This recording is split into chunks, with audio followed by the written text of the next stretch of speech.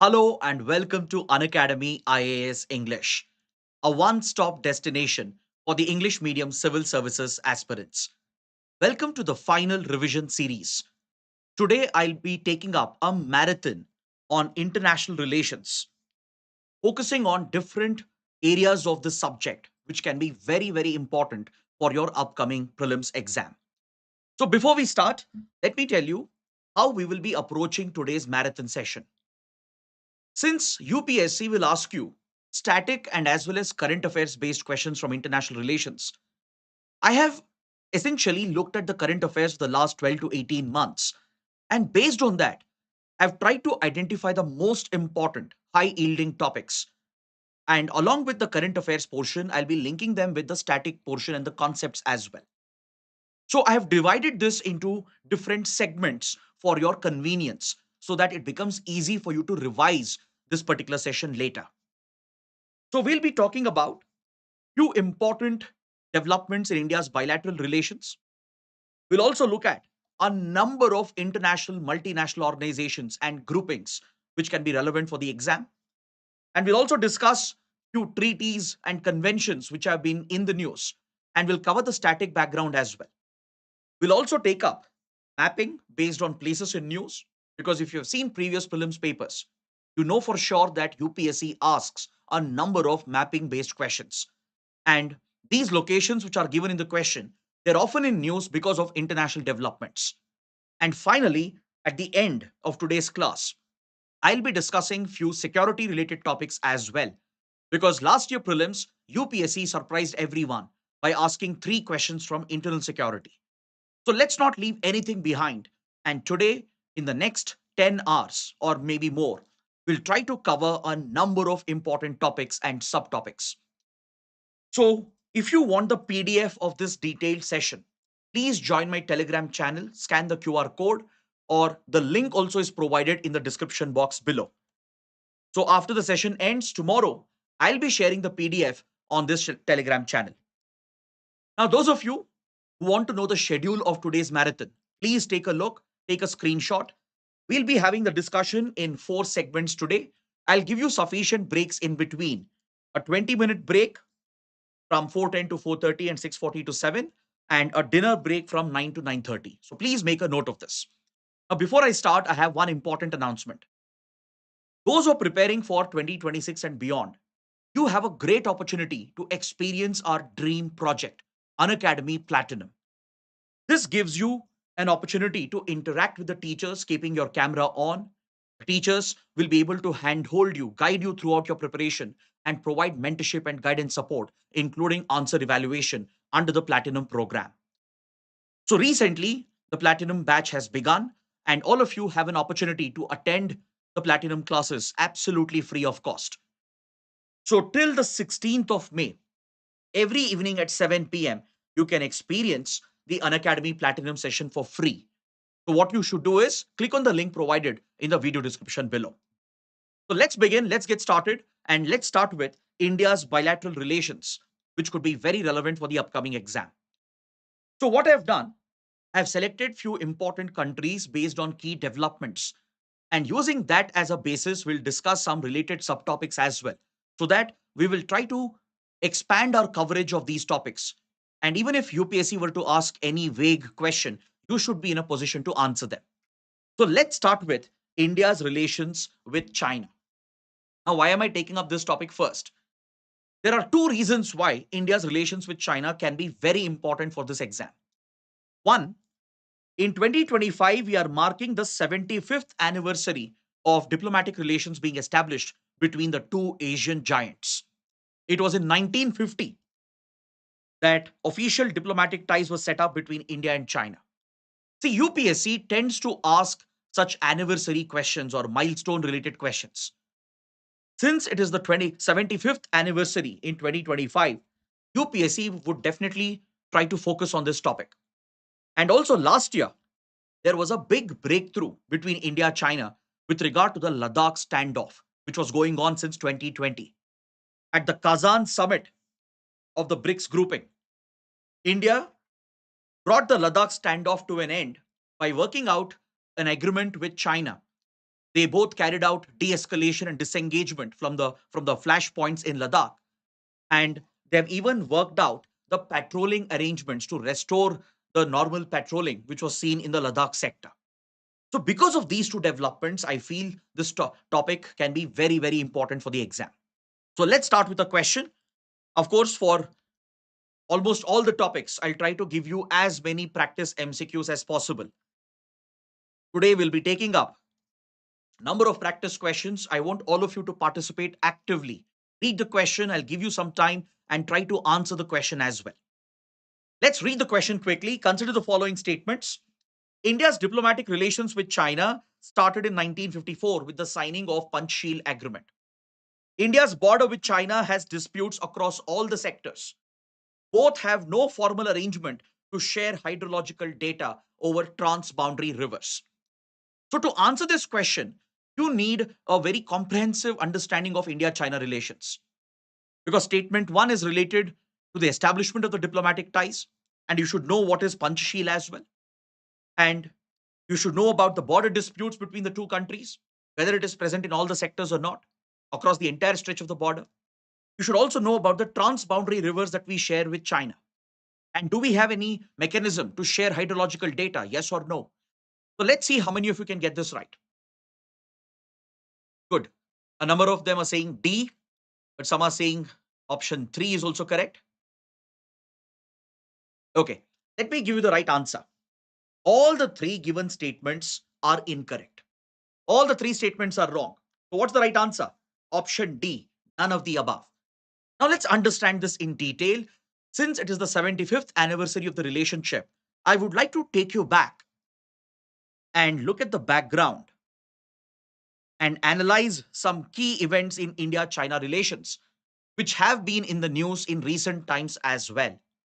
For example, UPSC might surprise you with a question on the Panchsheel Doctrine. Or UPSC might bring us a question on the nature of the border dispute between India and China. Or there could be a question on the boundary agreements that we have, including the special representative mechanism, which is regularly in the news. So let's try to cover all these relevant topics. This timeline or mind map, which has been added over here, gives you a broad overlook or overview of India-China relations since it was established in 1950. That's why the statement number 1 is incorrect. Diplomatic relations did not start in 1954 with the Panchsheel Agreement. It started much before that in 1950. India had become independent in 1947. By 1950, India had adopted its constitution, turning into a republic. Whereas China, on the other hand, it was going through a civil war in the 1940s.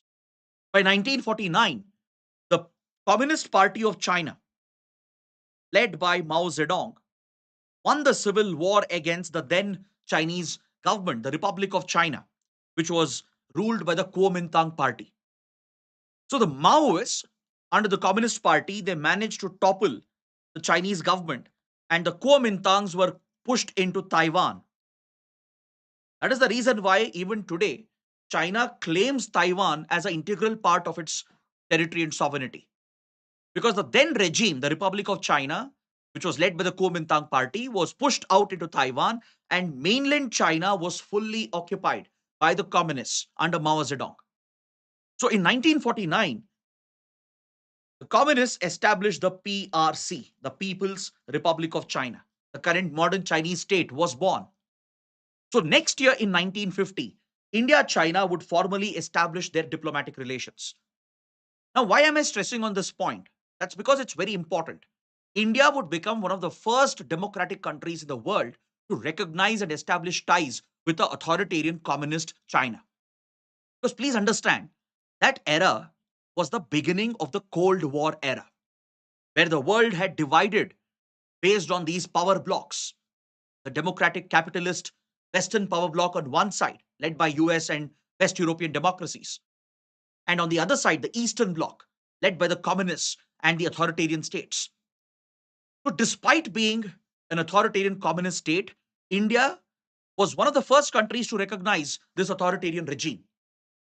So, this was done by the Nehru administration to largely build good relations in our immediate neighborhood. Now, you have to understand that at that point, PRC was not an immediate neighbor of India. Mainland China was largely restricted to East Asia. But the PRC, the Communist Party, would quickly display its aggressive, expansionist ideology. During the course of the civil war itself, the communists had captured Inner Mongolia as well.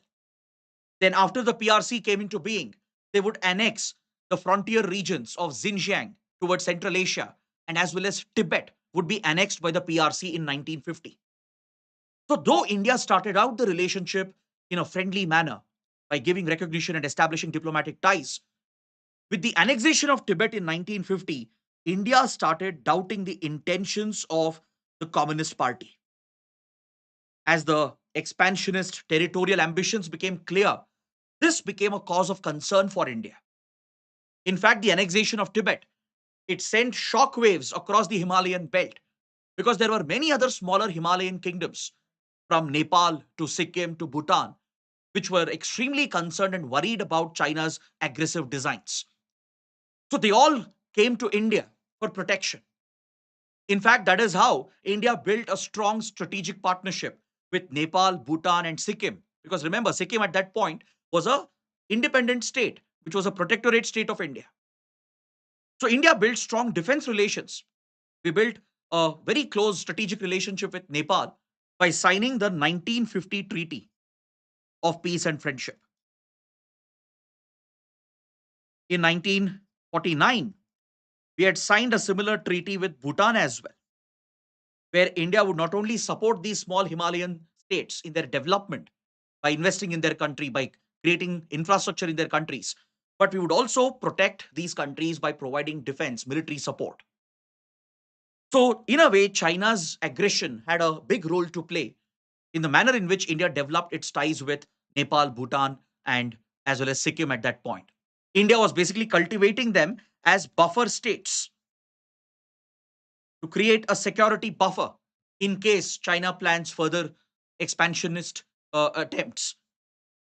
So, in that regard, India China relations took off to a very challenging start. Though India was very friendly initially, the annexation of Tibet and the concern it caused, it started bringing some doubts and tensions in the relationship. Then China would start the construction of a road in Aksai Chin, which was clearly Indian territory. By early 1950s, the Chinese PLA, the People Liberation Army, started constructing an illegal road in Indian territory, which was Aksai Chin. As for the British era boundaries between British India and Tibet, Aksai Chin clearly belonged to India. But China, with its new claims, which refused to recognize the British era boundaries, it started constructing a road in Aksai Chin because this road would be strategically vital for China. Because if you look at the map, Aksai Chin links the two most problematic regions of China, Xinjiang and Tibet. In Tibet, the Buddhists were rebelling against the Chinese annexation.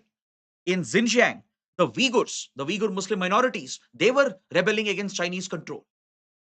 So both the frontier regions which China had annexed had become a security nightmare for China. So China needed a quick connectivity, a reliable connectivity route between Xinjiang and Tibet so it could quickly move the troops and security forces to crush the rebellions that were brewing in Xinjiang and Tibet. And that's where Aksai Chin became strategically vital for China. So India opposed this road construction activity. By 1954, when India published new maps claiming Aksai Chin as Indian territory, this led to tensions between the two sides and it even led to border clashes in the Ladakh sector between India and China. This was the beginning of our boundary dispute. So, to address these tensions and to clear the miscommunication and the lack of trust between India and China, both the leaders reached out to each other, Prime Minister Nehru and Chinese Premier Zhou Enlai. They both reached out to each other and worked out the historic Panchsheel Agreement, or also called as the five principles of peaceful coexistence. These Panchsheel principles could be relevant for the exam. UPSC might ask a question. Given that it's the 75th anniversary of the relationship and Panchsheel was a big breakthrough, there could be a possible question on this. So in 1954, Prime Minister Nehru would travel to China, meet with Zhou Enlai and sign this agreement, the Panchashil Agreement, to implement these five principles of peaceful coexistence. Now, let me tell you something interesting about the Panchashil. These five principles, which you are seeing on your screen, they were inspired by the Panchashil principles that you find in Buddhism. Given that Buddhism was a common religious connect, a cultural connect between India and China, and Buddhism traveled from India to China to become a major religion in the country. This was a cultural soft power link between the two sides. In Buddhism, a Buddhist monk is expected to live by these Panchashil principles. A Buddhist monk is expected to not threaten others, to not target others, to not interfere with others' lives, and try to help others and build a mutually cordial relationship. So these teachings of Buddhism, often referred to as the Panchashil doctrine, it was adopted into diplomacy. It was India China which introduced the Buddhist principles of Panchashil into diplomacy. And this is very important because later Panchashil would be adopted at the global level as well. The UN General Assembly would also adopt the Panchashil principles. You might have heard about the Afro-Asian Conference, the Bandung Conference that took place in 1955, which laid the foundation for the non-aligned movement, which was started by 1962. The Afro-Asian Conference was also rooted in the principles of Panchashil. Because remember, all the Asian countries, the African countries at that point, they had become newly independent. Decolonization had just started. And all these new independent nations, which were opposed to imperialism, opposed to colonialism, they came together under the doctrine of the Panchashil. So you find a reflection of Panchashil in the Afro-Asian Conference as well, which created a foundation for the non-aligned movement, which India would champion during the Cold War period. India basically carved out a neutral path, a middle path, as advocated by Lord Gautam Buddha. That's what Buddhism talks about as well, seeking the middle path. That is exactly what India did. And India carved out a new ideology in a world that was divided between the Western and the Eastern Bloc. So that is the relevance of Panchashil. So please make a note of these five principles. Mutual respect for each other's territorial integrity and sovereignty, which means we'll not go to war with the other country. We will respect each other's territory and sovereignty. Mutual non-aggression. Essentially, will not resort to the use of force, will not carry out armed attacks against each other. Mutual non-interference. We will not meddle with the internal affairs of the other country. We will not allow our soil, our territory to be used to target another country. Equality and mutual benefit. We will treat each other as equal partners. We will work towards mutual benefit so both the countries can develop together. And finally, peaceful coexistence. We will coexist peacefully, side by side. This reminds me of one very popular statement that was made few years ago by then Prime Minister Manmohan Singh. When India-China rose up as these Asian giants and Asian powers which were in competition, Prime Minister Manmohan Singh made a very profound statement. He said that India-China need not be at conflict. We need not even compete with each other. The world is large enough to accommodate the rise of both India and China. Now, this was a very profound assessment by then Prime Minister Manmohan Singh, which reflects the spirit of peaceful coexistence.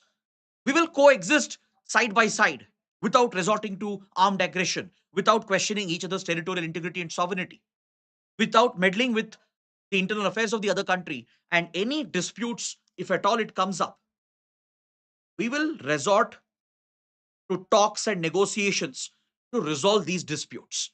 It could be boundary disputes, it could be trade related disputes, any bilateral issues which come up. We will resolve them through talks and negotiations, not through aggression, not through force.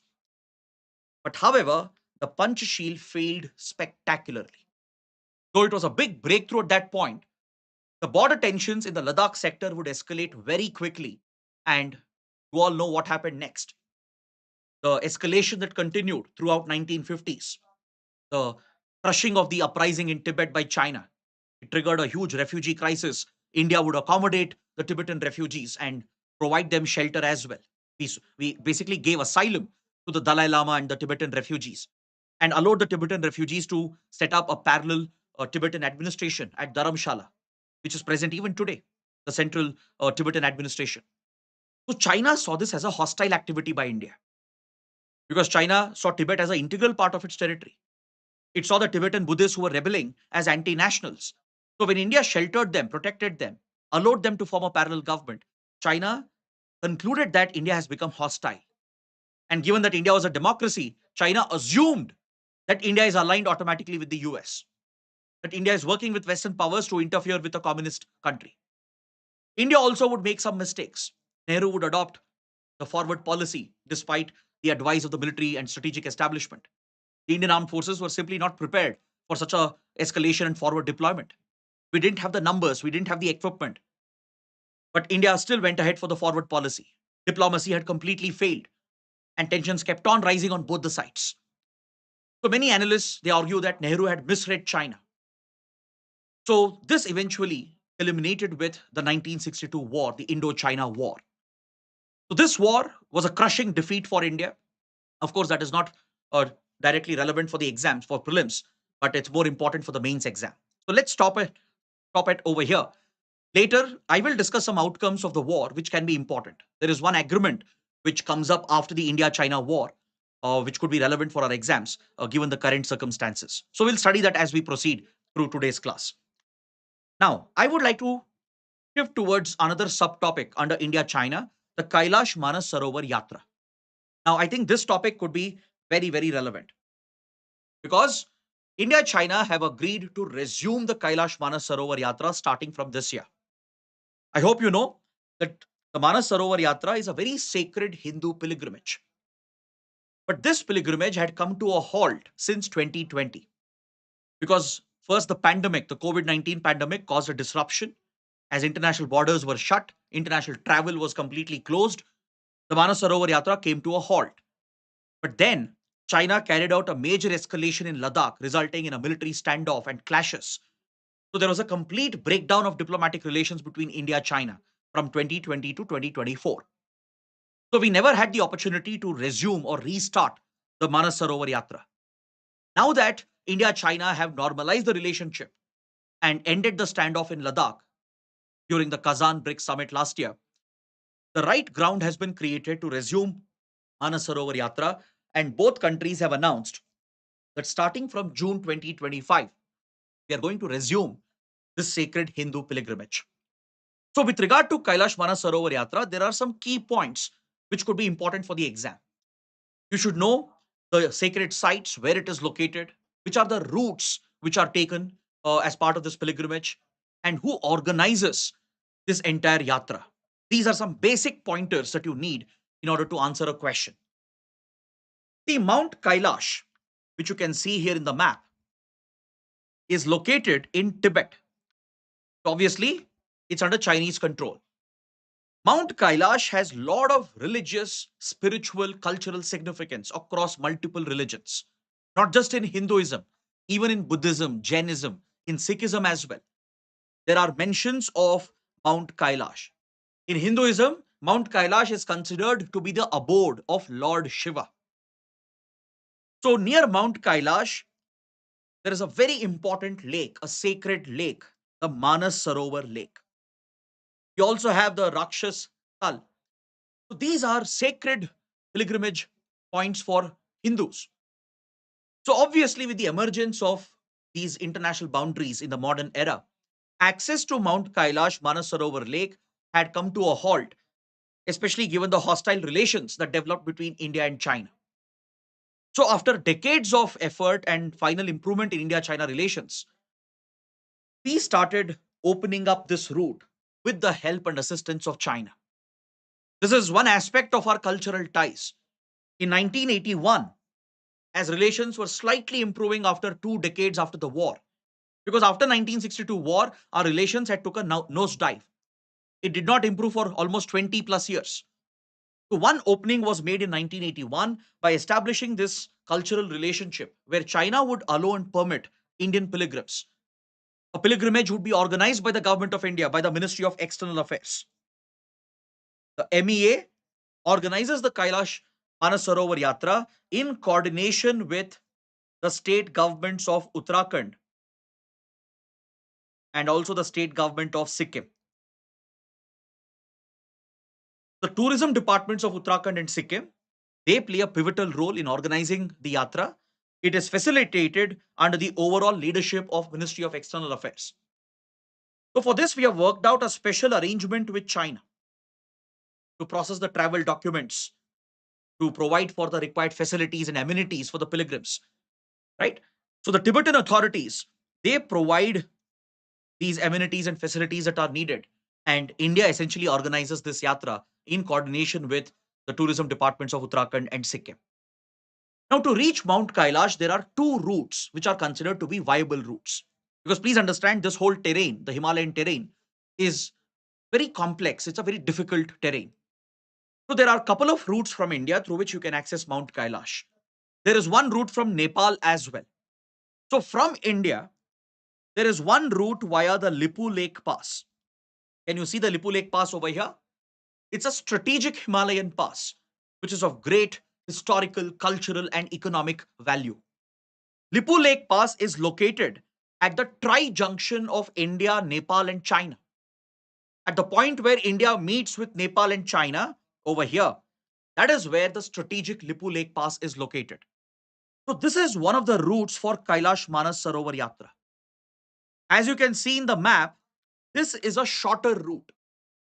With regard to distance, this is a much shorter route, but however, it is the most difficult route. Though the distance is less, the conditions are so harsh, the topography of this region is so challenging that pilgrims will have to trek for several kilometers. Until recently, we didn't even have a motorable road to reach Lipu Lake. But India has recently built a strategic road. Can you see the Pithogarh district here in Uttarakhand? So from Pithogarh, there is a place called Darchula. From Darchula all the way till Lipu Lake, the Border Roads Organization has built and inaugurated a strategic road, a all-weather road, which can be open throughout the year. This road will also help our military forces, the Indian Army and Indian Air Force, to quickly move men and equipment towards Lipu Lake, because this is a flashpoint as well. In fact, India China, we have a border meeting point at Lipu Lake Pass. It's a heavily militarized region. And don't forget, in the same region, we have a territorial dispute with Nepal, because this is nothing but the Kala Pani region. Nepal claims Kala Pani to itself, but India has control over Kala Pani as per the Treaty of Sugauli that was signed in the 1830s between British India and the then Kingdom of Nepal. This British era mistake left behind in the Treaty of Sugauli, it has left behind a lasting legacy, creating a boundary dispute between India and Nepal. The Kali River, also called the Mahakali, was used as a reference to draw the boundaries between Kingdom of Nepal and British India. But the treaty doesn't clearly mention which part or segment of the Kali is treated as the boundary here. So India has a different perspective, Nepal has a different perspective. India says the easternmost tributary is the one which is mentioned in the treaty, so we claim the whole Kalapani region to ourselves. Today, it is under Indian control as part of the Pithogarh district. But Nepal has a contrarian view. Nepal says the westernmost tributary is the one mentioned in the treaty, and hence it claims Kalapani to itself. Apart from Kalapani, there is another border area called Susta towards Bihar, where India and Nepal have a standing border dispute. So these are the two minor issues we had, but recently, Nepal's leader KP Oli, few years ago, blew this out of proportion and escalated this into a major dispute between India and Nepal. So it is a contested area. So India built a strategic road here, the Darchula Lipu Lake Road, which not only serves a strategic purpose for the armed forces, but it also enables the Kailash Manas Sarovar Yatra. It's a motorable road right till the Chinese border, and after that you have to trek. So there is a significant amount of trekking that is involved in this route to reach Mount Kailash. Even after you reach Mount Kailash, the pilgrims, what they do is they circumambulate around the mountain. It's a traditional Hindu practice where when there is a sacred deity or a sacred location, you take a round around it, right? You go around it to express your reverence. That is nothing but circumambulation. You take a round around the sacred site. That's what the pilgrims do. But to reach Mount Kailash through Lipu Lake, it's a very difficult route. Right? Senior citizens find it very difficult, especially those who have health issues or those who are not fit enough. Right? That's why MEA conducts a proper health checkup as well. And few pilgrims are taken through the Lipu Lake route. It is a shorter route, but very difficult, very challenging. And you also have built a road, but on the Chinese side, you still have to trek because you have to pass through these mountains and then circumambulate around Mount Kailash. The other route, which is used for the Mansarovar Yatra, is the Nathula Pass route. Please make a note of this. Lipu Lake and Nathula, two important passes that facilitate Kailash Manasarovar Yatra. The Nathula Pass in Sikkim, it links Sikkim with Chumbi Valley. If you can see this V-shaped area of Tibet, this is nothing but the Chumbi Valley region. So from Nathula, there is a motorable road, a very good road that China has built on the Tibetan side. So this is a much longer route, but very easy to reach Mount Kailash. It doesn't need much trekking, right? All the way from Nathula till Mount Kailash, there is a viable road that China has built. So this is much more easier for senior citizens and other pilgrims who find it difficult to trek through the Lipu Lake Pass.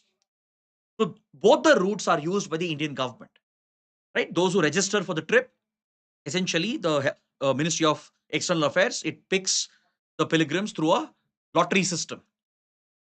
Through a computerized lottery system, it picks the pilgrims, conducts a thorough health checkup, and only few fit pilgrims are taken. They're divided into different groups. Few groups are taken through Lipu Lake route, especially those who are slightly fitter, and especially senior citizens who can't uh, access through the Lipu Lake route. They are taken primarily through the Nathula route. Is that clear? Now, both Lipu Lake and Nathula have a lot of significance.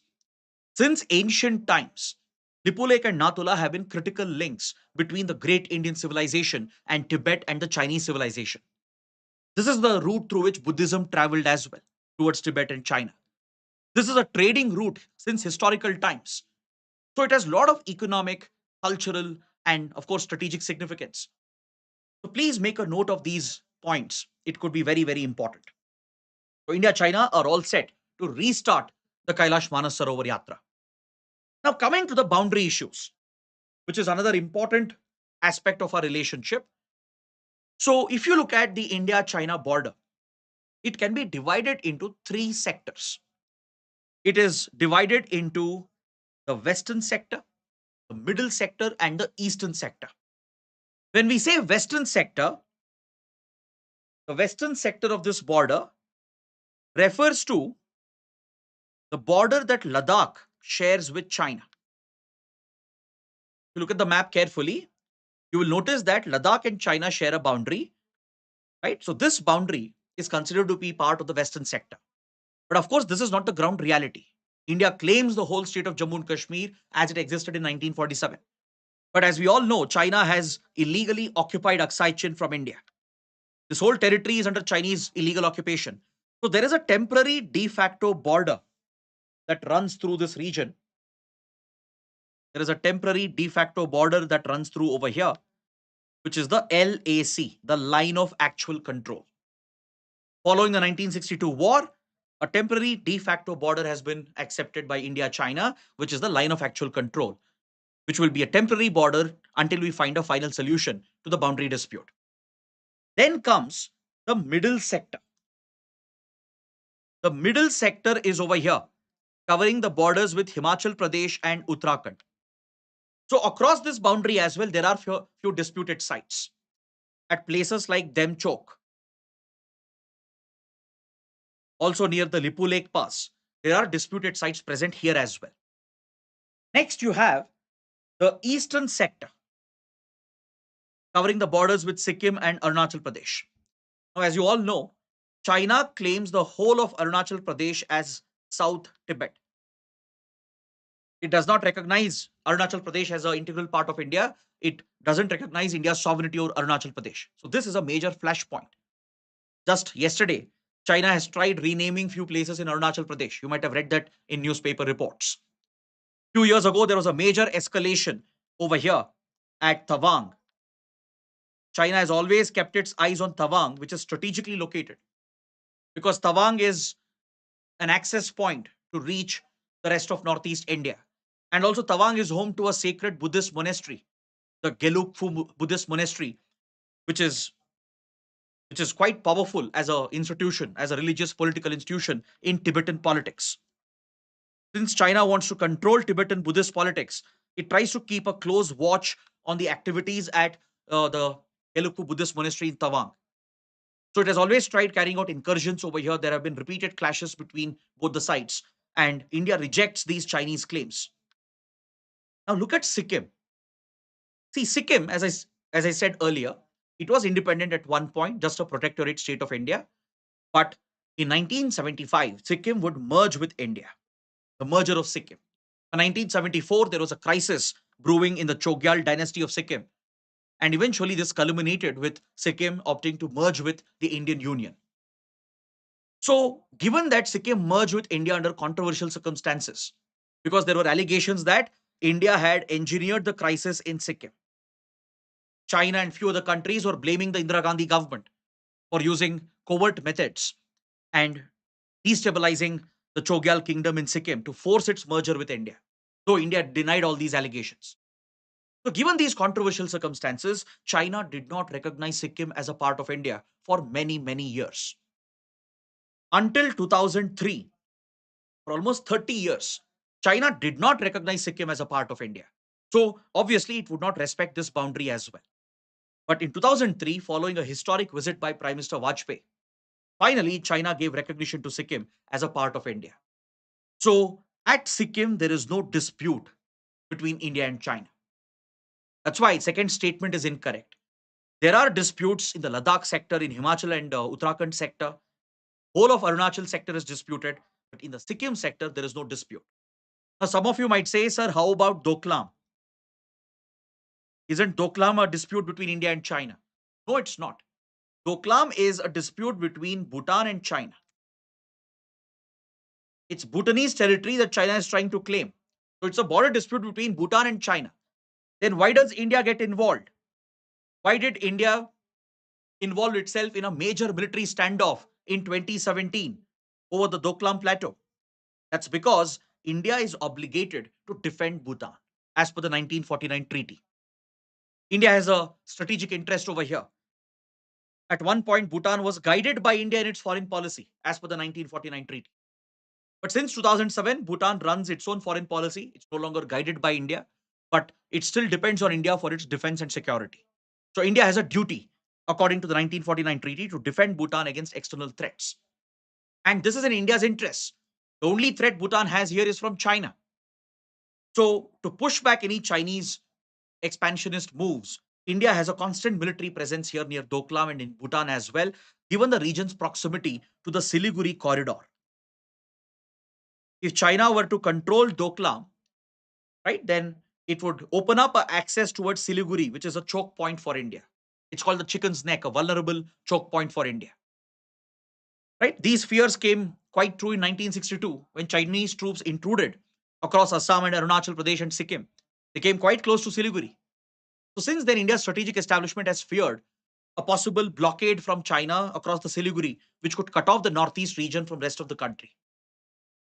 So that is the reason why India strongly defends Doklam, though it's not our territory. It's a dispute between Bhutan and China. Is that clear? So this is the basic understanding you need regarding the boundary dispute. I'll show you some locations later when we take up the mapping, right? Maybe tonight when we come to the mapping section, I will discuss few critical locations in Jammu and Kashmir, in Ladakh, in Pakistan occupied Kashmir, and also in China occupied Aksai Chin.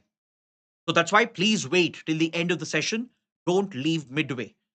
Right? I'm breaking down the session into 2 hours each with sufficient breaks so that you guys can maintain your motivation and your interest. Now, let's talk about the boundary agreements between India China, which has been in the news as well. There can be a possible question on the boundary agreements between India and China.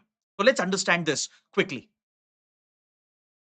See, until 1980s, I told you there was no improvement in the relationship. After the 1962 war, for nearly 20, 25 years, there was absolutely no improvement in the relationship. The only change was Kailash Mansarovar Yatra was started in 1981. But the breakthrough came in 1988 when then Prime Minister Rajiv Gandhi visited China. It was a historic visit. Rajiv Gandhi achieved a reset because after the war, both countries had become hostile to each other. And don't forget, constantly China was backing Pakistan, especially from 1960s onwards. China would provide critical weapon supplies. It would leak the designs of nuclear weapons. It would also leak the designs of ballistic missiles and set up Pakistan as a proxy against India. They entered into a strategic nexus, a sort of axis of evil against India to create a two-front threat. So that's why throughout 60s, 70s, 80s, there was no improvement in the relationship. But in 1988, circumstances were changing. China had opened up its economy. It had initiated its economic reforms under Deng Xiaoping. It was looking to adopt capitalism. It was looking to set up itself as a manufacturing hub and establish special economic zones. So China realized that it would need the help of developing countries like India. It realized that India is a massive market, a lucrative market, that India could be a source of key raw materials. So China started reaching out to India. And very soon, you know what happened with India as well. By 1991, India also faced a severe economic crisis, the balance of payments crisis, following which then Prime Minister P.V. Narasimha Rao, with his Finance Minister Manmohan Singh, introduced the LPG reforms, liberalized, privatized, and globalized the Indian economy.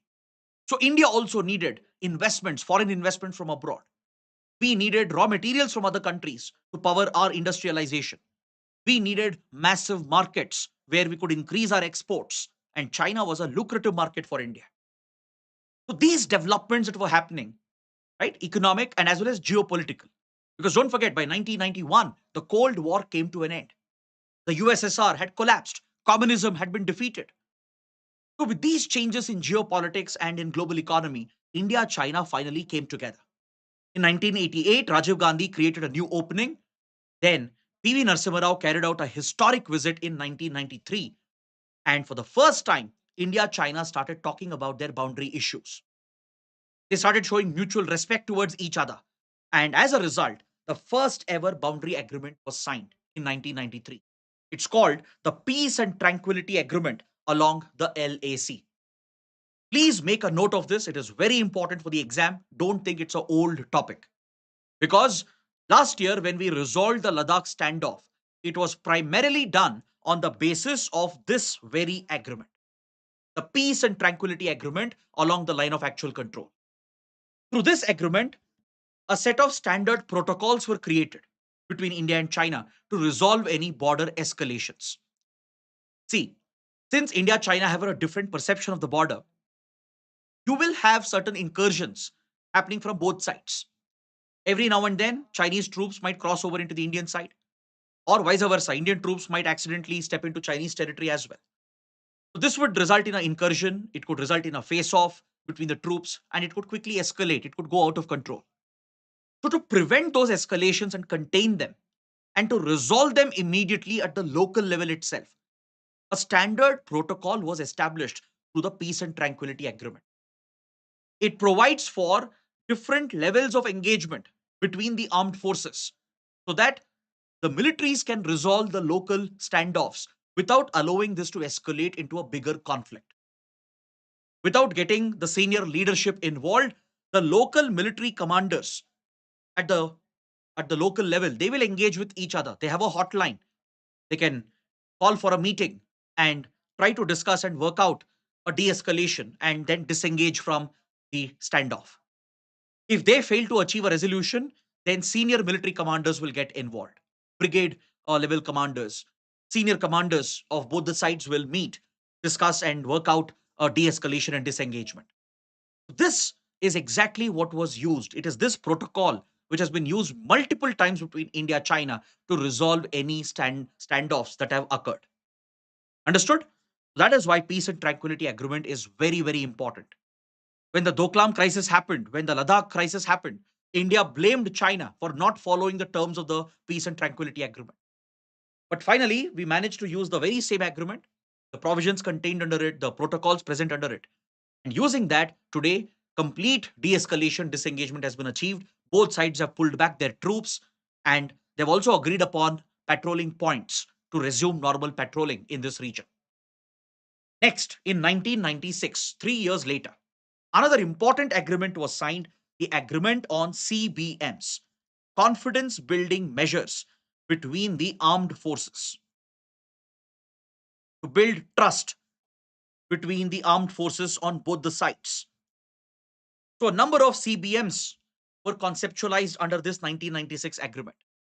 For example, cultural and sporting exchanges were provided so that, let's say, Indian Army is celebrating a festival.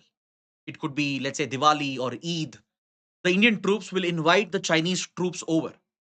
If Chinese New Year is being marked by the PLA, right, at the border level, they will invite the Indian contingents which are deployed to jointly celebrate these festivals.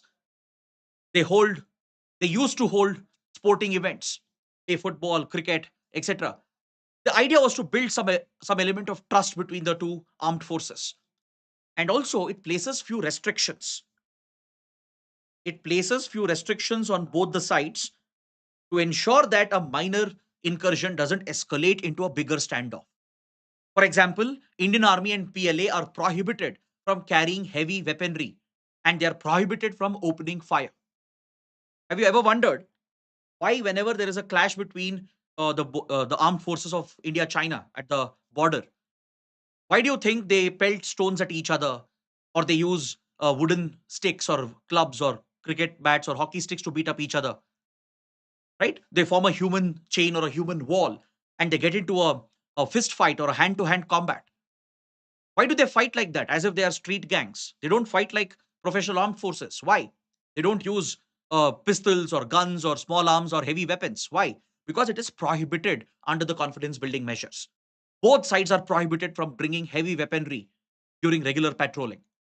And if at all there is an incursion, if there is a face off between the two sides, they cannot open fire against each other. This has been added specifically to prevent a bigger escalation. Because given the number of incursions that happen, imagine each time a fire was opened, very quickly things will escalate and go out of control, and it could turn into a full fledged conflict. So, to prevent such a conflict between two nuclear armed rivals, this provision has been included. This restriction has been provided. They can't carry heavy weaponry, they can't open fire against each other. Even if they conduct a military exercise closer to the line of actual control, there is a restriction on them. They can't face the other country, they have to face inwards. Let's say Indian Army, Indian Air Force are planning a big military exercise in Ladakh. We can't conduct that exercise facing Tibet, facing China, because China might misread the troop movement. They might assume that India is planning to attack them. So unnecessarily, there could be an escalation. So both sides have a restriction with regard to the military exercises as well, right? They can't conduct exercises very close to the LAC. There is a minimum distance which has been set, and they have to face inwards towards their own country. They can't conduct any troop movement, any large scale exercises facing the other country. Because imagine if China carries out a big mobilization facing India. It might be just a military exercise, but India would assume that China is planning to attack. So, to prevent such miscalculations and miscommunication, these restrictions are put in place. And also, with regard to the kind of heavy weapons which can be deployed, up to a certain distance from LAC, heavy weaponry cannot be brought in. You can't bring in battle tanks, artillery guns. You can't bring in big rockets and missiles or deploy fighter jets very close to the LAC. There is a minimum distance which has been set. And this helps in bringing down the tensions and avoiding any confusion or miscommunication. That's why the agreement on CBMs is very, very important. It brings that stability and the trust factor, at least to some extent. Next, in 2003, following Prime Minister Vajpayee's historic visit, biggest achievement of Prime Minister Vajpayee's foreign policy with China was that he achieved a new breakthrough. Finally, China recognized Sikkim as a part of India. It took them close to 30 years to recognize Sikkim as an integral part of India. Following this, India-China established the SR mechanism, which you hear about in the news as well. In fact, last year, if the Ladakh clashes and the standoff could be resolved, it was primarily because of the SR mechanism, which was reactivated. Now, both India and China have said SR talks will continue, special representative talks. You might have read this in newspapers as well. Correct? So what is this SR mechanism? India-China set up this mechanism to work out a political solution for the boundary dispute. In fact, in 2005, they signed another agreement to identify the political parameters and the guiding principles to find a negotiated settlement for the boundary question. So both India China have appointed a SR, a special representative, to lead these talks and negotiations to find a political settlement for the boundary question. From India, can you guess who's the special representative from India? Anyone? Can you guess in the comments who's the special representative from India and who's the special representative from China? Anybody? Very good. Megha has answered correctly. From India, it is the National Security Advisor, the NSA. Currently, it would be Ajit Doval. So, India's NSA is the special representative, like an envoy from India to lead the SR talks. From China, who is it from China? Which position or which office has been designated by China as the state representative to lead the special representative talks? Very good. It is the state counselor. The state counselor in the Communist Party, because the Communist Party has a very different structure and hierarchy. Okay. So in the Communist Party, there is a critical role called the state counselor, who is essentially the equivalent of foreign minister. It's a role that combines the role of foreign minister and national security advisor. Imagine if in India there was a position that would club the role of Jaishankar and Ajit Doval. That is the role of state counselor.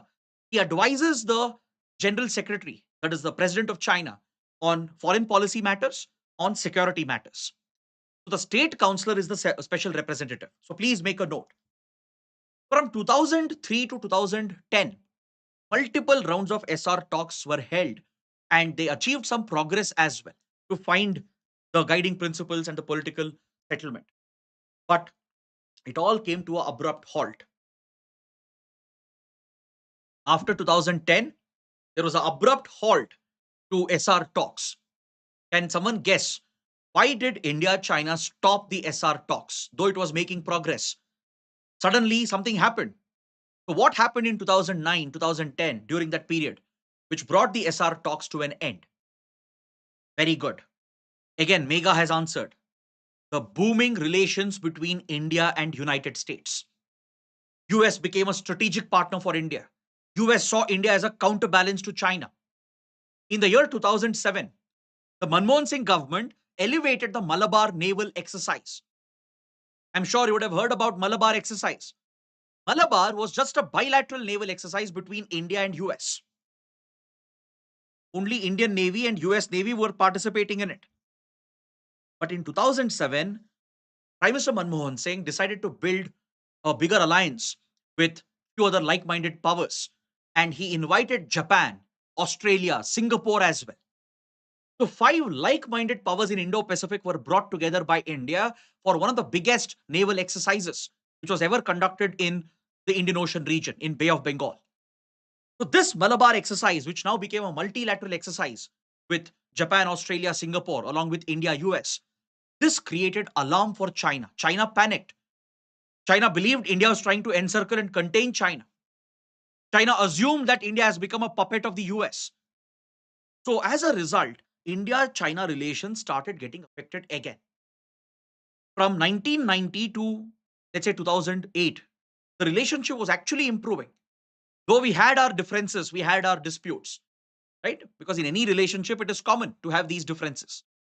Despite all the issues and the baggage, we were actually making progress for these 20 years. Let's say from 1988 to 2008. During that period, there was a big improvement in the relationship. Our economic relations had flourished. China quickly became our largest trading partner, our biggest investor as well, right?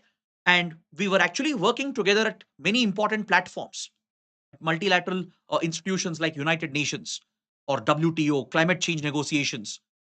At all these multilateral forums, India, China were collaborating and working together, and we were trying to isolate the differences we had, deal with them separately while maintaining a friendly relationship. But what broke this relationship almost permanently was India's growing closeness to the United States and like minded powers like Japan and Australia. That's when in 2009, then President Obama, US President Obama, he announced a big shift in American foreign policy and security policy. It's called Pivot to Asia. Because see, US was always obsessed with Europe, Atlantic, Middle East. Indian Ocean was never a priority for them. Asia region was never a priority for them because all the big developments were happening around the Atlantic and the Middle East region. So from let's say 1945 till early 2000, America's foreign and security policy focus was on the Atlantic Ocean, Europe, and Middle East region. That's where all their resources, assets were deployed.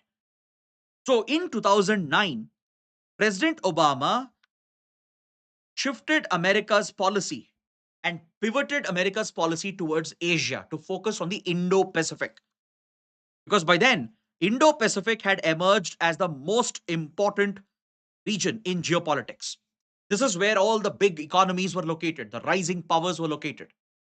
This is where the largest innovation, trade was taking place. So US pivoted towards Asia. It refocused, redirected its military assets, diplomatic resources, and investments mainly to counter and contain China in the Indo-Pacific. So this created a alarm for China. Alarm bell started ringing in Beijing that America is trying to contain us with pivot to Asia, and India would be an ally of the US. That's what they assumed, the Chinese. With this, China again started the practice of incursions, repeated incursions, deliberately to put pressure on India. It pressurized India to cancel the Malabar exercise. We reverted Malabar back to the bilateral format and we stopped inviting Japan, Australia, Singapore for some time. So Malabar again became a bilateral exercise only between India and US. And as a result, we saw the rise in tensions, the rise in mistrust between India and China. That is why the SR talks came to a halt. After 2009, SR talks were not resumed for many years. It was only after the Ladakh standoff in 2020, the Galwan River Valley clashes. I'm sure all of you would be familiar with this. During the pandemic, right, in 2020, China carried out multiple incursions in Ladakh. And it quickly turned into a big standoff. And it led to a conflict, a limited clash occurred between Indian Army and PLA, where 20 Indian Army soldiers were martyred. It was primarily hand-to-hand combat, where both sides beat up each other, they pushed each other. So India lost a number of soldiers, right? And on the Chinese side as well, there were reportedly several losses. And this was the biggest escalation between India and China that we had seen since 1962 war. So following this escalation, it appeared as if India and China are headed towards a bigger conflict, a larger widespread conflict. So to prevent that and to de-escalate, India requested China to reactivate the SR mechanism, and special representatives started talking to each other, right? So they held a conversation in 2020 following the Galwan clashes, and this created the path for the talks that took place over 4 years under the boundary agreements that we have. So military commanders engaged with each other, trying to find a solution. And at some of the flashpoints, we managed to resolve it in 2021 and 2022. But at few other flashpoints, the tensions continued. And last year, we have fully resolved these incursions and the standoff that was present. And now both sides have de-escalated, disengaged, pulled back the troops as well, and they have resumed normal patrolling. Is that clear? Later, as I told you, when we come to the mapping section, I will show you the flashpoints as well. You should know the locations where they are located. There could be a map-based, geography-based question, depending on or based on these topics or these locations which are in the news in international relations. Next, in 2013, there was another agreement that was signed, the Border Defense Cooperation Agreement. This is another important boundary agreement between India and China. It basically lays a framework for India and China to prevent incursions from occurring and to contain the escalations that might happen. And finally, the latest agreement. Rather, it's not an agreement, it's more of an arrangement. At the Kazan summit of BRICS, It was held in Russia. Kazan is a city in Russia. It was hosting the BRICS summit. Prior to that, India, China were looking to resolve the Ladakh standoff and ensure that we bring the crisis to an end. So the special representatives were constantly in touch. India's Ajit Doval with the Chinese State Councillor Wang Yi. They were constantly in touch, and the leadership, right up to the Prime Minister's level, were in touch with the Chinese side. Finally, a resolution was worked out. So at the Kazan BRICS summit in Russia, PM Modi met with Chinese Premier Xi Jinping last year, and they finalized this arrangement to de escalate and disengage immediately. There were two more flashpoints that were left. So, at all the flashpoints, complete de escalation disengagement was achieved, and they've also agreed on the patrolling points to bring back normal patrolling. So, these are the key boundary agreements which could be important for the exam. Now, coming to another important development, China has shocked India recently by announcing the construction of a mega dam project, a super dam. Have you heard about this in current affairs? So, this topic could also be very important. So, when I say India China, don't think it's just one topic. We are covering multiple subtopics under India China because, given the developments, I feel there is a possibility of a question over here. So, if you look at what China has announced, it has recently announced the start of the construction of the world's largest dam, which would focus on hydropower generation. Now, India China have few transboundary rivers. One, of course, is the Brahmaputra, the lifeline of Northeast India, particularly for Assam and Arunachal Pradesh. And Bangladesh is also one of the lower riparian countries with regard to Brahmaputra. Right? Eventually, it flows down from India to Bangladesh. So China is the upper riparian located in the upstream. India is located in the middle in the downstream of the river. So how China manages the river, the projects it's going to build, the dams and various water management projects, that essentially will determine the flow of water into India. And it's not just the Brahmaputra, right? Brahmaputra is called as the Yarlung Sangpo in Tibet, originating near Mansarovar Lake itself, near Mount Kailash. Flows across Tibet. It flows across Tibet, closer to the India-China boundary, and it takes a complete U-turn, a 180-degree bend, also called the Great Bend. What is this location known as? The location where Yarlung Sangpo takes a great bend, a 180-degree turn. What is it called? Very good. Parampita Parmeshwar has answered. The Namcha Barwa. This is Namcha Barwa, where Yarlung Sangpo makes a 180-degree U-turn and heads towards Arunachal Pradesh. And as it enters Arunachal Pradesh, it is later joined by Lohit and Siang and other important rivers to finally form the Brahmaputra. Right? On the other side, if you look at the Indus basin, Satluj is another important transboundary river which originates in Tibet. So, how China manages these waters, the data it shares with us, determines how India can manage these waters. Now, given India's recent decision to keep the Indus Water Treaty in abeyance following the Pahalgam attack, I think the water issue between India and China will become even more important. Because even after Operation Sindoor, India has clearly stated that Indus Water Treaty will remain in abeyance, meaning will not follow the commitments of Indus Water Treaty. One of the commitment under Indus Water Treaty was sharing of hydrological data, where India would share the water level data, and this would help Pakistan manage the water flow as well on its side. Let's say due to heavy rains, there is a flood which might occur. If India were to share the data, Pakistan would have early warning. It would take some precautionary measures. Or let's say rainfall has decreased and a drought has occurred. India would share the data and Pakistan could prepare accordingly. Now India is going to stop all of this, will not share hydrological data anymore. This has implications for Pakistan. Now, what if China does the same with India? Because China being the upper riparian, it has the ability to do that. So please understand, we do have a formal mechanism. Though we don't have a water sharing treaty, like Indus Water Treaty between India and Pakistan, there is no water sharing treaty between India and China. Be it for Satluj, be it for Brahmaputra, we don't have a water sharing treaty. but we do have a formal mechanism, a formal arrangement through which China is obligated to share hydrological data with India. But now the concern is how China manages these waters could result in deadly floods or droughts on the Indian side or even in Bangladesh.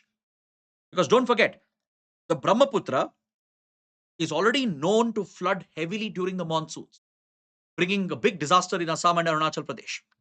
So, this mega dam that China has proposed has caused alarm for India. So, this proposed dam will come up in Medog County. Please make a note of this location. The proposed site of this super dam is Medok County near Namcha Barwa, near the Great Bend. After Yarlung Sangpo makes a turn, a 180-degree turn at Namcha Barwa, just below that, that's where China is proposing this mega dam at the Medok County before it flows into India. Now, this dam is proposed to be at least 3 times bigger than the Three Gorges Dam, which is considered to be the world's largest dam in terms of its water storage capacity. Imagine it's going to be 3 times bigger than the Three Gorges Dam. So that is why India is worried. India is worried whether China will regularly share hydrological data, not just with regard to Brahmaputra, but the Satluj as well. And what kind of project is China planning at Medok County? Will it just be a run of the river project where the water is stored temporarily for hydropower generation and then allowed to flow? Or will China stop the water and divert it for other uses, which could limit the water availability in India? That is what India is worried about. So please make a note of this. It's another important development. So with this, we have completed at least 6 to 7 topics related to India China. Right? In the process, we have discussed few things about Nepal, Pakistan as well. So that is my idea today, to pick these critical topics which are in the news, link them with the static portion, cover anything that is relevant, so that if at all there is a question, you should be able to answer them. So I hope you guys are understanding everything.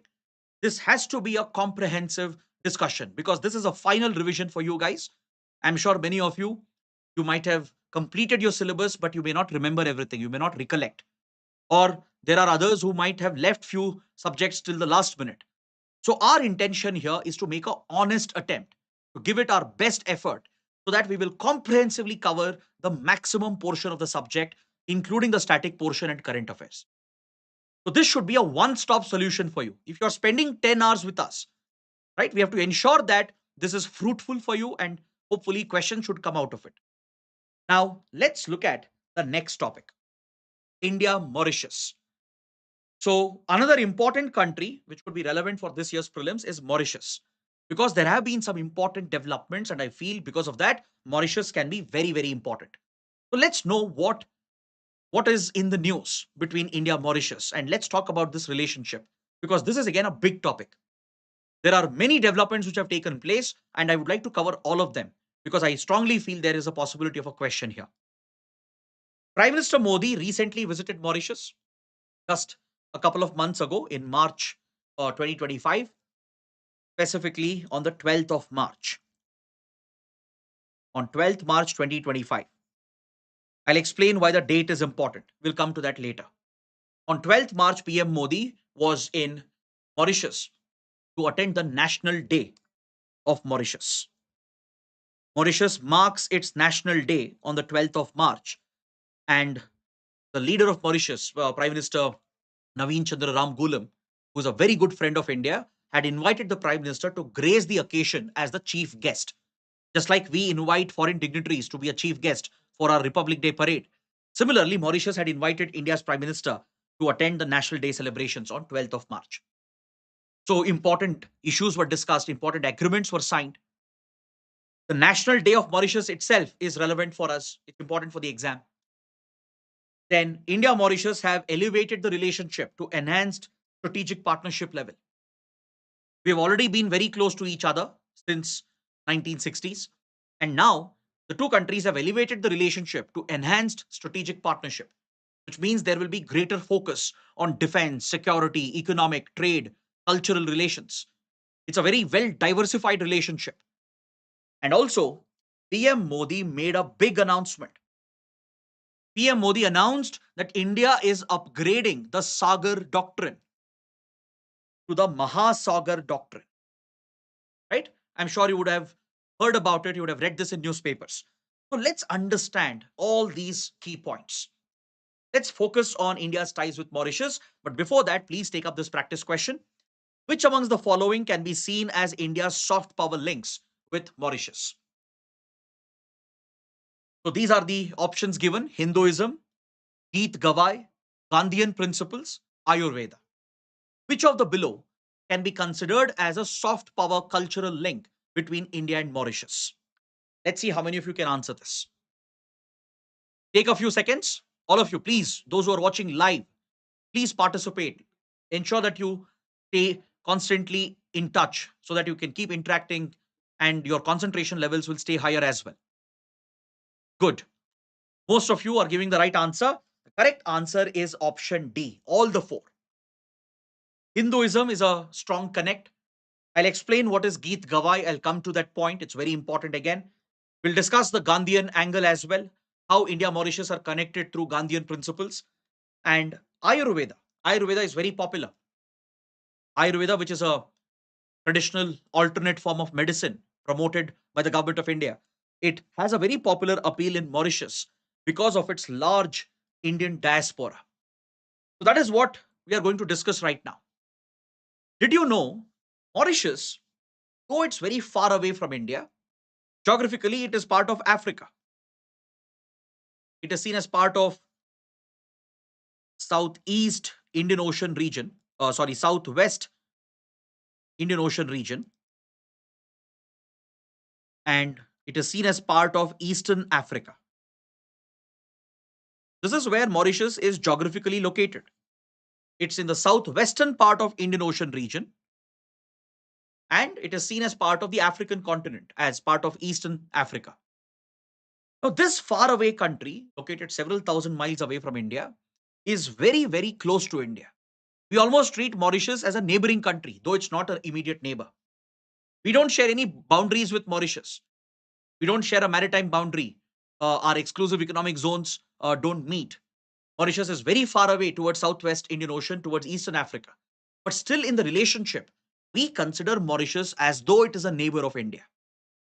Just like we consider, let's say, Sri Lanka, Maldives as neighbors, right? With them, we share maritime boundaries. Sri Lanka, Maldives are neighbors of India. They're located closer to India. We give a similar treatment to Mauritius as though it is a neighbor, even though it's in the extended neighborhood. We consider Mauritius to be a part of India's neighborhood. This marks the special relationship between the two countries. If you guys remember in 2014, when PM Modi was sworn in for the first time, he launched the Neighborhood First policy of India. He had invited all the South Asian leaders to grace the occasion so that we could launch the Neighborhood First policy under which India was prioritizing relations with immediate neighbors. Do you know, during the swearing in, there was only one non-South Asian leader who was present. That was the leader of Mauritius. So what does that tell you? It's a symbolic gesture from India that even though Mauritius is not in our neighborhood, it's not part of South Asia, right? But still we consider Mauritius to be a neighbor of India. We almost give the same treatment as though it's an immediate neighbor of India. Even recently, last year, when PM Modi was sworn in for the third time, several South Asian leaders were invited. Again, the leader of Mauritius was invited as well. The reason why 12th of March is so significant is because the country's history, the country's demography is closely linked with India. It's linked with our shared colonial past. Believe it or not, Mauritius, though it is so far away, 70% of its population is of Indian origin. Imagine in such a faraway island country, 70% of the country's population is of Indian descent. So, how is it possible? It's possible because during colonialism, right, during British rule, African slavery was banned. The British Parliament finally adopted a law in 1833 banning African slavery, the use of African slaves, which was an abusive system. In fact, British enterprises, British colonial exploitation was built on exploitation of African slaves.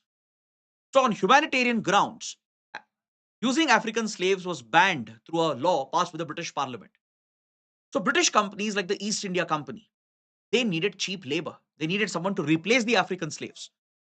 And they came up with a notorious system called the indentured labor system, under which Indians would be taken as girmitiyas, as indentured laborers. Essentially, it was a type of bonded labor system. There were cases where many Indians were duped, they were tricked, they were deceived by the British. They would be given fake or false promises that if you work in these colonies far away, you will get a very good pay. You will return back in 3 or 4 or 5 years. So they would make all these promises, sign a contract, sign a bond with them. But after reaching these faraway island colonies, they would dump them on these islands. They could never come back from there. So they would mistreat them, abuse them, exploit them. They wouldn't even pay them proper salaries. This was one of the greatest human right violations which has occurred, on par with what happened with African slaves. This is called the indentured labor system. So Indians from across the country, from UP, Bihar, from southern parts of India, which is today's Tamil Nadu, Andhra Pradesh, etc., from across India, Indians were transported across large distances. As I said, many of them would be tricked or deceived to sign these exploitative contracts. And those who were considered to be criminals under British law, those who were not paying taxes, or those who were jailed in British custody, they would be forcefully transported as well under the indentured labor system with their entire families. This is the reason why today, across the world, you find a strong Indian diaspora in several former British colonies. For example, you look at Fiji, which is a small country in the South Pacific, located so far away. A large portion of Fiji's population, they are of Indian origin, because those who were transported, they settled over there. They could never come back. And eventually, subsequent generations, they have remained on these islands. Look at the Caribbean region, which we refer to as the West Indies. Right? Look at the West Indies cricket team, for example. You might recognize some of the names, like Shivnarayan Chandrapal, which is clearly a Indian Hindu sounding name.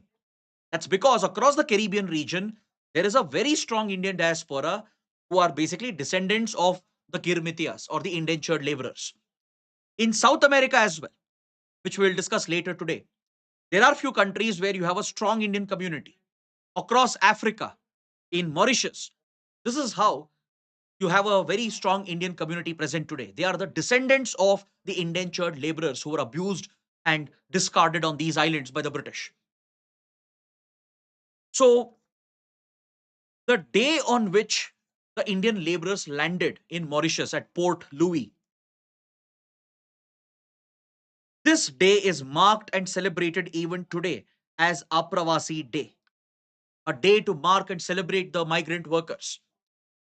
Is that clear? And this site at Port Louis is a national monument known as the Apravasi Ghat, and it is a UNESCO World Heritage Site. It pays tribute to the sufferings of, it essentially pays tribute to the sufferings of the indentured laborers from India. So it's a UNESCO World Heritage Site. Please make a note of this. There could be a probable history question, art and culture question because of this event. So to celebrate the day on which Indian laborers landed, Mauritius marks the day as Apravasi Day, and the site is designated as Apravasi Ghat, which is a UNESCO World Heritage Site. Is that clear? Now, which was the year in which the indentured laborers were transported? It was 1834. This is where the first batch of Indian laborers were transported. So if there is a question asking to which British colony were the first batch of Indian indentured laborers transported, the answer to that question is Mauritius. The first ever British colony where Indians were transported as laborers was Mauritius. Please make a note, in 1834. Then they would be transported to Fiji, across Africa, to Sri Lanka as well, to the Caribbean region and South America as well. But the first colony where they were transported was Mauritius. Now, why 12th March is marked as National Day? How is it connected to India? See, Mahatma Gandhi, as a young lawyer, started making a name for himself in South Africa, fighting for the Indian workers, the Africans who were being abused by the British exploitative laws. So when he was on a journey to India, he would visit Mauritius as well. By then, Mahatma Gandhi had gained some popularity as a lawyer, if not as a freedom fighter. He was yet to return to India, right? Much before he returned to India in 1915, 2 years before that in 1903, Mahatma Gandhi had visited Mauritius. He had interacted with the community there. Because see, in Mauritius, the reason why laborers were needed was because the British enterprises needed to run the sugar plantations, to grow and maintain and cultivate the sugar crops, and to run the sugar factories, which even today is the biggest economic sector in Mauritius. So Mahatma Gandhi saw the condition of the Indian workers in these sugar plantations and sugar factories. They were abused, they were beaten as well, they were exploited by the British. So this appealed to Mahatma Gandhi. He felt a need to stand up for them. He even delivered a very historic speech to unite the Mauritian population, which was essentially of Indian descent. But later, Mahatma Gandhi had different plans. Right? He would return to India on 9th January 1915 to give leadership to India's freedom struggle. But his principles, his ideology had become popular, including in Mauritius. Gandhian principles of ahimsa, satyagraha, non cooperation, Swadeshi, these ideological principles of Mahatma Gandhi were gaining popularity. So when Mauritius began its freedom struggle, they requested Gandhi to come and give leadership to their freedom movement. But of course, Gandhi couldn't do that as Gandhi was preoccupied with India. So instead, Gandhi would send his disciple, one of his closest disciples, Barrister Manilal Doctor. He would dispatch Manilal Doctor to go to Mauritius and inspire the freedom movement of Mauritius with Gandhian ideology and Gandhian principles. So eventually, when Mauritius gained independence in 1968 and became free from British rule, it designated 12th March as its national day to pay tribute to Mahatma Gandhi, to India's freedom struggle. Why was this date chosen? I'm sure many of you will guess this because 12th of March is a critical day in India's freedom movement. It was on this historic day that Mahatma Gandhi launched the Dandi March, Salt Satyagraha, in 1930. So, to pay tribute to Mahatma Gandhi, his principles, his ideology, and also to India's freedom movement, to recognize the connection of Mauritius with India, the 12th of March has been selected as the National Day of Mauritius. That is why leaders from India are invited. For example, in one of the previous years, President of India was invited. So this time, Prime Minister Modi was invited. This is a very important link that we have with Mauritius. Now, what is Geet Gawai? This is another historical cultural link which you should know about because it's in the news as well. When PM Modi visited Mauritius, he was welcomed by a group of singers, artists, dancers, and performers who were performing a very unique art form. Don't think I'm teaching art and culture here, and don't tell this to Abhishek sir, right? I'm just trying to cover a topic which is in the news because of international relations. Because don't forget, in IR, in diplomacy, soft power, which includes cultural linkages, it's an integral part of the subject, right? So I'm not hijacking this topic from Abhishek sir, but I'm just trying to cover a topic which is integral to international relations. Geet Gawai is a very unique art form which is specific to the Bhojpuri community. The Bhojpuri community, which is settled in Mauritius in large numbers, because primarily the indentured laborers who were transported from India, they came from the Bihar and UP belt, the Bhojpuri belt, where the Bhojpuri dialect is spoken, right? And as you know, Bhojpuri art form is very distinct. The songs, the folk art, it's very distinct. And in Mauritius, there is a unique variant which has developed called Geet Gawai. This is usually a pre-wedding celebratory event. Before a wedding, in the Bhojpuri community of Mauritius, they perform this art as a ritual, right? Where the women primarily they dress up, they sing, or they dance as well. Different instruments are used. Men also participate in it. So this traditional art form was performed in front of Prime Minister Modi. Now, please note down, Geet Gawai is listed on UNESCO's representative list of intangible cultural heritage of humanity. It was inscribed in 2016. That's why it's a very important point because Indian media covered these visuals of PM Modi being welcomed by a group of performers who are performing Geet Gawai, which is a unique Bhojpuri folk song and art form. Here, it is inscribed on the UNESCO Intangible Cultural Heritage List in 2016. Please make a note of this. Now, coming to the more serious aspect of the relationship, the trade, the economic relations. Mauritius is heavily dependent on India. Most essential supplies go out from India. But also, please understand, Mauritius has this critical dependency for essential items, be it food items, it could be medicines, or it could be vehicles or automobiles, engineering components, construction equipment. Most of it is sent from India. So clearly, India has a trade advantage. We always have a trade surplus with Mauritius. But however, Mauritius has become a big investor in India. Now, how is it possible for a small island nation like Mauritius with limited economic sources, with limited revenue sources? How can it be the biggest source of investment into our country? Usually, Mauritius is in the top three list. Some years, Mauritius is the number one FDI investor in the country, or sometimes it could be Singapore, it could be US, but usually these three countries are the top three, right? Sometimes Singapore could be at number one, or USA could be at number one, but Mauritius is usually in the top three. So, how does Mauritius bring so much FDI into our country? What's happening here? This is largely because Mauritius has declared itself as a tax haven, as a low tax jurisdiction. So, this is often used by investors to direct investment through Mauritius into India. Because India Mauritius, we have signed a double taxation avoidance agreement. The same asset, the same earning will not be double taxed in both the jurisdictions. So, given that Mauritius is a tax haven, a lot of investors, companies, they try to route the investment through Mauritius into India.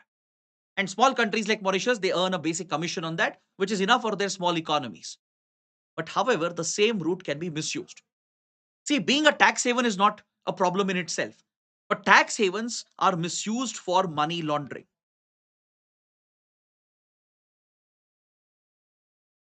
Tax havens are regularly misused for money laundering purposes, essentially to channel black money, launder the money, turn it into clean legal wealth, and route this back as FDI, as investments.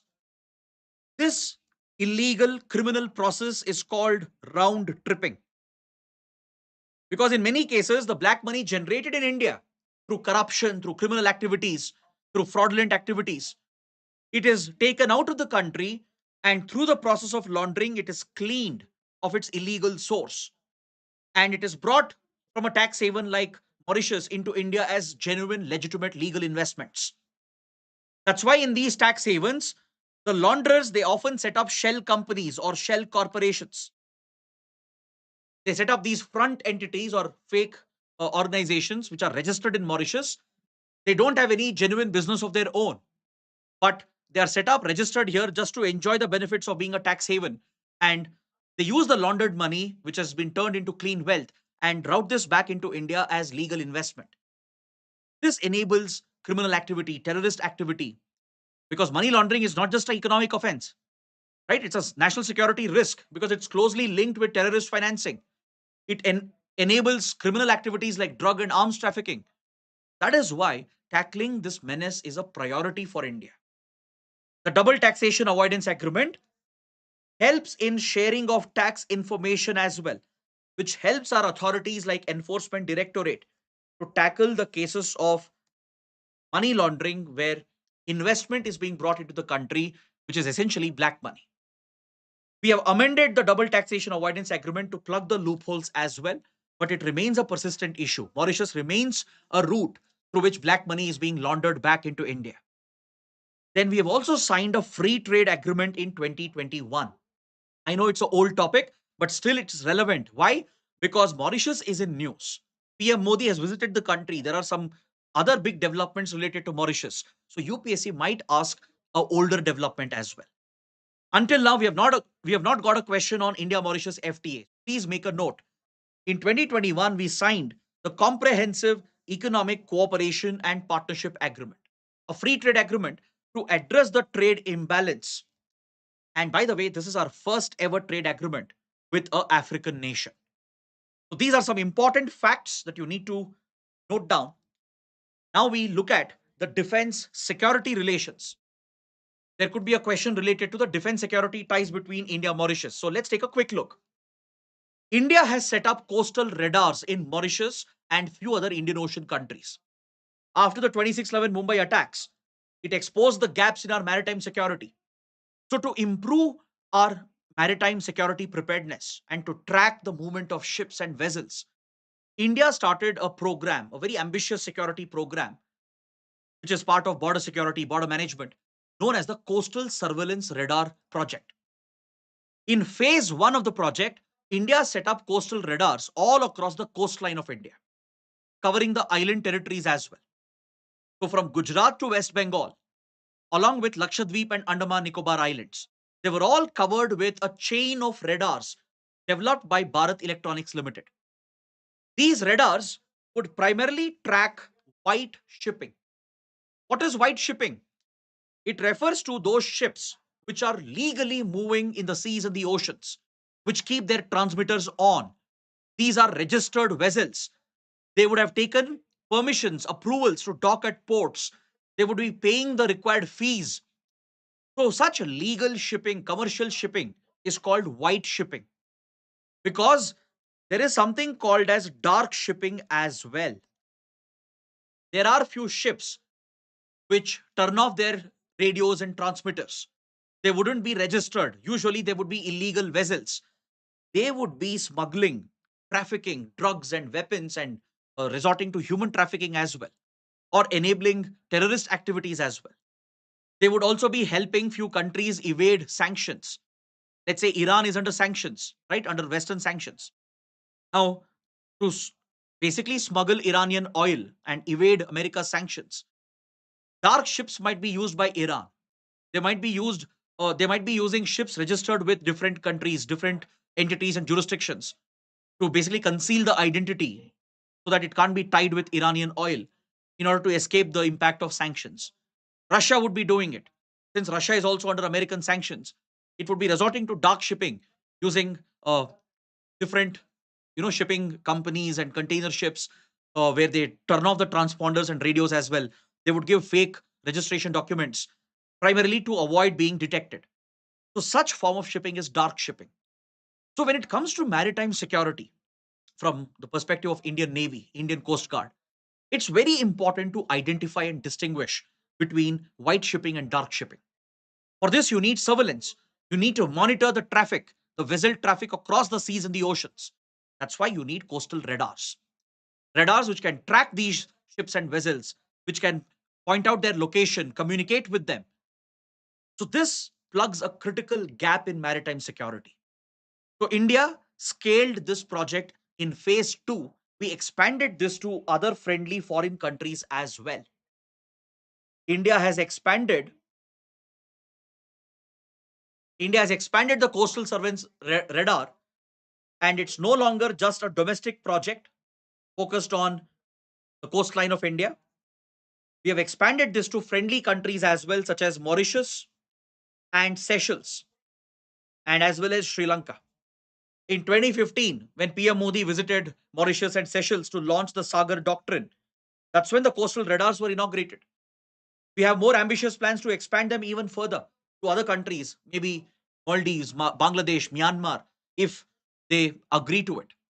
But of course, given the adverse developments in, let's say, Maldives, Bangladesh, and Myanmar, it's not going to happen.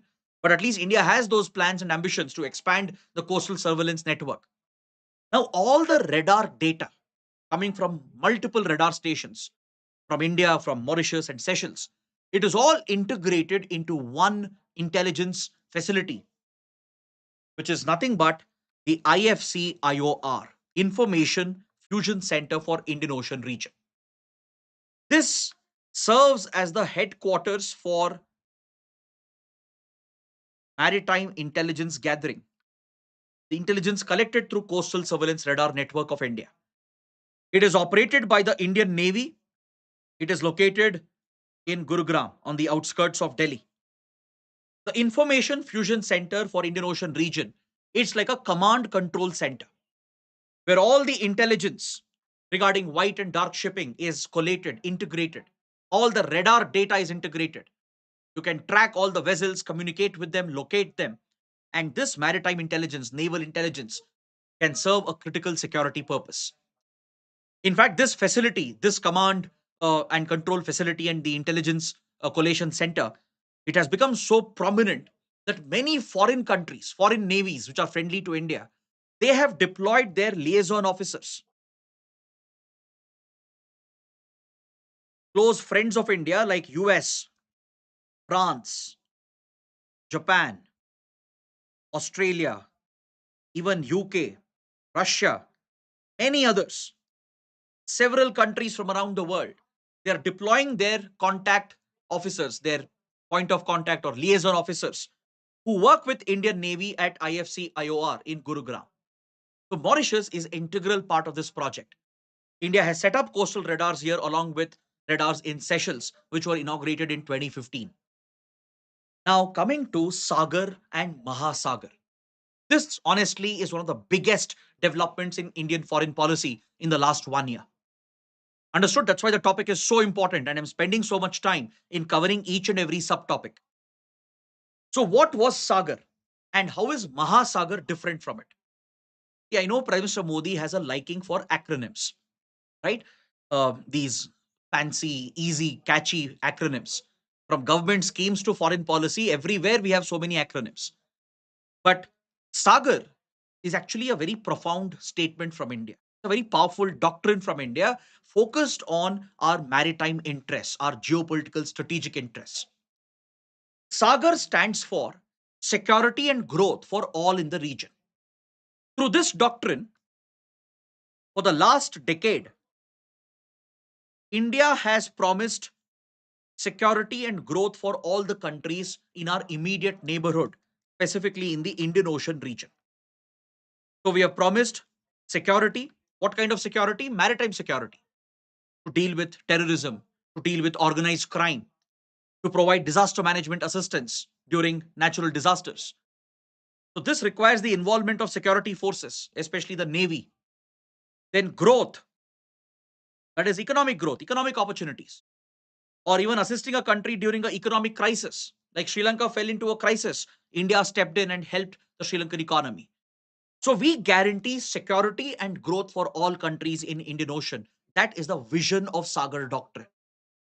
The idea is to establish India as the first responder in the Indian Ocean region. That is India's vision. If there is any adverse development in the Indian Ocean, the countries they should call India first. Now you tell me, let's say you face a big health emergency, or let's say there is a robbery at your home or a fire at your home. What do you do? What is your immediate action? You will immediately call the first responders. Correct? You will call an ambulance, you will call the police, you will call the fire department. They are the first responders rushing to your help. You trust them. You know that they will come to your rescue. That is what India wants to become. We want to be the first responder of this critical region. Let's say Maldives faces a terrorist threat, Sri Lanka faces an economic crisis, or Seychelles is hit by a cyclone. We want them to call India first, to reach out to India for help. So India could be the first responder. And the goal is to become the net security provider for the region. Why do we wish to become the net security provider? So that external powers will not meddle and interfere. The Indian Ocean is like our backyard. India should be the only dominant power in the Indian Ocean. Since ancient times, India has been the dominant influence on the Indian Ocean region. So today, we don't want external powers like US or China or others to meddle, to interfere in our backyard. If India doesn't provide this assistance, someone else will do it. If India did not step up and give assistance to Sri Lanka, China would have done it. If India did not give support during the pandemic to all these countries. China or US or other countries would have done it. So that is the vision of India, to be the net security provider, to guarantee every small country in the region that they can trust India, rely upon India. This is the SAGAR vision, and it has performed phenomenally well for India. So now the time has come to elevate this. It has already been 1 decade of implementation of SAGAR. So now it has been upgraded to Mahasagar. So don't think Mahasagar is something new. It's not an entirely new initiative. It's a upgradation of the existing SAGAR doctrine. Mahasagar stands for mutual and holistic advancement for security and growth across regions. The key word is across regions, because Sagar was limited to Indian Ocean region, to our immediate neighborhood. Now, under Mahasagar, we are looking at the entire Indo-Pacific. We will extend this doctrine even to Southeast Asia, East Asia, South Pacific, and Africa, including West Africa, not just Eastern Africa. So, from the Atlantic to the Pacific, India will expand this maritime doctrine. That's why I'm telling you it has a wider reach. It's an upgradation of Sagar Doctrine. If Sagar Doctrine was restricted to Indian Ocean, now we are expanding it to cover the entire Indo-Pacific, all the way till the Atlantic. So this will cover most of the countries from global south, the poor, developing, underdeveloped countries from Asia, from Africa. They would all start receiving help and support from India, and we will parallelly build defense and strategic relations with them, along with our economic relations. So, this is the strategy of India, to deepen maritime security, to build better naval relations, better relations between our coast guards, between our intelligence agencies, to provide them support in carrying out surveillance, reconnaissance of their exclusive economic zones. Because many island countries, they have a very large EEZ and they can't patrol them, right? They don't have the military assets. So India will provide those assets. It could be aircrafts, helicopters, naval boats. India will assist them in conducting surveillance of their exclusive economic zone and protecting them against threats. It could be terrorism, it could be organized crime or a natural disaster. We will guarantee that support, and that is the vision of the Mahasagar Doctrine. So the idea is to emerge as the first responder for this entire region. Now, as part of Mahasagar, Indian Navy has already announced two new initiatives, which I think is very, very important for the prelims. After PM Modi announced Mahasagar, the upgradation of Sagar Doctrine, two big initiatives were launched by the Navy. One is IOS Sagar. I'll explain what it is, don't worry. And IKIMI, which I've covered in one of the previous stages of Conquer Prelims. So let's quickly discuss what is IOS Sagar, what is IKIMI. These two are naval initiatives by Indian Navy under Mahasagar Doctrine. IOS Sagar stands for Indian Ocean Ship Sagar. Essentially, Indian Navy is deploying a naval ship to visit multiple countries across Indian Ocean and Africa region. So 9 countries are participating in this initiative. This includes Comoros, which is also an island nation in southwestern part of Indian Ocean near East Africa. Then Kenya, Madagascar, Maldives, Mauritius, Mozambique, Seychelles, Sri Lanka, and South Africa. So this Indian naval ship, INS Sunaina, it will set out. It has already started the initiative. It is moving from country to country, making port calls. Port call is a standard practice to build naval defense relations. They will conduct some exercises, some knowledge exchange will happen. And in a way, you're guaranteeing these small countries that Indian Navy is ready to respond to any crisis in the region. Let's say Kenya is hit by a terrorist attack, because Kenya is prone to terrorism.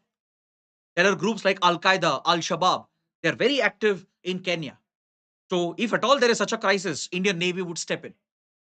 Mozambique is hit by tropical cyclones in the southern part of Indian Ocean. So, if the country faces a disaster, India will be there to provide disaster management support, to provide HADR assistance. What is HADR? It stands for Humanitarian Assistance and Disaster Relief. where you dispatch medical aid and essential supplies and help in conducting search and rescue operations during times of a disaster. So this is the idea of IOS SAGAR, Indian Ocean Ship SAGAR, where an Indian naval ship is being sent on port calls and visits to 9 friendly countries across Africa, East Africa, and Indian Ocean region. So it is making port calls at strategic ports like Dar es Salaam. I want you to make note of the locations as well, right? There can be a map based question, right? So don't worry if you don't know how to do it. Later tonight, when I take up mapping, I will show you the strategic ports in Africa. These ports are regularly in the news. There could be a map based question. Dar es Salaam in Tanzania, the Nakala port, Port Louis, Port Victoria, Male, and we are conducting joint surveillance of their exclusive economic zones under this initiative. So later I'll show you where Nakala port is located, Port Victoria is located. Now you already know Port Louis. I mentioned it. Port Louis is in Mauritius, right? The capital as well. Dar es Salaam is in Tanzania.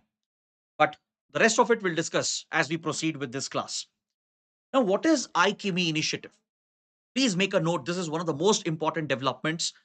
Indian Navy has launched a multilateral naval military exercise with multiple African countries. The name is drawn from Sanskrit. It means unity. It's a very clever acronym as well. It stands for Africa India Key Maritime Engagement. Yeah. So Indian Navy is conducting this multilateral naval exercise with several countries in Eastern Africa and the southwestern part of Indian Ocean. So India co-hosted this exercise with Tanzania just last month, April 2025, just 1 month after PM Modi's visit to Mauritius, where he announced Mahasagar. Within few weeks, the first ever IKIMI exercise was conducted. Please note down, this is the first time it is being organized. It was announced and launched recently after Mahasagar Doctrine was brought out. So, India, Tanzania are the co-hosts, along with Comoros, Djibouti, Kenya, Madagascar, Mauritius, Mozambique, Seychelles, South Africa.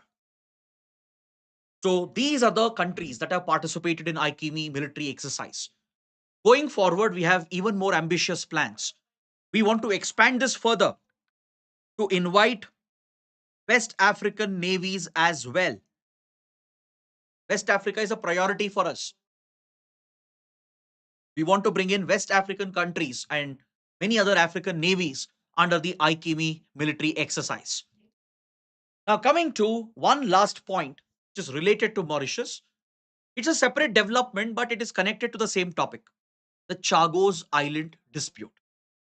It's another important development in current affairs. I think now you can realize why I have given so much time and concentration on the topic of Mauritius.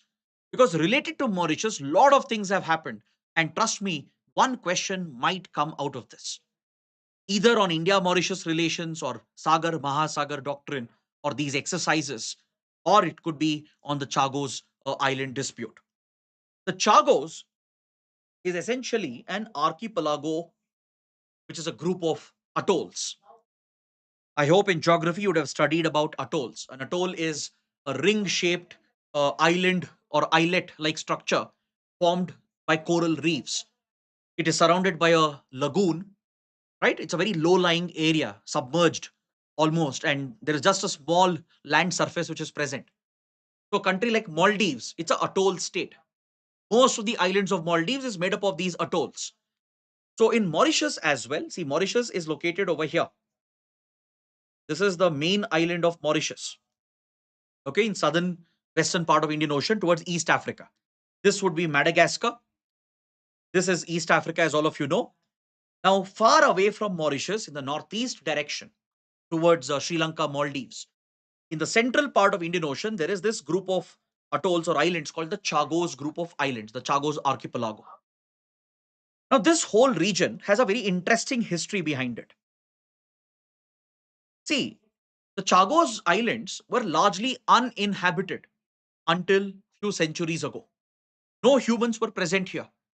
It was completely untouched because it's very far away from civilization. The first major human presence came up during Portuguese colonialism. When the Portuguese found the route to India through Vasco da Gama and established a viable colonial trading route, these Portuguese ships, which were coming from Cape of Good Hope in South Africa over here, they would basically pass through Mozambique Channel. This is your Mozambique Channel, and they would reach India. Or they would go around Madagascar, depending on the winds, and then they would take the route to India. So during this journey, the Portuguese, jumped, they basically ran into these islands, the Chagos group. They mapped the entire island group, but they could not set up a permanent human habitation. Then came the French. The French managed to colonize this region. They managed to even set up some plantations as well. But eventually, as you know, the French were defeated. The French lost their influence in the region. Right? French, they were restricted only to few countries and few islands. Like to the south of Madagascar and Mauritius, there is a small island called Reunion, La Reunion or French Reunion. Even today, it's a French territory. It's a French overseas territory. So French retreated and eventually handed it over to the British. And as you know, British would fully capitalize on this because of the strategic location of Chagos. They brought Indian laborers and African slaves. They brought laborers from India and Africa. African slaves were settled here. Indian laborers were transported, settled at Chagos to run their basic activities like fishing, some coconut plantations, etc. They were cultivated here. That was the only human habitation present, a very small community. So, this community of Indian origin workers and African origin workers, they became known as Chagosians. They became considered as the native population under international law. Though it did not have any native population before, since they were brought here, settled for several generations, they became known as the natives, which is recognized under international law, and they are called the Chagosians. But this group has always been part of Mauritius. So, when Mauritius was granted independence in 1968, following its decolonization, Britain never gave up the Chagos group. Why? Because they saw the strategic value in Chagos. Given its central location in Indian Ocean, United Kingdom turned the Chagos into British Indian Overseas Territory, BIOT. Britain maintained a colony until recently, until last year. They did not decolonize completely. Though many colonies became independent, they would never give up Chagos. Mauritius was given independence, but Chagos was retained with them.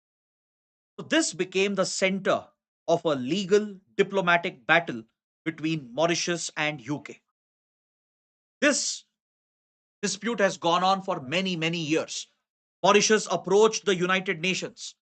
UNGA adopted a resolution demanding UK to fully decolonize. Mauritius approached the International Court of Justice as well, filing a legal litigation against United Kingdom. And ICJ ruled in favor of Mauritius and urged UK to quickly work towards decolonization of Chagos. So, based on this pressure that was built from ICJ, from UN, finally, last year, the UK has struck a deal with Mauritius. And what is this deal? According to the deal, Britain is now going to hand back Chagos to Mauritius. But there is a condition, there is a clause. What is this condition? They will not give back one specific island, that is Diego Garcia. Why? Because Diego Garcia is one of the world's largest military bases of the United States. During the Cold War, after the Second World War ended, Britain transferred Diego Garcia to the US on a long term lease. An indefinite lease was given to the US, and the US established one of the biggest naval military bases in the world. In fact, most of America's big military operations have been run from Diego Garcia. It's located just to the south of India, Maldives, and Sri Lanka. You can see that in the map. So, this would be the Chagos Islands. You can see Reunion, Madagascar, Mauritius. You can see our Lakshadweep and Minicoy Islands as well, right? So, this is where Diego Garcia is located, a very large American naval military facility. So, US war in Afghanistan, the American war during the Gulf War against Iraq, right? US invasion of Iraq in 2003, the American military operations in Africa, in Somalia, in Yemen, they were all run from here, from Diego Garcia. Understood? So US, of course, will never give up this strategic location. So US and UK have made an exemption for themselves. They are stating that they will maintain Diego Garcia as a military base for 99 years on lease. The entire group has been essentially transferred to Mauritius, right? Formally, the process is yet to happen. But last year, just few months ago, Britain signed the deal to give up Chagos entirely to Mauritius. So Mauritius will have full sovereignty.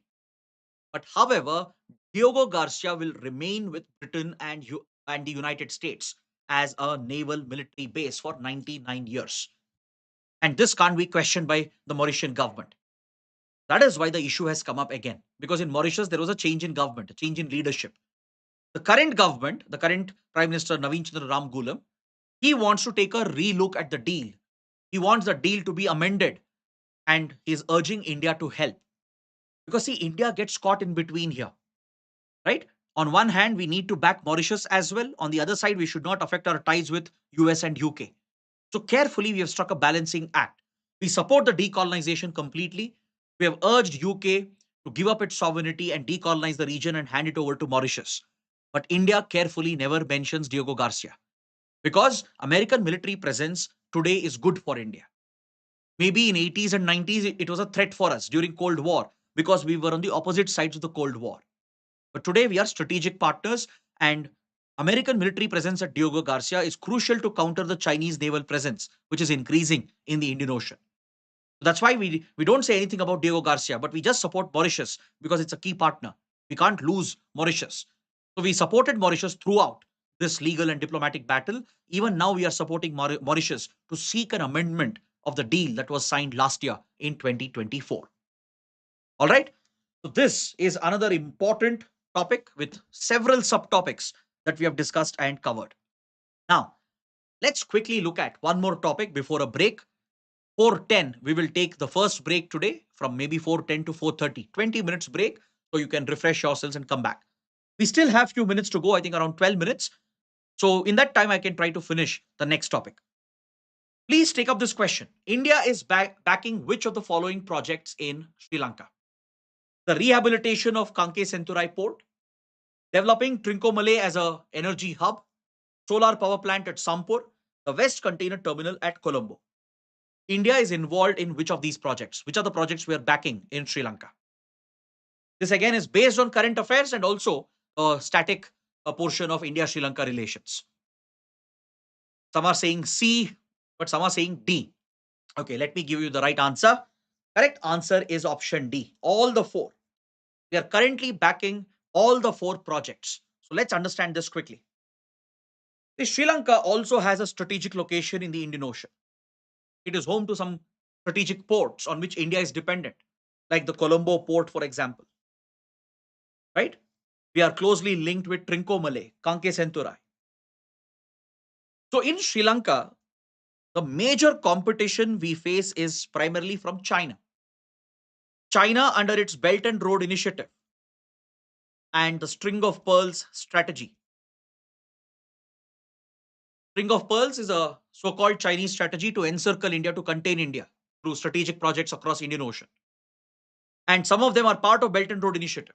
Belt and Road Initiative of China is a very ambitious global infrastructure connectivity project where China is building roads, railway lines, power plants, seaports, and airports across the world to establish its economic linkages across Asia, Africa, and Europe. So China has invested heavily in ports like Hambantota, for example, southern Sri Lanka. China has got a 99-year lease on Hambantota because Sri Lanka could not repay the loan. Sri Lanka fell into a debt trap, a debt burden.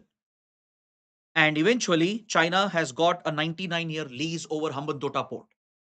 China has funded the development of Colombo port, which is very crucial for the entire region. Indian trade is dependent on Colombo. So in a sense, we are in a competition with China when it comes to these projects in Sri Lanka. But India also has its own set of investments especially focused in the northern and eastern provinces. Why? Because this is where the Tamil minorities are concentrated. Tamil minorities are concentrated in northern and eastern provinces of Sri Lanka. So India has made some big investments in the past, and we are making some big investments even today. Many years ago, we rebuilt the Kanke Senturai port, which is present on the Jaffna Peninsula, closer to India's Tamil Nadu. Because Kanke Senturai port had been damaged due to the Tamil militancy in the region, the civil war in Sri Lanka, and also because of the 2004 Indian Ocean tsunami. It had caused considerable damage to Kanke Senturai. So India rebuilt this facility. Now we are working on a new project to redevelop the Kanke Senturai port and turn this into a major shipping hub. So India is again involved in redeveloping the Kanke Senturai port. We have built several thousand houses in Sri Lanka under the Northern Housing Project. More than 50,000 houses have been built by India to rehabilitate the victims of the civil war, to provide housing, shelter to the victims of the conflict between the Tamil militants and the Sri Lankan government. India has renovated a railway track, the Northern Railway Track, which was also affected by the civil war and the tsunami. We have also rebuilt the Palale Airport. The Palale Airport in the north was also damaged by the LTTE, Tamil Militant Organization, and by the 2004 tsunami. So we have rebuilt the Palale Airport as well, which is a civilian airport. Now, apart from all this, India is now pushing for many key projects, and this was recently in the news because Sri Lanka now has a new leader. Last year, Sri Lanka got a new president, Anura Kumara Dissanayake, a very popular leader who has been elected following the deadly economic crisis the country faced. Then Anura Kumara Dissanayake, the new president, visited India. Key agreements and deals were signed. And recently, PM Modi also visited Sri Lanka just a couple of months ago. So there are some new projects in the news, agreements and deals. That is why I feel this topic is important. So during PM Modi's visit to Sri Lanka, some projects were inaugurated. For example, the Maho-Omantai railway line, which links the northern province with the north central province.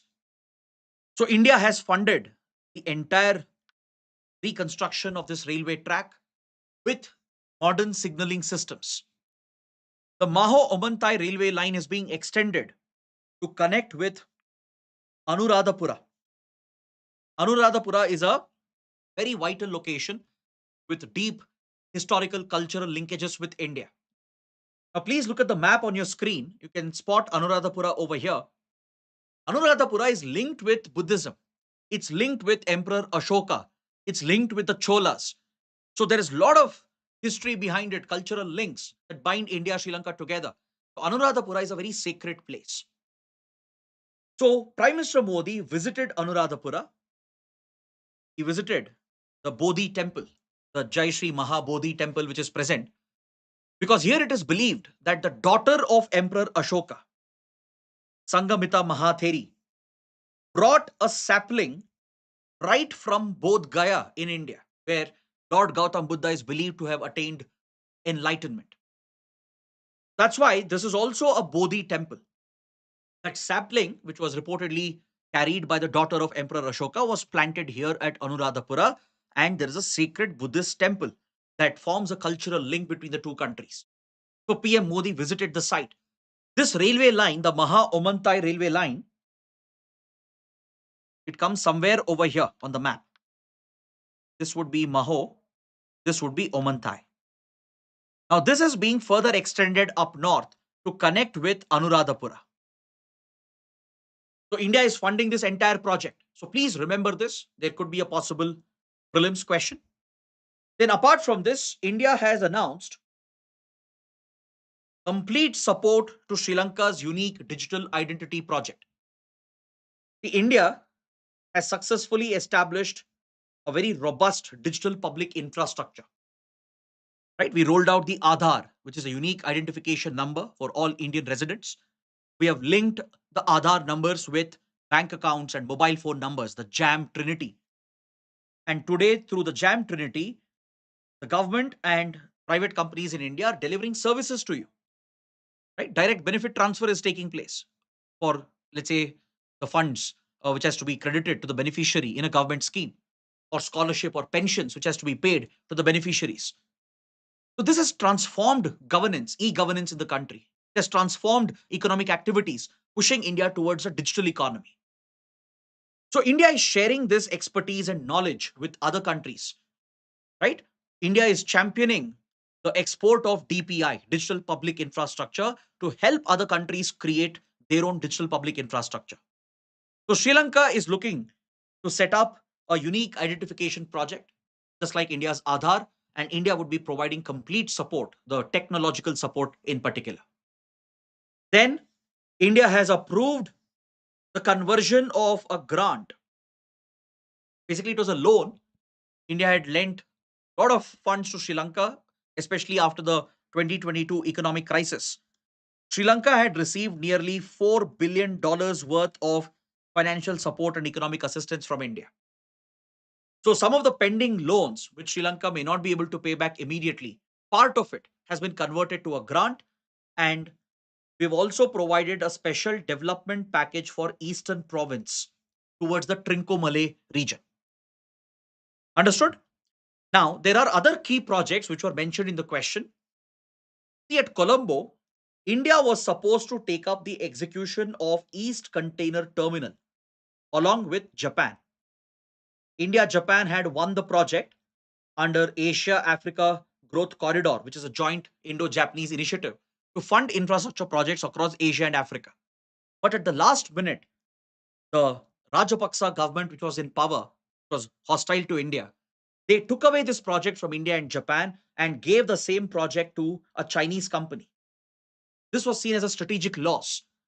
But after Sri Lanka fell into an economic crisis and came to India for financial assistance, India not only provided the much needed financial support in the form of $4 billion worth of assistance, we also secured some of the key projects. So, opposite to the East Container Terminal, Sri Lanka was planning West Container Terminal at Colombo, which has now been awarded to Adani Ports. But this project has run into a controversy, as there are allegations that Adani Group is involved in bribing the Indian government and securing such strategic projects around the world. So in Sri Lanka, the projects are being reviewed. They are taking a relook at it. But as of now, India is backing the West Container Terminal at Colombo, which is going to be taken up by Adani Ports. That's why this is correct. Next, at Trincomalee, there are World War era oil tank farms built by the British. They've become very old and outdated. So India wants to upgrade them and turn them into modern energy storage facilities. Trincomalee can be an energy hub for the region. So India is involved in upgrading the oil tank farms at Trincomalee port, a strategic port, because from here Southeast Asia can be easily accessed. Right next to Trincomalee, there is a small town called Sampur, where India is building a solar power plant. India's NTPC, National Thermal Power Corporation Limited, has won a deal to build a solar power plant at Sampur. So it's an ongoing project. Then towards Jaffna, between Jaffna Peninsula and Tamil Nadu, coastal Tamil Nadu, where you have the Park Strait, essentially, the Park Strait and Gulf of Mannar. There are wind and solar projects, clean renewable energy projects which are coming up, which has been again awarded to Adani, Adani Energy. Adani Green has won that contract. Previously, it was given to a Chinese company. India was alarmed by it. India protested. India raised a concern as well. But after Sri Lanka fell into an economic crisis and depended on India for support, we managed to win this project back. So the clean energy project near Jaffna, in the Park Strait region, it has now been given to Adani Green from India. So these are the various projects which are being backed by India in Sri Lanka. That's why all the four are correct. So I think it's a right time to take a break. We have covered a number of important topics today. So I hope you guys are liking the discussion. It's exactly 4:10 on my clock. So we will come back at 4:30. Take a 20 minutes break, refresh yourselves, and we'll come back and start the session again at 4:30 p.m. We have many more topics to go, so don't go anywhere. So just wait with me. I know it's a long day, but just be with me. I will ensure that many more topics will be covered. This would be the easiest way for you to revise almost the entire syllabus of international relations, which is important for the exam. So see you in 20 minutes. We'll come back at 4:30.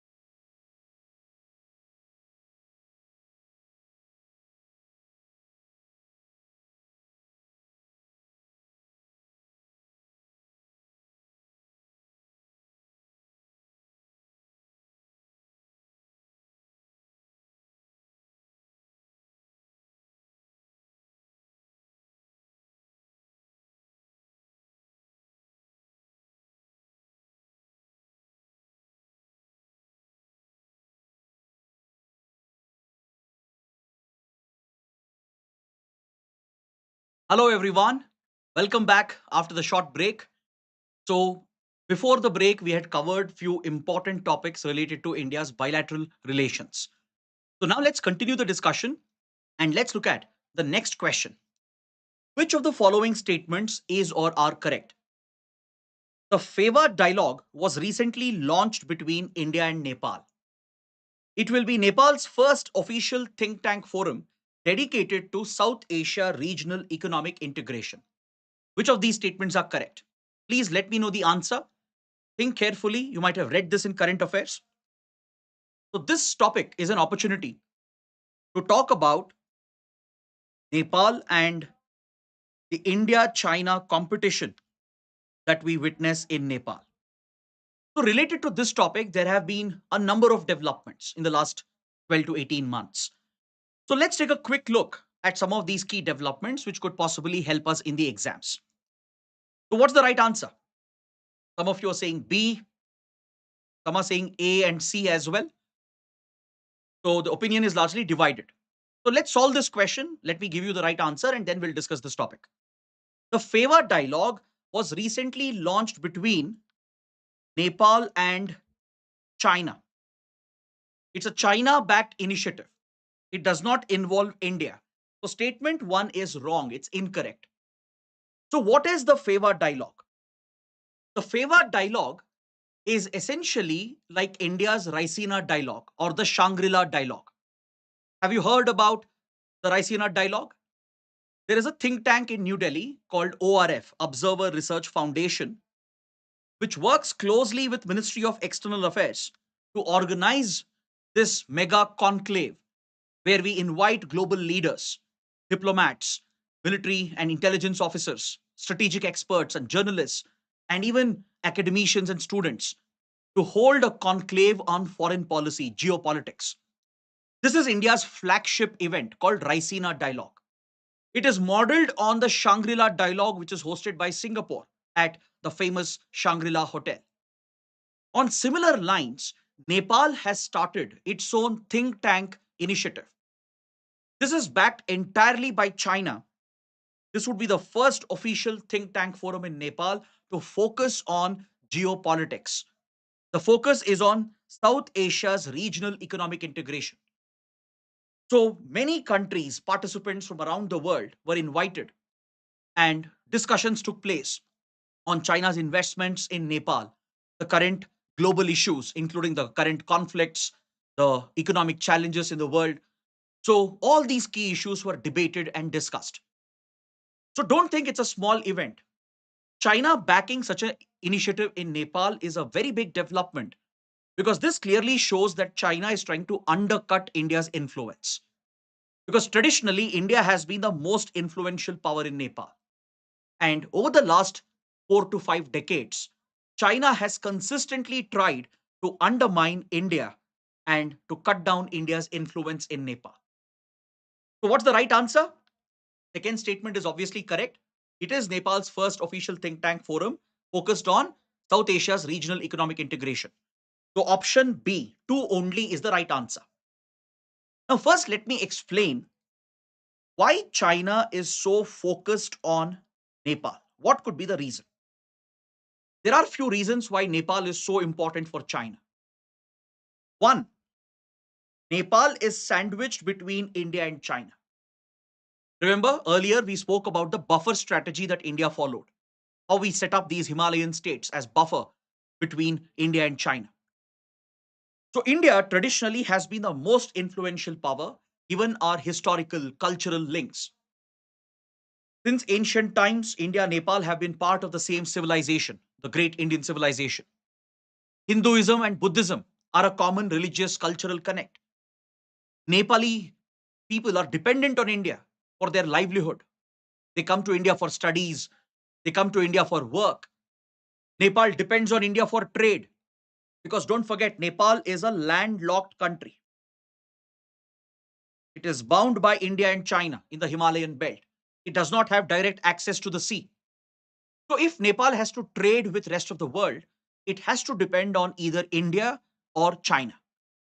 So India has given transit access for Nepal's trade.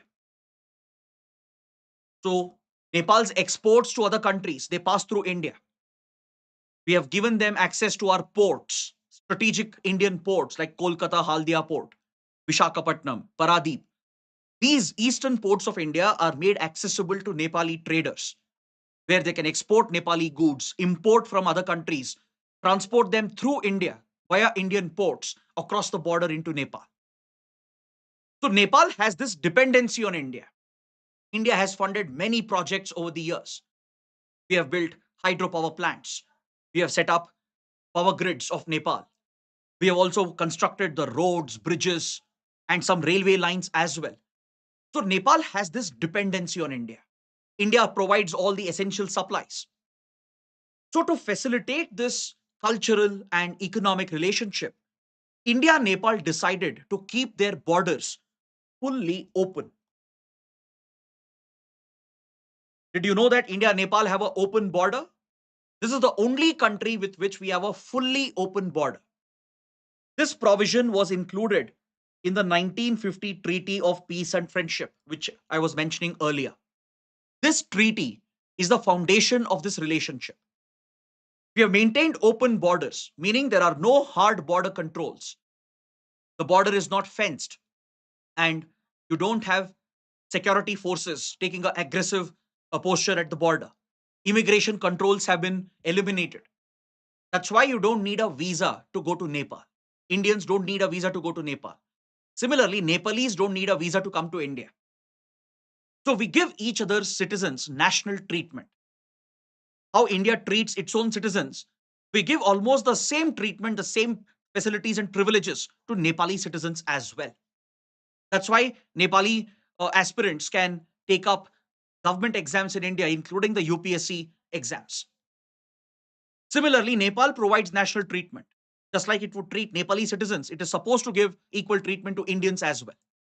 Apart from few areas like right to vote and the right to occupy key constitutional positions, apart from that, most of the other privileges are extended to Nepali citizens as well.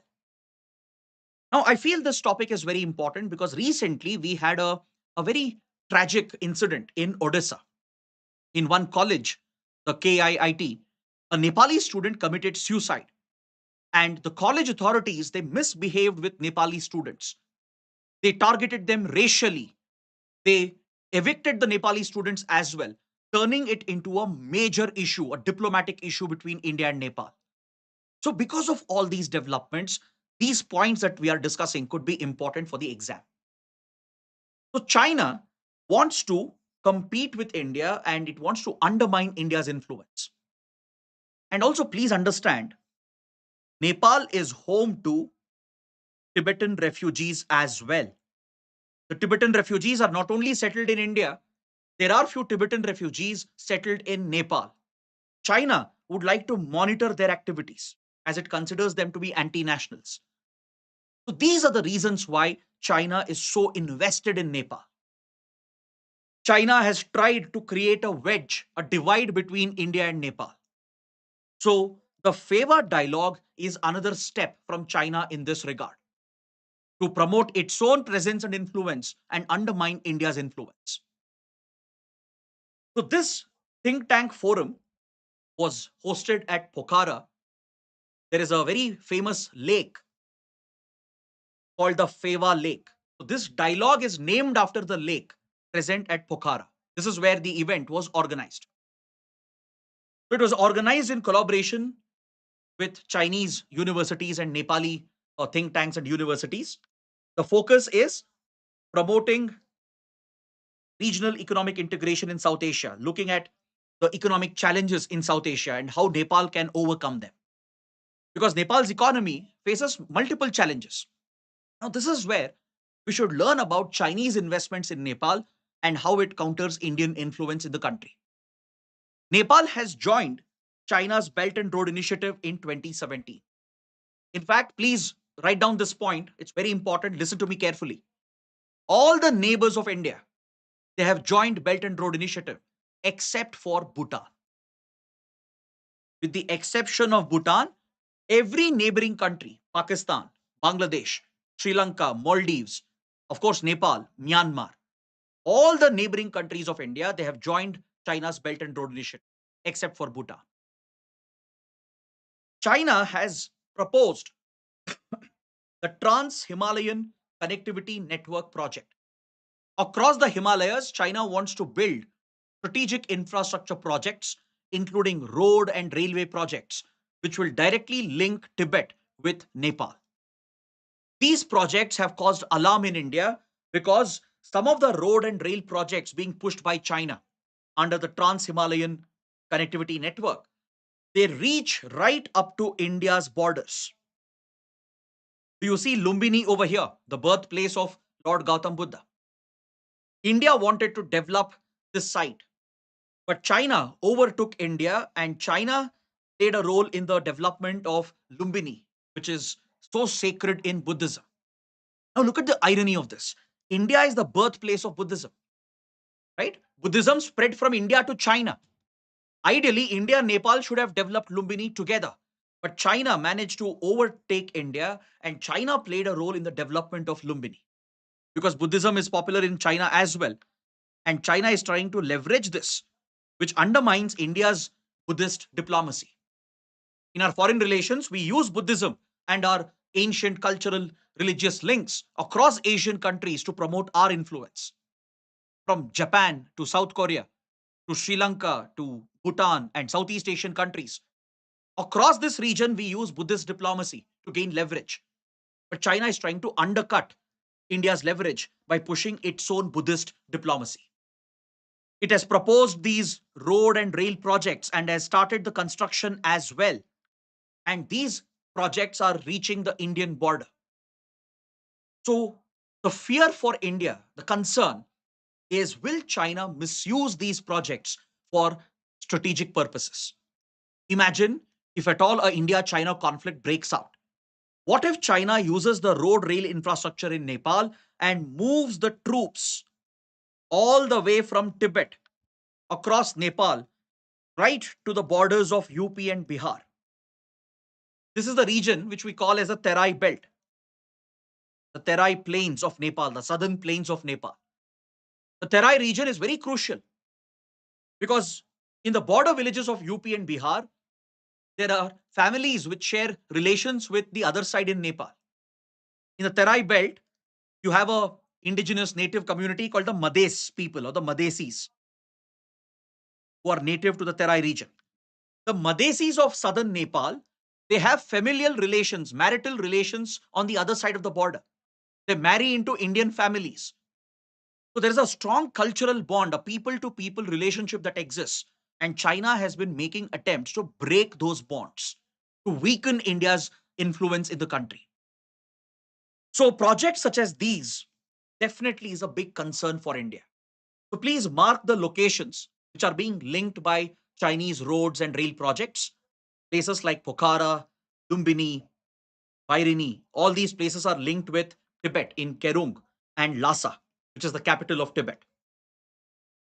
There is a proposed railway line as well, which will reach all the way till Lumbini, that's located right across the Indian border. This is a strategic security concern for India as well.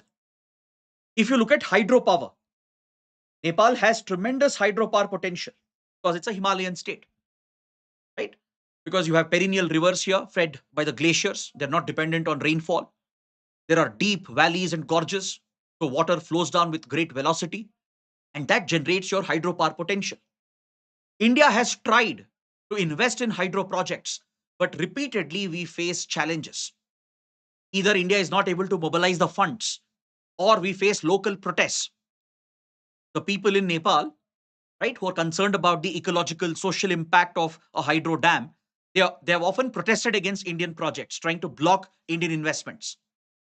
But we don't see similar protests for Chinese hydro projects. China has actually taken a step ahead of India when it comes to hydropower investments in Nepal. So this is what worries India. See, India has set up few hydropower projects. We have integrated the power grids of BBIN countries: Bangladesh, Bhutan, India, Nepal. The power grids of these four countries are interconnected, and this is an Indian initiative. We have invested in hydro projects in Bhutan as well. and Bhutan is generating surplus electricity. So we take the surplus from Bhutan, India buys the surplus electricity from Bhutan, and we distribute this to Nepal, Bangladesh, and India. So this is another regional initiative of India to solve the energy problem. But despite these initiatives of India, China has managed to outmaneuver India. It has managed to cut India's influence repeatedly. China has especially promoted to anti-India leaders. It has encouraged anti-India sentiments. So the current Prime Minister of Nepal, KP Sharma Oli, is one of them. KP Oli has built his entire political base on anti-India narrative by blaming every problem of Nepal on India, by projecting that India interferes in Nepal, meddles in Nepal's politics. It has undermined Nepal's internal democracy. And by using this excuse, KP Oli and other politicians like him, they have built an anti-India narrative.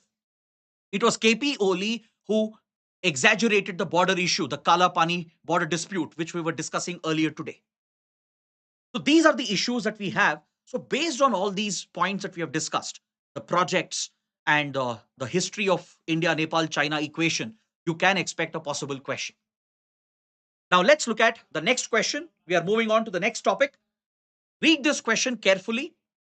In this country, India is building a Coast Guard harbor, recently inaugurated an India-built runway at a key international airport, announced a fresh line of credit as well. We have announced a fresh line of credit for water and sewage projects, and also arranged a currency swap arrangement to help this country deal with a financial crisis. Which country does it involve? So basically, there is a statement, a description given of India's relations with a certain country.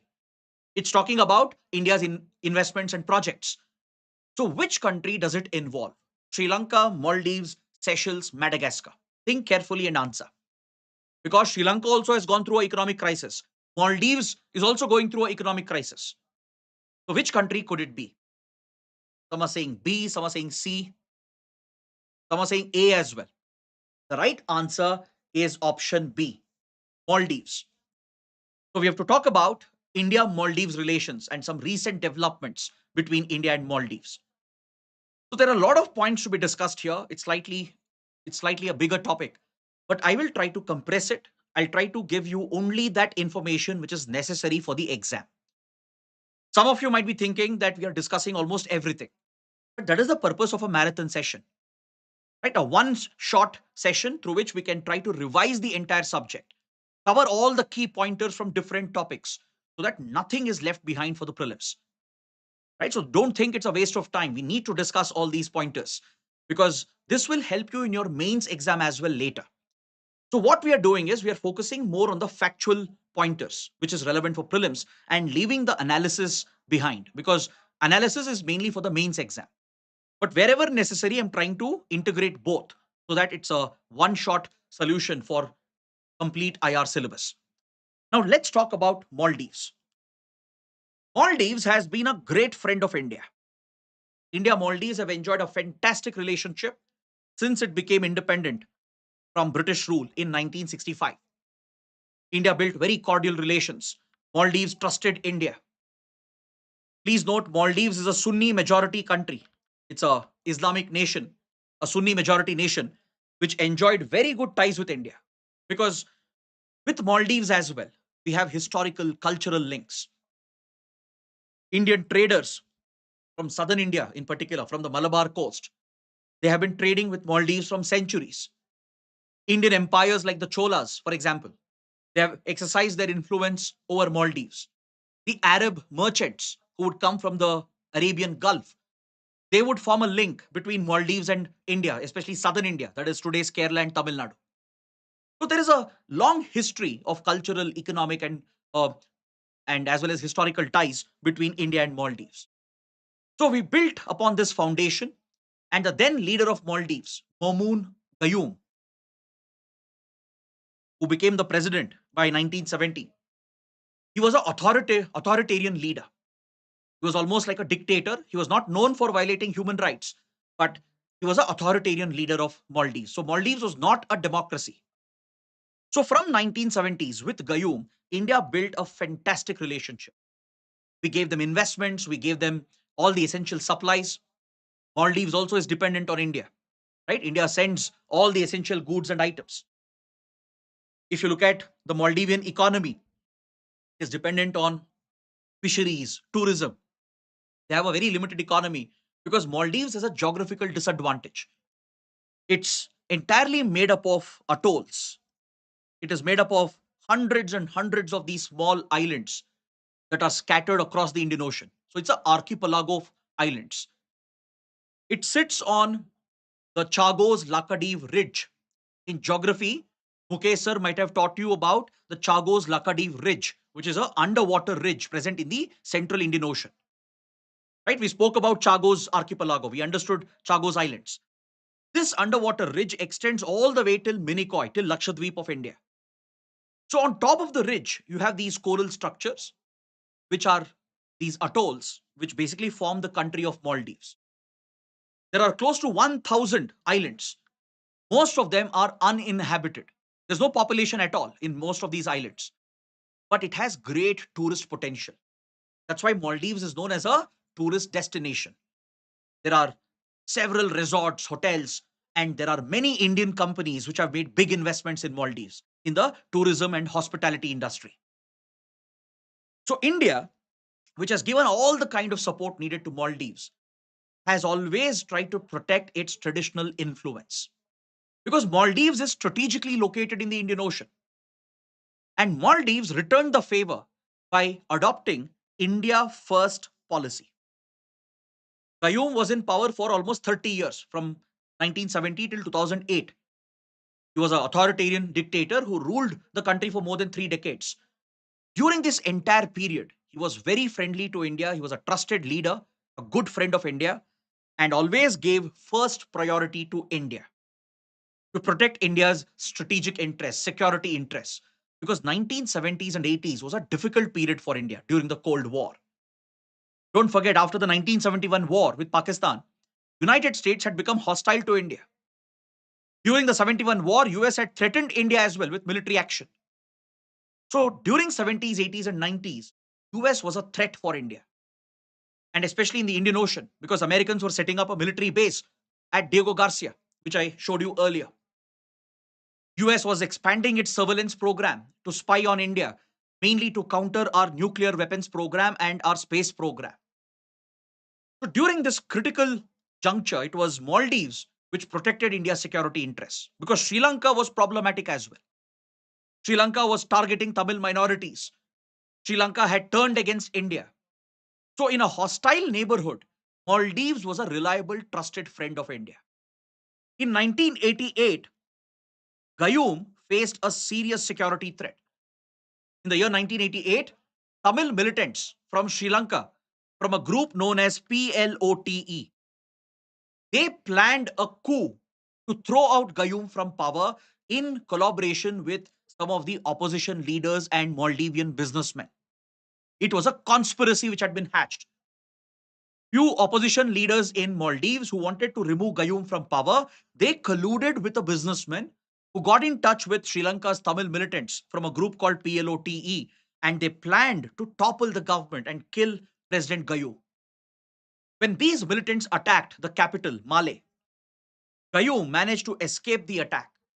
He reached out to the Indian High Commission and immediately sought help and assistance from India, US, UK, and others because he knew that Americans have a presence in Diego Garcia. Either UK or US might have also come to his assistance. But it was India that responded. Then Prime Minister Rajiv Gandhi immediately launched Operation Cactus, one of India's most daring military missions abroad. It was a tri-service mission involving Indian Army, Indian Air Force, Indian Navy. Indian Para Special Forces from the Army were airlifted by the Air Force and they were para-dropped into Male. Indian Navy surrounded the islands to ensure that the militants will not escape. And within 48 hours, we diffused this crisis. We protected Gayoom, saved his life, protected his government and the country. So since then, Maldives became even more closer to India and adopted the India First policy. During the tsunami, the 2004 Indian Ocean tsunami, India was the one that responded and gave assistance to Maldives, even though India itself was affected by the tsunami. In 2014, Maldives faced a water crisis because it depends on desalination for drinking purposes. It takes seawater and desalinates it. The main desalination plant in Malé, it was affected by a industrial fire, by a fire accident. So India dispatched water, drinking water to Maldives.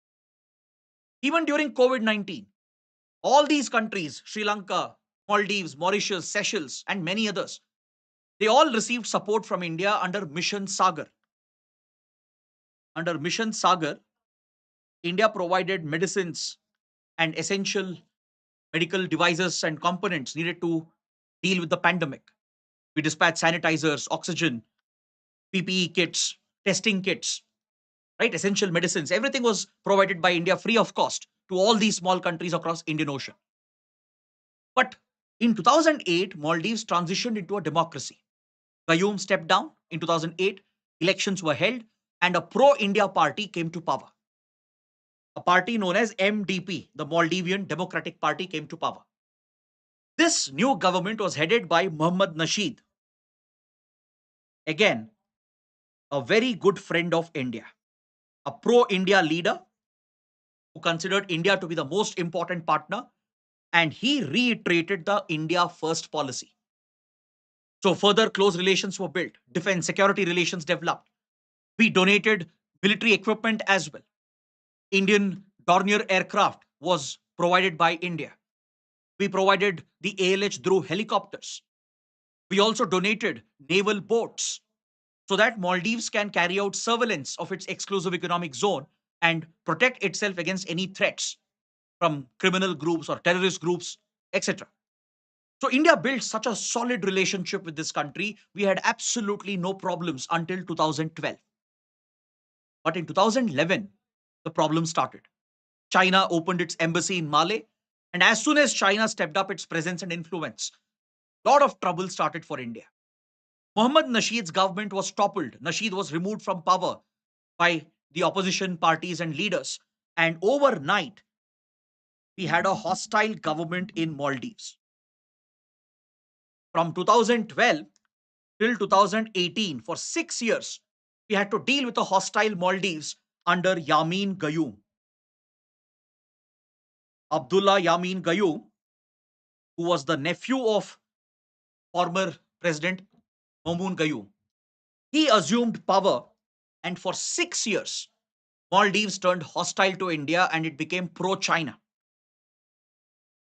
All the projects which were handled by India, they were cancelled. For example, India's GMR infrastructure was building the Malé International Airport, a strategic project for India. It was cancelled by Yamin Gayoom, Abdullah Yamin Gayoom, and it was handed over to a Chinese company. Maldives signed a free trade agreement with China. Maldives even gave away an island, the Fedu Finolu Island, to China for its Belt and Road Initiative. The Fedu Finolu Island was leased by Maldives. Because in Maldives constitution, there was a provision that foreigners cannot buy land in Maldives. Since land is a precious resource in Maldives, foreigners cannot invest and buy land. But Yamin Gayoom's government carried out a constitutional amendment. They changed the constitution itself so that China could lease an island and build infrastructure. So they have built a port, they have built a runway. They say that it's a commercial project for trade and economic reasons. Please understand, these are dual use facilities. These are dual use facilities. Same civilian commercial projects can be turned into a military project if necessary. The Chinese Navy, PLA Navy, can easily dock at the harbor. They can bring their planes and aircrafts, including their nuclear submarines, which could be a big security threat for India. So our relations were compromised during this period. India First policy was discarded by Yamin Gayoom. Then we saw a change again. In 2018, when elections happened again, a friendly leader was elected from MDP, Ibrahim Soleh. Ibrahim Soleh was very close to Mohammad Nasheed. the former president. So he emerged victorious. He became the president, and MDP was back in power, the Maldivian Democratic Party, which is a pro-India party. So from 2018 to 2023, things were very good between India and Maldives. We managed to reverse the losses. We managed to cut down Chinese influence. For example, India funded the Greater Malay Connectivity Project. We invested almost $500 million to build inter-island connectivity. Because you can see in the map here, all these small islands, they are disconnected. The only way you can move between the islands is either through boats or through seaplanes, which are all expensive or time consuming. So the idea is to connect these islands, which are close by, with a sea bridge. China had built one such bridge under Yamin Gayoom, right? When Maldives was close to China from 2012 to 2018, China had built the Sinamale Bridge, linking Malay with a nearby island. It's also called the China-Maldives Friendship Bridge. If you ever go to Malay, when you're landing in the airport, you can see the bridge linking the capital with a nearby island. That's a Chinese bridge built by China, the Sinamale Bridge. So India wanted to compete in this space to build connectivity in Maldives, and we funded the Greater Malay Connectivity Project, linking Malay with the nearby islands of Tilafushi, Pulifahu, Vilingili. Please note down the names of these islands. There can be a map-based question. This was an Indian initiative which we backed. We also took up the construction of a Coast Guard harbor at Uthuru Tilafalu, the UTP project. Uthuru Tilafalu is another small island where India is building a Coast Guard harbor for the Maldivian Coast Guard. So we further stepped up our defense and security relations as well. But then came the biggest blow, the biggest shock during 2023 elections. Ibrahim Soleh was defeated, the MDP lost the election, and a coalition government was formed between two parties, PNC and PPM. Those details are not relevant, but this coalition government was headed by current president, Dr. Mohammad Muizu. I'm sure all of you are familiar with him. You would have seen him as well. Mohammad Muizu is a prodigy of Abdullah Yamin Gayoom. He has been groomed by the former president, Abdullah Yamin Gayoom, who was an anti-India leader, was also a pro-China leader. So, since he was groomed by Yamin Gayoom, he had the same ideology towards India. He had the same hostility towards India. In fact, he won the election primarily on anti-India campaign. He championed a call called India Out, which was started by Yamin Gayoom. Abdullah Yamin Gayoom had started this initiative when he had lost the election, right? When Ibrahim Soleh became the president, he started this campaign called India Out campaign. What is this India Out campaign? They were basically trying to push out India's military presence from Maldives. Remember, I told you that India has gifted aircrafts, helicopters, and naval boats to carry out surveillance in Maldives and to protect the security of Maldives. To maintain these equipment from India, to provide servicing, to operate the helicopters and aircraft and the naval boats, Indian military personnel were deployed in Maldives. So basically, at any point, there would be around 80 to 100 Indian military personnel from Navy and Air Force who are always deployed in Maldives. So in a way, Maldives had become like a informal, unofficial military base of India. Indian naval ships and submarines would constantly visit. Indian aircraft would constantly land.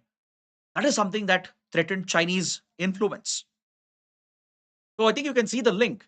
Yamin Gayoom started this campaign, obviously backed by China, calling for India out. He wanted India's military presence to be taken out. He wanted Indian military personnel to be removed. He wanted India to take back the aircraft, helicopters, and other military equipment we had gifted.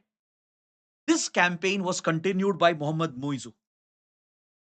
They created religious divisions as well, promoted radicalist, fundamentalist sections. And Maldives today has been one of the biggest contributors for Islamic State. So the rise of radicalism, terrorism, during the rise of anti-India sentiments has been a big cause for concern. India suspects Pakistani involvement in collaboration with China. China wants to cut India's influence. Pakistan wants to wage its terror war against India. So by exploiting the religious sentiments, by building radicalist narrative, and by blaming India for all the problems which didn't even exist, Mohammad Muizu successfully built an anti-India campaign, the India Out campaign. So as soon as he came to power, he ordered India to remove the military personnel because that was his electoral campaign promise. This brought a lot of pressure on the relationship, and finally, India agreed to remove the military troops. So last year, India has withdrawn the military personnel, but we have managed to convince Muizu. We have managed to repair this relationship, and we have deployed civilian personnel instead of military personnel. So personnel from civilian organizations like HAL, they have been deployed to maintain and service the aircraft and helicopters that India has donated. And we have removed the military personnel as requested by Mohammad Muizu. I'm sure many of you recollect the Lakshadweep controversy that Muizu and his government triggered. When PM Modi visited Lakshadweep and tweeted about it, there was a huge outrage and backlash from Maldives, where Maldivian ministers and many citizens from Maldives, they targeted the Prime Minister and India on racial lines. Now, this was uncalled for, and India, of course, was outraged, especially Indian social media. They retaliated and they started boycotting Maldives. Hashtag boycott Maldives became a trend. It went viral, right? Most Indians cancelled their trips as well, thus delivering a significant blow to the tourism industry of Maldives. Now, this has had an impact on our relations. Until recently, India was the biggest source of tourists for Maldives, especially after pandemic, right? There was this pent up hunger amongst tourists to travel because lockdowns had completely cut down vacations. As soon as the economy started opening up, borders started opening up from 2021, Maldives became a hot destination for Indian tourists. So India was bringing a big chunk of their forex revenue, and Indian tourists were the largest number of tourists in Maldives. Now, this came to a sudden halt with these tensions between India and Maldives. But India has employed very tactful diplomacy over the last 12 months. We have managed to correct the damage which had happened in the relationship. So the credit goes to the Indian government. We have managed to work with Mohammad Muizu. Mohammad Muizu might be pro China. He visited Turkey as well. Maldives, did you know, has bought the Turkish drones, the Bayraktar drones, which Pakistan and Bangladesh also have bought. Then Muizu went to Pakistan as well. So all these developments were concerning for India, but without getting affected, we managed to work with Muizu and we use the unique influence and leverage we have to rebuild the damaged relationship. So last year has been pretty good for India Maldives. So to satisfy Mohammad Muizu, what India did, we removed the military troops as demanded by Mohammad Muizu because that was his electoral promise. But in return, we have deployed civilian personnel and our military equipment remains in Maldives. And along with that, Maldivian economy is very dependent on India. It was facing an economic financial crisis. So Muizu also realized he needs India's help.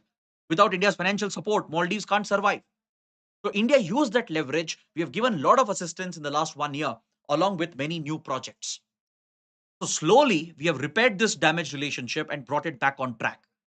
So today, things are looking up in the relationship. And Foreign Minister Jaishankar visited Maldives last year. Many projects were announced. As I told you, tourism from India had dropped, and this is not good for India. See, you might feel emotionally satisfied when you show outrage and retaliate against Maldives. But please understand, this will hurt India's ties with Maldives. It will hurt India's influence. Now that India's tourist flow reduced, yes, which is the top country contributing to Maldives tourism? It is China. Chinese tourists have become the number one source of revenue for Maldives, and that is never good because that will give more leverage for China. So we have tried to arrest this trend. So don't blindly follow everything on social media. Hashtag boycott Maldives was mainly for emotional satisfaction, just to just to basically boost your ego. But it actually had a negative impact on India-Maldives relations. But the government has tried to repair this. We are setting up more direct connectivity. More direct flights are being launched from multiple Indian cities. We are trying to encourage Indians to go to Maldives because this is essential for Maldivian economy. And that is what gives us influence. That is what gives us leverage in Maldives. So the tourist footfall has started increasing again because of the efforts of the government. Apart from that, India is collaborating in the e-commerce sector. We are extending our UPI and digital public infrastructure to Maldives as well. UPI is another major Indian innovation, a indigenous digital payment gateway that we have created. So now India is exporting UPI to many countries. We have integrated UPI in Sri Lanka, in Nepal, with France, with UAE, with Singapore. So UPI is going global. And along with that, the digital public infrastructure, which we are assisting Sri Lanka with as well. So India has promised to assist Maldives to build its e-commerce sector and digital economy based on our UPI experience and help Maldives in its economic and social development. Then capacity building and training. This has always been part of our relationship. Since many decades, we have been training the civil servants, the diplomats, the police and military officers of Maldives. They come to Indian academies like Labasna, Mussoorie. If you clear this exam, right, if you go for the foundational course in Mussoorie, you will find probationers from Maldives as well, from Nepal, Bhutan, and other friendly countries like Seychelles and other countries as well, right? Even at the National Police Academy, where IPS officers are trained, or at the Foreign Policy Institute, the Sushma Swaraj Foreign Policy Institute in Delhi, where IFS probationers are trained. Even in the military academies, right? You find cadets from probationers from foreign countries where we help them in their training. We groom their bureaucrats, their diplomats and police and military officers. And this is a long-term investment. You're creating a long-term bond with the bureaucracy, with the government machinery of another country. That is something India has been doing from a long time. And we've also extended a line of credit to fund water and sewage projects in Maldives. Because supplying water, managing the sewage is very difficult in a small island nation. So special networks and projects are needed for this purpose to clean the water, to ensure that wastewater is treated. A big challenge for a small country like Maldives. So India is helping by providing a line of credit. Do you know what is a line of credit? A line of credit is a concessional loan. It's a concessional loan which is given. Let's say we provide a line of credit of $1 million. Okay. Now, India can choose in which project or in which sector the loan will be invested by the other country. Since India is the donor, we are providing this loan. India Maldives will jointly decide as to which project in which sector will be funded through this loan. So this gives us control over the project, indirect financial control. And the advantage for the receiving country is that they can withdraw only the amount they want. Let's say they only want $500,000 for a project. They can withdraw only 500,000 from the 1 million which is approved, and they will pay a very low interest on only the amount which has been utilized. They need not pay interest on the entire line of credit. If they have utilized only $500,000, they'll pay interest only on that. And even the interest is a low interest, very low interest. And the repayment schedule is also very flexible. It's a long-term loan where the recipient country gets a number of years at a very low interest rate to repay the loan. And another advantage is that India can even choose a company to execute those projects. Since we are giving the funding, we can place a condition that award this project to an Indian company. So if Indian company handles the construction, right, that gives us greater leverage over the project, and such projects can become strategic projects for India. So India has been funding many such projects in Maldives. So security relations are improving. We have not withdrawn the military equipment. Our aircraft and helicopters remain over there, but our military personnel have been withdrawn and we have deployed civilian personnel instead. So the close defense relations is helping us to keep a check on terrorism, rising radicalism, intelligence sharing, countering organized crime like drug trafficking, arms and human trafficking, etc. So we collaborate very closely in this domain. India Maldives are also working out a FTA. There is a proposed free trade agreement which is coming up. And India is going to deliver perishable goods to Adu city, which is very hard to reach.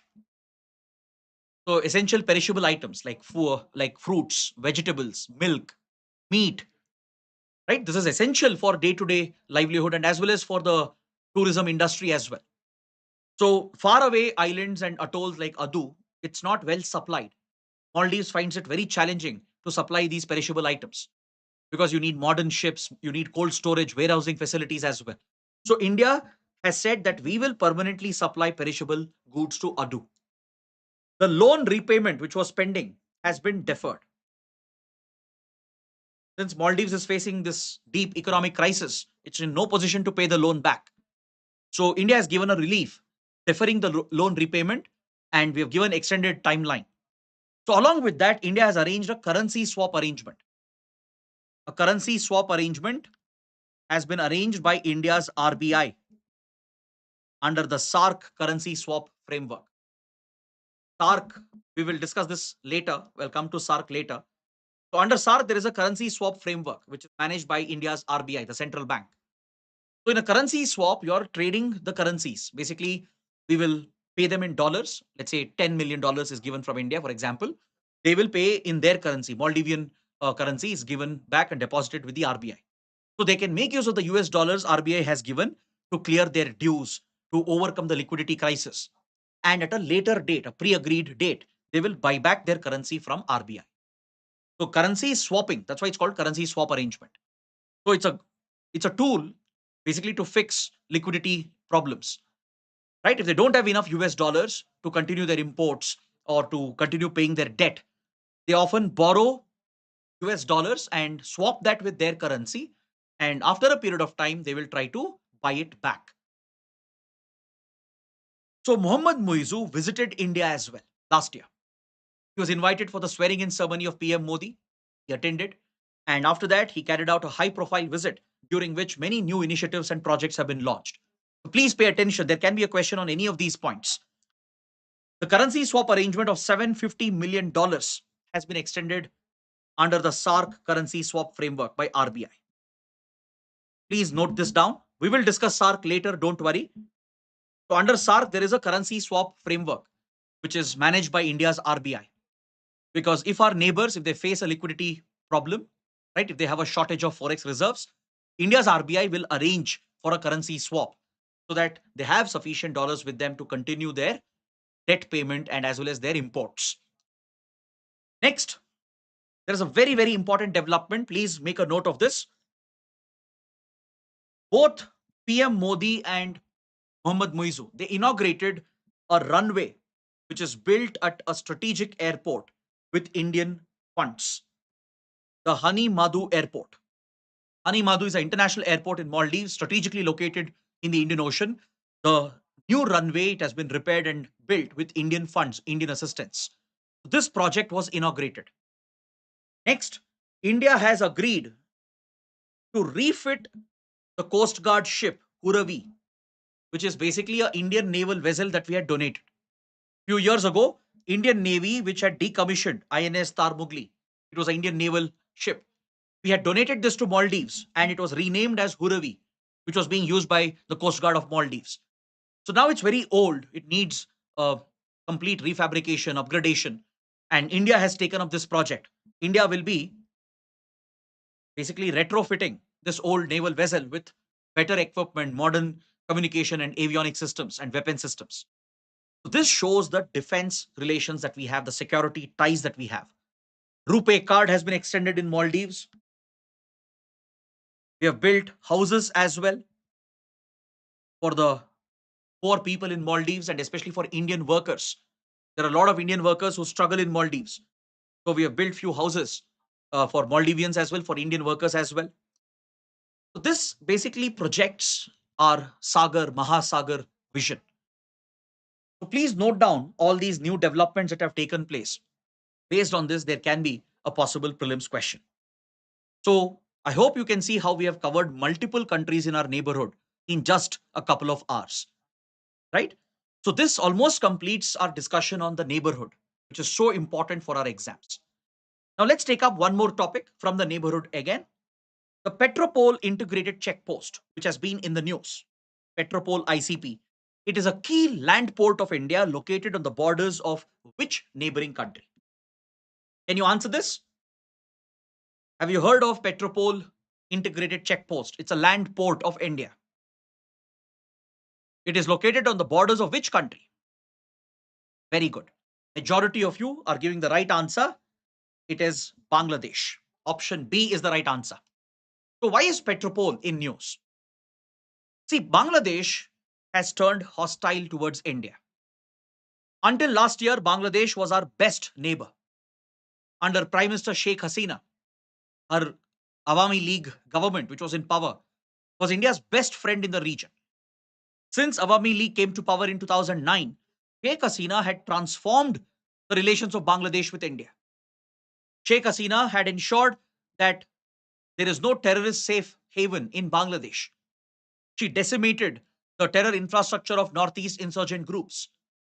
She did not give any space for Pakistan and its intelligence agency ISI to use Bangladesh to target India. She improved border security.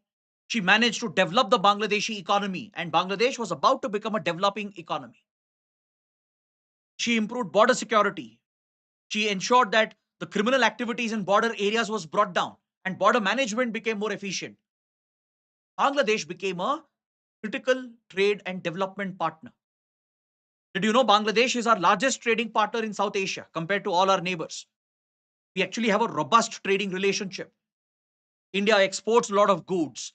We also import few key items from Bangladesh like jute or paddy or textiles, etc. There are many Indian companies investing in Bangladesh. We have taken up such strategic projects in Bangladesh, from road and railway projects to port projects. But suddenly everything turned upside down because the rising unpopularity of Sheikh Hasina led to a major rebellion, which apparently could be backed by radical forces to an extent by Pakistan as well. So Sheikh Hasina's regime was toppled last year. She took refuge in India. India has given asylum to her. And now there is a new interim government in Bangladesh.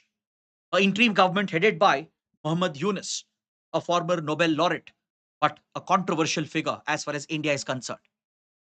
This interim government and the chief advisor Muhammad Yunus, they have taken several steps which are pro-China, pro-Pakistan, and anti-India. The main concern for us is that religious minorities are being targeted by radical fundamentalists, and the government is not doing anything about this. Minority Hindus, Buddhists, Christians, and even few Muslim sects have been targeted by the radical fundamentalists in Bangladesh.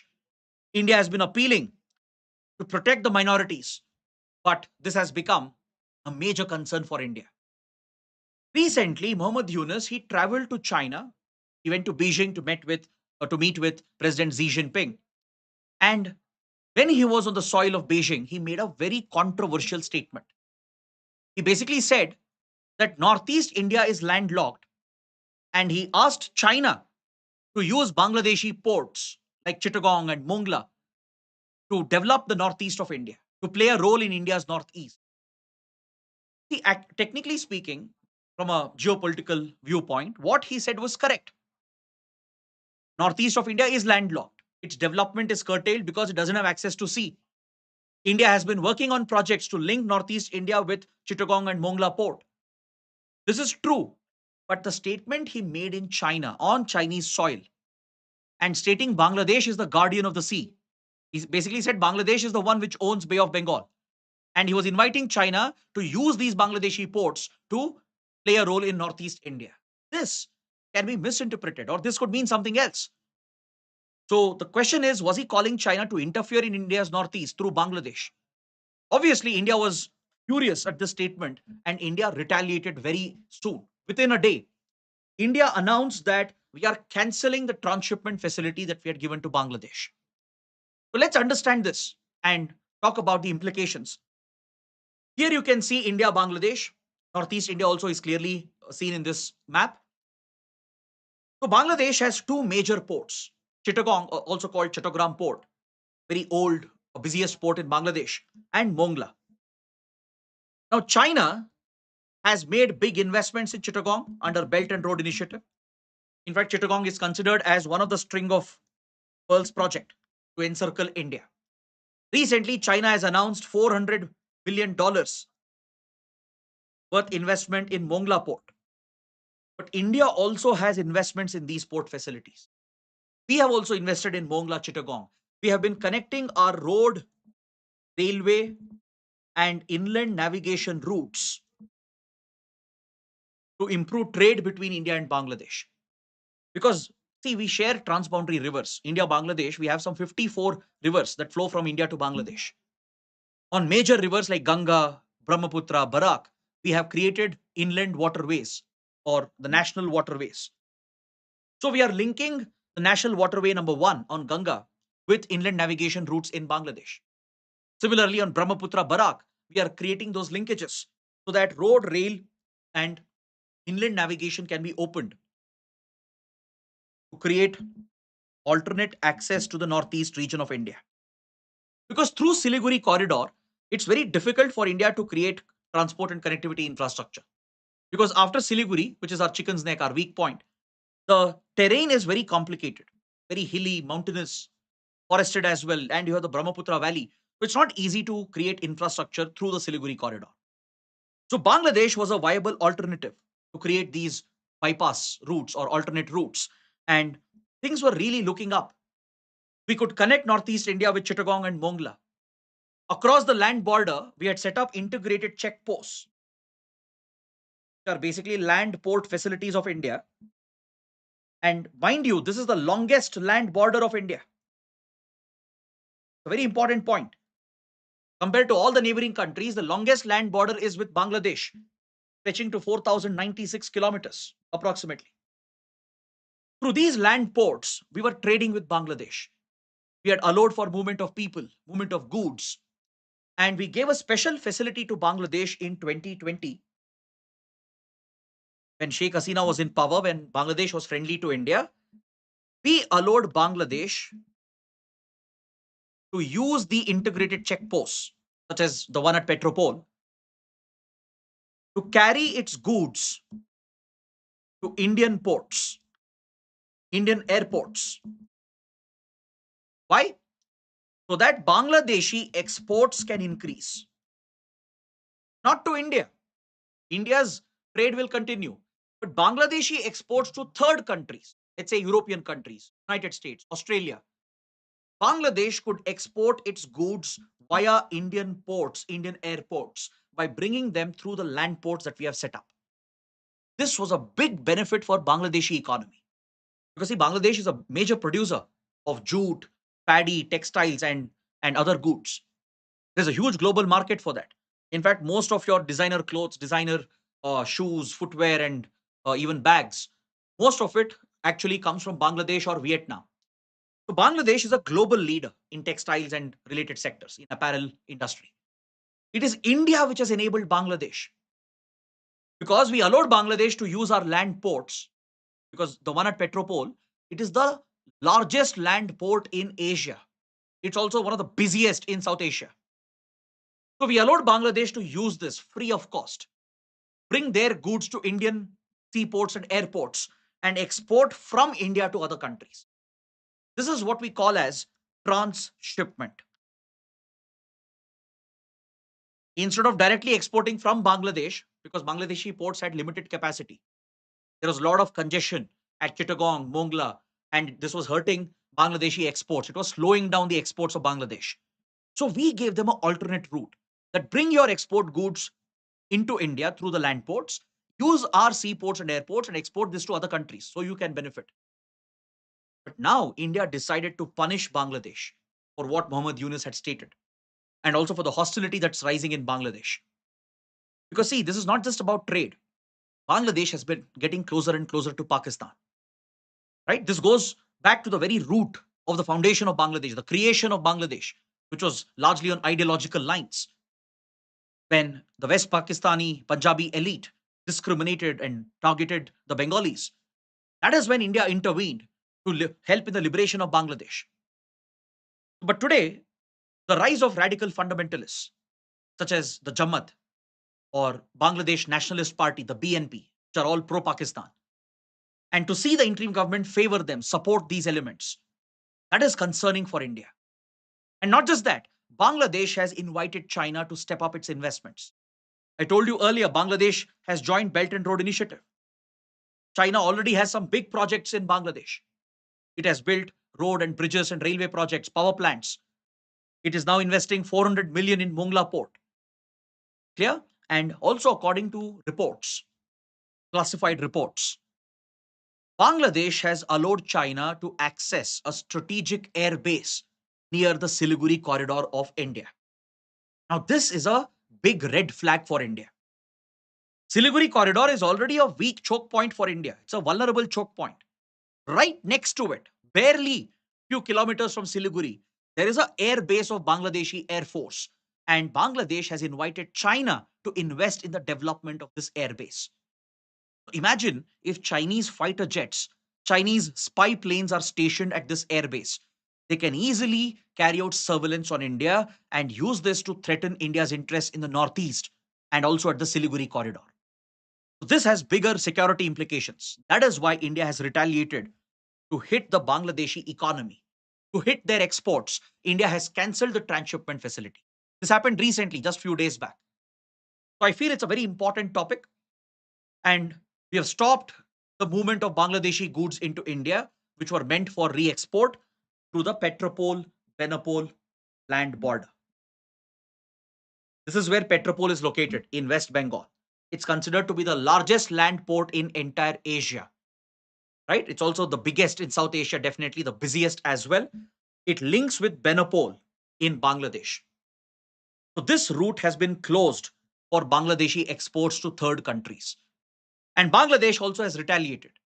It has cut off the yarn which was needed for India's textile industry. India would import a lot of yarn. India's textile industry, apparel industry, we imported yarn from Bangladesh, which is a raw material. So Bangladesh has retaliated by stopping the yarn exports to India. And this is escalating even further. India has retaliated with few more measures. Things have started going down. Bangladesh also made the same statement. Mohammad Yunus, he has made the same statement with Nepal as well. Just 2 days ago, if you have read newspapers, 2 days ago, Mohammad Yunus has said Nepal should make use of Bangladeshi ports, not depend on India.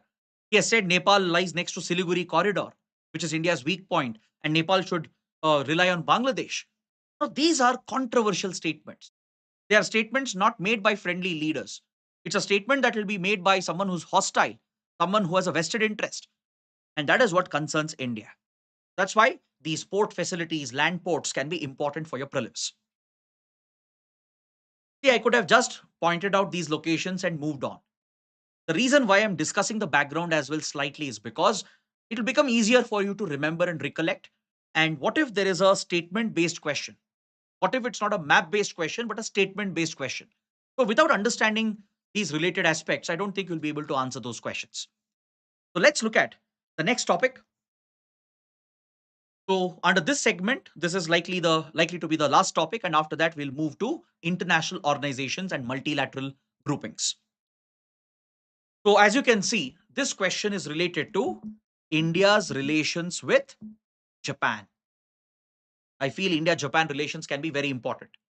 Now, if you guys have attended all the previous stages of Conquer Prelims, I have already discussed India-US relations.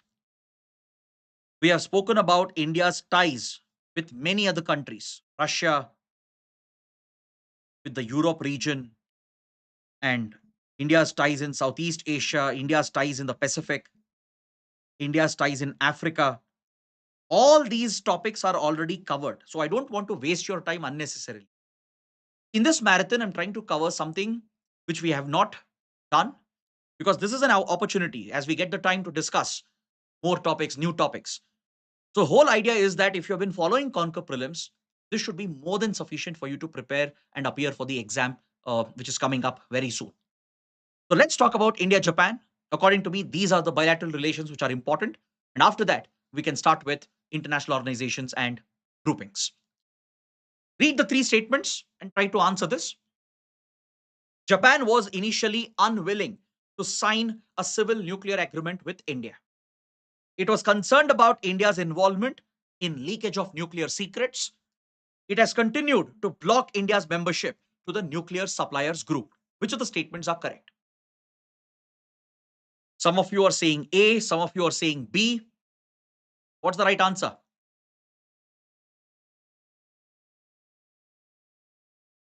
Take your time. Take maybe few more seconds.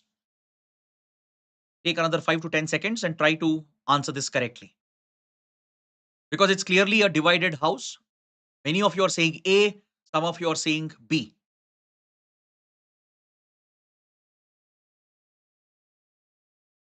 Okay, shall I give you the right answer?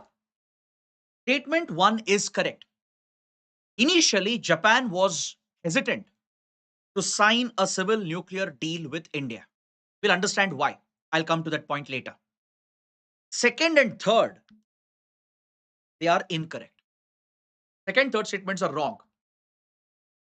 Japan's concern was not that India will leak nuclear secrets. Japan had a different concern with India, which we are going to discuss. All right, so it's not about India leaking nuclear secrets, made Japan hesitant. There was something else. Third point also is wrong. Initially, yes, Japan was blocking our membership to NSG along with many other countries. But later, Japan came around. It signed a civil nuclear deal with India and it started supporting India's membership to Nuclear Suppliers Group. So it says it has continued to block India's membership. This is wrong. Japan now is supporting India's membership. So 2 and 3 are incorrect. What's the right answer? Option A, 1 only. Now let's briefly talk about India-Japan relations. I'll not only discuss the nuclear angle, we'll also talk about the background and the strategic relations that we have today. So there are many points to discuss. I feel there can be a question which can come from here. See, Japan has been a great partner for India, not just in recent times, but since India's independence. Japan has been a country which has been backing India, supporting India from a long time. Now, please understand, during Second World War, Japan was on the other side, meaning it had aligned with the axis of evil. Imperial Japan was a fascist authoritarian regime which had committed brutal atrocities across Asia. From China to Korea to Southeast Asia, Japan was infamous for genocides, mass rapes, and killings, just like Nazi Germany, just like Mussolini's Italy. Eventually, Japan was defeated, right, after the US entered the conflict and eventually used nuclear bombs, bombing Hiroshima, Nagasaki, forcing Japan to surrender. So, after Japan was defeated, after it surrendered, it was made by US to undergo a transformation. Japan was demilitarized. The US disbanded Japanese defense forces. Even today, believe it or not, Japan does not have regular armed forces. Like India has Indian Army, Navy, Air Force, right? They engage in both offensive and defensive operations, just like we saw recently during Operation Sindoor. But can you believe if I told you Japan does not have regular armed forces? It doesn't have a regular army, regular navy, or a regular air force. Why? Because Japan was demilitarized following the World War and it was made to adopt a pacifist constitution. Also, Japanese people, they reformed as well. They hated the fascist imperial regime. They regretted the mistakes Japan had done, just like Germans regretted Nazi Germany. They wanted to change. They wanted to project a new image, rebuild their country, which had been destroyed by the only nuclear war ever. So Japan willingly undertook a pacifist constitution with American push and they demilitarized completely. They focused on education, science, research, innovation. Very quickly, Japan became an industrialized power, a developed country, and it came out of the horror of the nuclear conflict. The story of Japan is incredible. So, after recovering from the losses, after trying to rebuild its industry, its economy, Japan still could not rebuild its image. Even today, if you go to China, or let's say you go to Singapore, Vietnam, or Philippines, or Korea, South Korea, or North Korea, people in general in these parts of Asia, they have a very negative image of Japan. It's not because of today's realities, it's because of the past. It's because of what Japan did in the last 150 years. As I told you, they were a brutal, horrific power. The Imperial Japanese Empire committed brutal atrocities. So across Asia, the Japanese are hated even today. because of the historical horrors that were committed. So Japan realized that it did not have soft power. It became an industrialized economy, right? It became a manufacturing powerhouse, a scientific base, but it could not rebuild the soft image. The cultural push was not available. That is when Japan launched a big initiative called ODA, Official Development Assistance, where Japan would provide concessional loans similar to our line of credit. It would reach out to developing nations, underdeveloped countries in global south, provide them concessional loans so that they can fund key projects, infrastructure projects, social welfare projects, in order to rebuild the brand of Japan, the image of Japan. And India became one of the biggest beneficiaries of the ODA program. So, over the last 50, 60 years, India has received one of the highest funding from ODA amongst every other country, especially some of the biggest projects in India which are going on today, the large public infrastructure projects, critical infrastructure projects of India. Majority of them have some sort of Japanese funding, be it the dedicated freight corridor project, the Western and Eastern dedicated freight corridor, through which India is trying to transform its freight movement or cargo movement through railway network. The DMIC corridor, which is part of it, the Delhi Mumbai Industrial Corridor, which is coming up, and also the ambitious bullet train project, which is a pet project of Prime Minister Modi between Ahmedabad and Mumbai, which is being built. The metro rail projects in many cities, Delhi, Bengaluru, these metro rail projects were initially entirely funded with Japanese loans. And Japan also is one of the biggest sources of FDI into India. There are many Japanese giant companies operating in our country, from Suzuki to Toyota, Sony, Mitsubishi, right? Toshiba, the list goes on. Across sectors, Japan is an industrial leader, technological leader. They have some big investments in India. There's a strong economic relationship. And we also have a cultural people to people relationship as well. So, this is one aspect of the relationship you should remember. What is ODA? Right? So, this is the official development assistance program, which Japan has been providing as a concessional loan, a flexible financial mechanism through which many key projects in India have been funded over the decades. So, India Japan relations were pretty normal from 1950s to 1990s. We were not very close. At the same time, we were not hostile. Because, see, don't forget, during the Cold War, Japan obviously was with the West. Right? Japan is seen as a Western power aligned with US and West Europe. India was non-aligned. Later, we aligned with USSR. Right? We gave up non-alignment in 1971 when US threatened India during the liberation of Bangladesh war, and we clearly sided with the Soviet Union. So during the Cold War, India, Japan could not be strategic partners. We were receiving some loans and assistance from Japan. We had some basic relationship, but Japan was not the most important partner for India at that point. Then came India's nuclear tests, the 1998 Pokhran tests. Now, can you guess how Japan reacted? Though it was a friend, a cordial partner, Japan criticized India's nuclear tests. It was critical of India's nuclear weapons program. Why? Not because they hated India, not because they had enmity with India. This was more of an ideological position for Japan.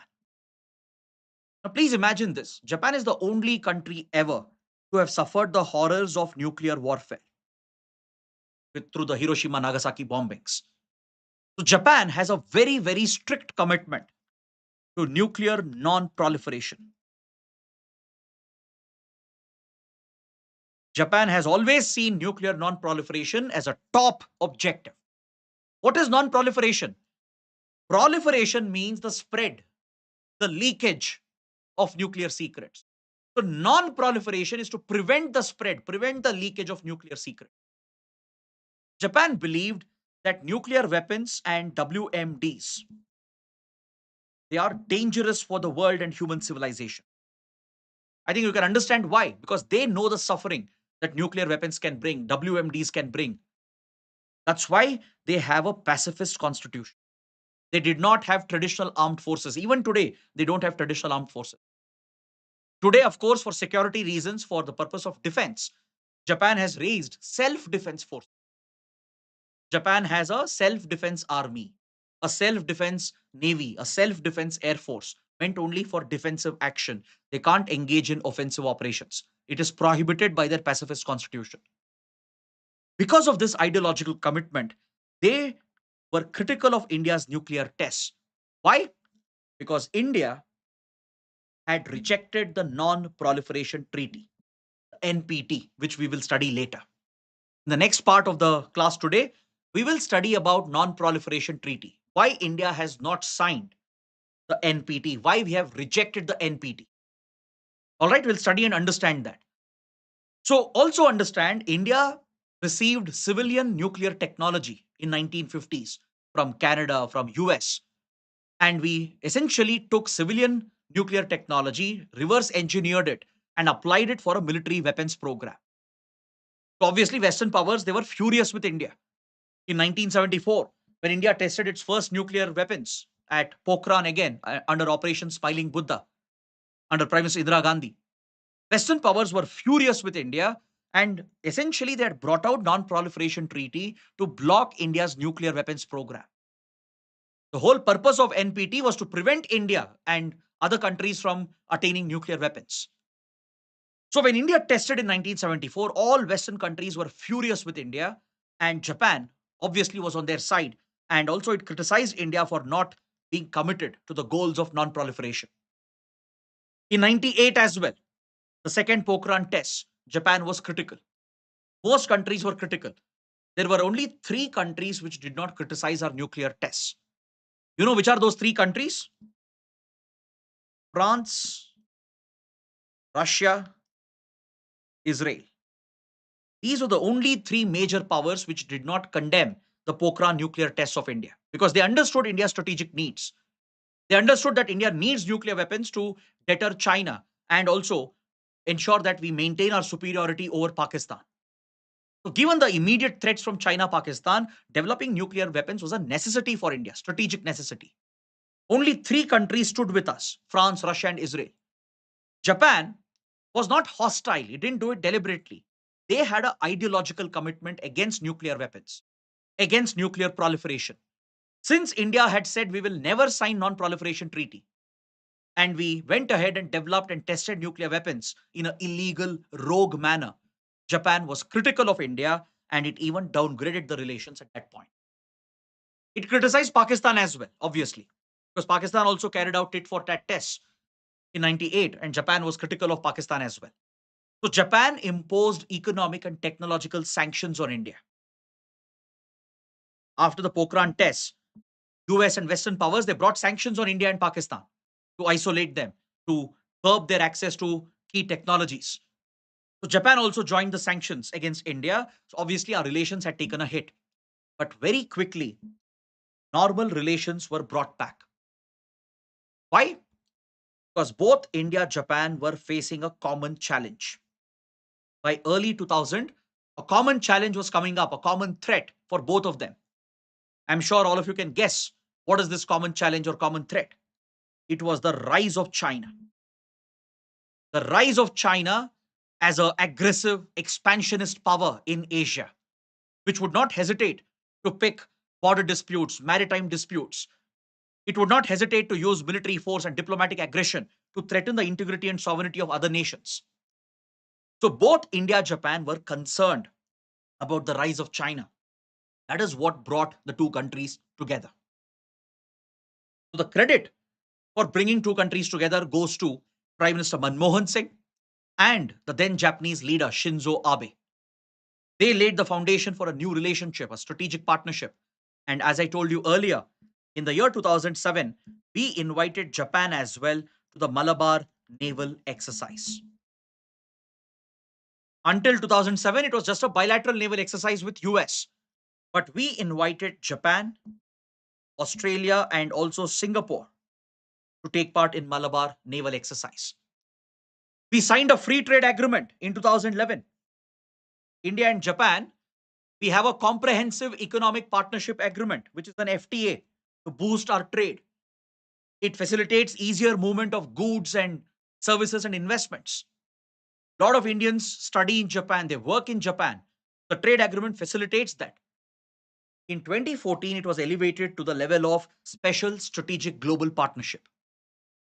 By then, China had become aggressive after 2010, right? It was picking border issues with India, carrying out incursions across the Himalayan border because it believed India had aligned with US, that India was a puppet of US. Parallelly, China started targeting Japan as well in East China Sea.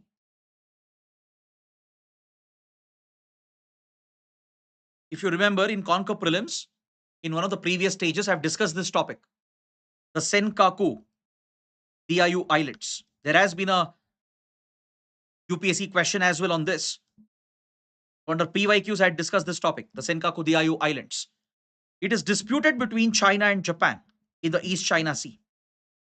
It should belong to Japan as per international law, as per the UN Convention on Law of the Sea, but China claims it unilaterally, and China has resorted to aggression and force to enforce its claims. So, given the common threat, we naturally came together and built a close strategic partnership. So, our defense relations have improved. Our security cooperation has become much, much better. And Japan remains a key developmental partner for India. It has committed $35 billion in 2014 for India's economic development. Did you know Japan is also investing in many projects in Northeast India in line with the vision of Act East policy of Prime Minister Modi? India has prioritized the Act East policy to link with Southeast and East Asian countries. The Act East is an upgradation of the Look East policy that was launched in 1991 by then Prime Minister P.V. Narasimha Rao. So we upgraded the Look East to Act East in 2014 to pay special attention to Southeast and East Asian countries. Japan has been working with India to invest in India's economy, in our infrastructure, and also to develop the Northeast. So Northeast can be linked with Southeast and East Asian markets. In 2015, we started bringing Japan back into Malabar. Since then, Japan has been a permanent member of the Malabar exercise. It became a trilateral exercise from 2015 because clearly China had become hostile to both India and Japan. So naturally, they came together. Then after the Ladakh clashes of 2020, we brought Australia back into Malabar. That is how Malabar became a quadrilateral naval exercise involving India, Japan, US, and Australia. So it was always a bilateral exercise. We had just invited them once in 2007 along with Singapore, but we had stopped it given China's retaliation. But after China's repeated aggression in 2015, we invited Japan back into it permanently. And after Ladakh clashes in 2020, we invited Australia as well permanently. So now every year the Malabar exercise takes place, which is a key naval exercise. Because these four countries have a parallel diplomatic group, an informal group called the Quad, also called the Quadrilateral. The Quad focuses on stabilizing the Indo-Pacific. The priority of Quad is to establish a rules-based order in the Indo-Pacific to ensure that international rules such as UNCLOS, UN Convention on Law of the Sea, is followed and respected by all the states. Because China is breaching UNCLOS provisions. It is claiming the territory of others. It has picked maritime disputes in South China Sea with Vietnam, with Indonesia, Philippines, with Malaysia, Brunei. So China is locked in multiple maritime disputes in South China Sea, apart from the East China Sea dispute with Japan.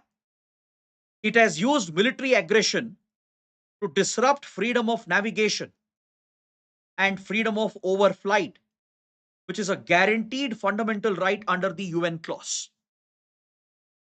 Under UN Convention on Law of the Sea, every ship, every vessel, every aircraft, they have a basic right to navigate and fly over international waters and international airspace. No country can stop or block freedom of navigation and overflight. China has done it repeatedly. Chinese Navy, Chinese Coast Guard, they deliberately disrupt the movement of ships and vessels. Even Indian naval vessels have been targeted. Chinese Air Force, they try to disrupt the movement of flights. They engage in very aggressive military maneuvers, which threatens the safety of aircraft and vessels. And this could easily turn into an accident, or it could turn into a bigger war or a conflict. That is why India, Japan have come together and we have multiple military exercises bilaterally as well. So please note down the bilateral military exercises between India, Japan, between the two armies, Indian Army and the Japanese Self-Defense Army. We have Dharma Guardian, Shinyu Maitri and Veer Guardian between our air forces, Indian Air Force and the Japanese Self-Defense Air Force. Then JIMEX, a naval exercise between Indian Navy and the Japanese Self-Defense Maritime Force. These are the joint bilateral military exercises apart from the Malabar. Next, in 2016, finally, Japan came around. It came around its hesitation to breach the Non-Proliferation Treaty. See, India has said we will never sign NPT. There is no chance on earth that India will ever sign Non-Proliferation Treaty. Why? I'll explain this later. We will come to NPT. I have a discussion on that later. We will discuss that in detail. But for now, please understand, India has always said since 1970s, since NPT was introduced and came into force, that we will never sign non-proliferation treaty. This is against our interests. So Japan does not appreciate that, obviously. As we discussed, because of its commitment against nuclear weapons and its strong commitment for nuclear non-proliferation, right? It disliked India as well to an extent, and it was hesitant to sign a civil nuclear deal with India.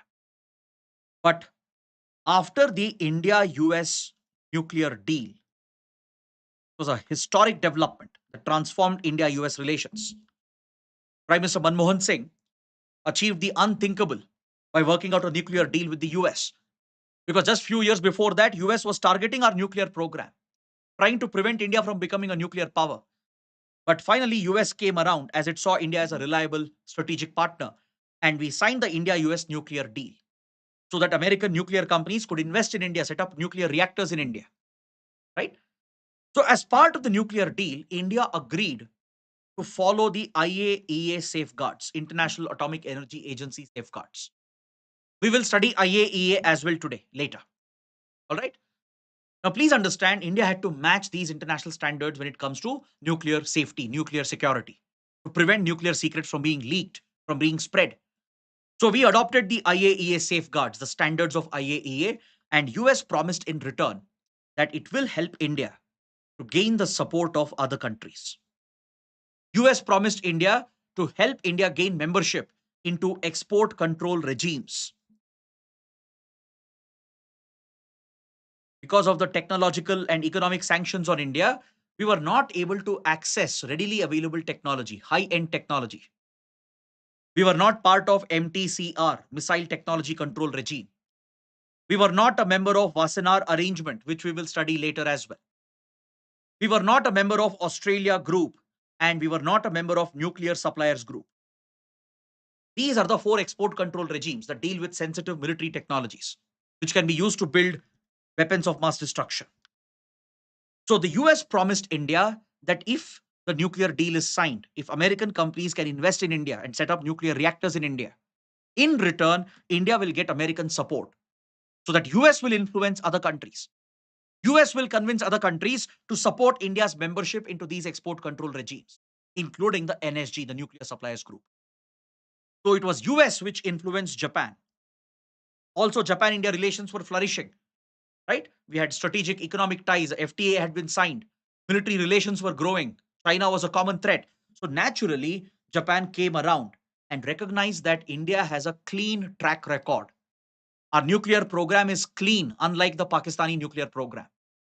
Pakistan's nuclear program, be it its military or civilian program, is entirely based on secrets leaked from China, based on Chinese designs.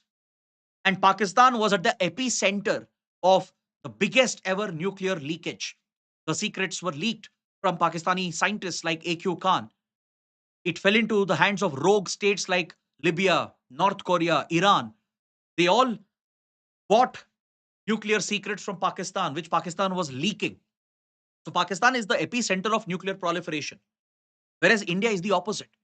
India has been a very responsible nuclear power that was recognized by the US, and every other country came around as well to recognize that India was a responsible nuclear state. And so did Japan. Japan also came around. Of course, American influence played a role Because see, Americans had a vested interest. Don't think Americans are selfless. They did a favor to India. They never do a favor to anybody. They favor themselves. They look after their own self or selfish interests. See, Americans, basically what happened, they could not set up nuclear reactors in India without the help of Japanese companies. You might have heard of American companies like GE, General Electric, or Westinghouse. These are America's nuclear companies. For them to set up reactors in India, they need components, which comes from Japan. Japanese companies like Mitsubishi, Toshiba, they produce few components which are used in American nuclear reactors. So the deal between US and Japan is that American companies can't set up reactors in a country like India if India, Japan don't have a civil nuclear agreement. So Japanese companies will not export the components to US, right? So Americans could not set up the reactors in India. That's why they got desperate. They put pressure on Japan. And Japan also saw India as a great partner, a reliable, trusted partner. They saw the track record of India, a clean, safe track record in the nuclear sector. Finally, in 2016, a big breakthrough happened when it signed civil nuclear deal with India. This is massive, one of the biggest developments that happened in that year. Because for a country like Japan, which is the only country to have seen the horrors of nuclear war, which has an ideological position on nuclear non-proliferation, to accept India as a responsible nuclear state without signing non-proliferation treaty, a big, big step. Because see, India will never sign NPT. Japan accepted that. Japan accepted the reality that India cannot or will not sign NPT, but still it signed a new civil nuclear deal with India. That was a big, big development, and it started supporting our membership to the nuclear suppliers group. So Japan is not blocking our entry. It was at one point. Before 2016, before 2014 especially, Japan and many others, even friendly countries, even like, let's say, Australia or a few South American countries, New Zealand, they also had a concern that India has not signed NPT. Because to join NSG, there is a criteria, there is a condition. You should have signed NPT. So all these countries, one by one, they came around. The American influence played a role. Plus, India's diplomacy also had an impact. So this deal was signed, and since then, our relations are flourishing. And Japan would like to be a partner with India in the nuclear sector. We launched Asia Africa Growth Corridor, which I mentioned earlier. This is seen as a counter to China's Belt and Road Initiative. Just like China is investing in infrastructure projects around the world through BRI or One Belt, One Road, India-Japan collaborated under Asia-Africa Growth Corridor. They are investing in key infrastructure projects across Asia and Africa, connectivity projects. Then we started a 2+2 ministerial dialogue in 2019. What is a 2+2 dialogue? Please understand this is very important. A 2+2 dialogue is a diplomatic format where the foreign and defense ministers of both countries, they interact simultaneously. So the foreign defense minister from India, the foreign defense ministers of Japan, 4 ministers together will come together for a meeting, discuss foreign policy and security issues. So the top 4 ministers from both sides, basically 2 from India, 2 from Japan. This is called a 2+2. Understood? 2 ministers from India, 2 ministers from Japan, foreign and defense ministers. So this has been set up at the ministerial level to bring greater synergy and closeness in our foreign policy collaboration and military security ties as well. Now, can you mention in the comments with which other countries do we have a 2+2 ministerial dialogue? So this is an assignment for all of you, a small homework. Can you find out with which other countries do we have 2+2 ministerial dialogue? I'm stressing this because we have 2+2 dialogue at secretary level as well. Understood? So please mention this. With which country do we have 2+2 ministerial dialogue? With which country do we have 2+2 secretary level dialogue? Kindly mention the answer in the comments.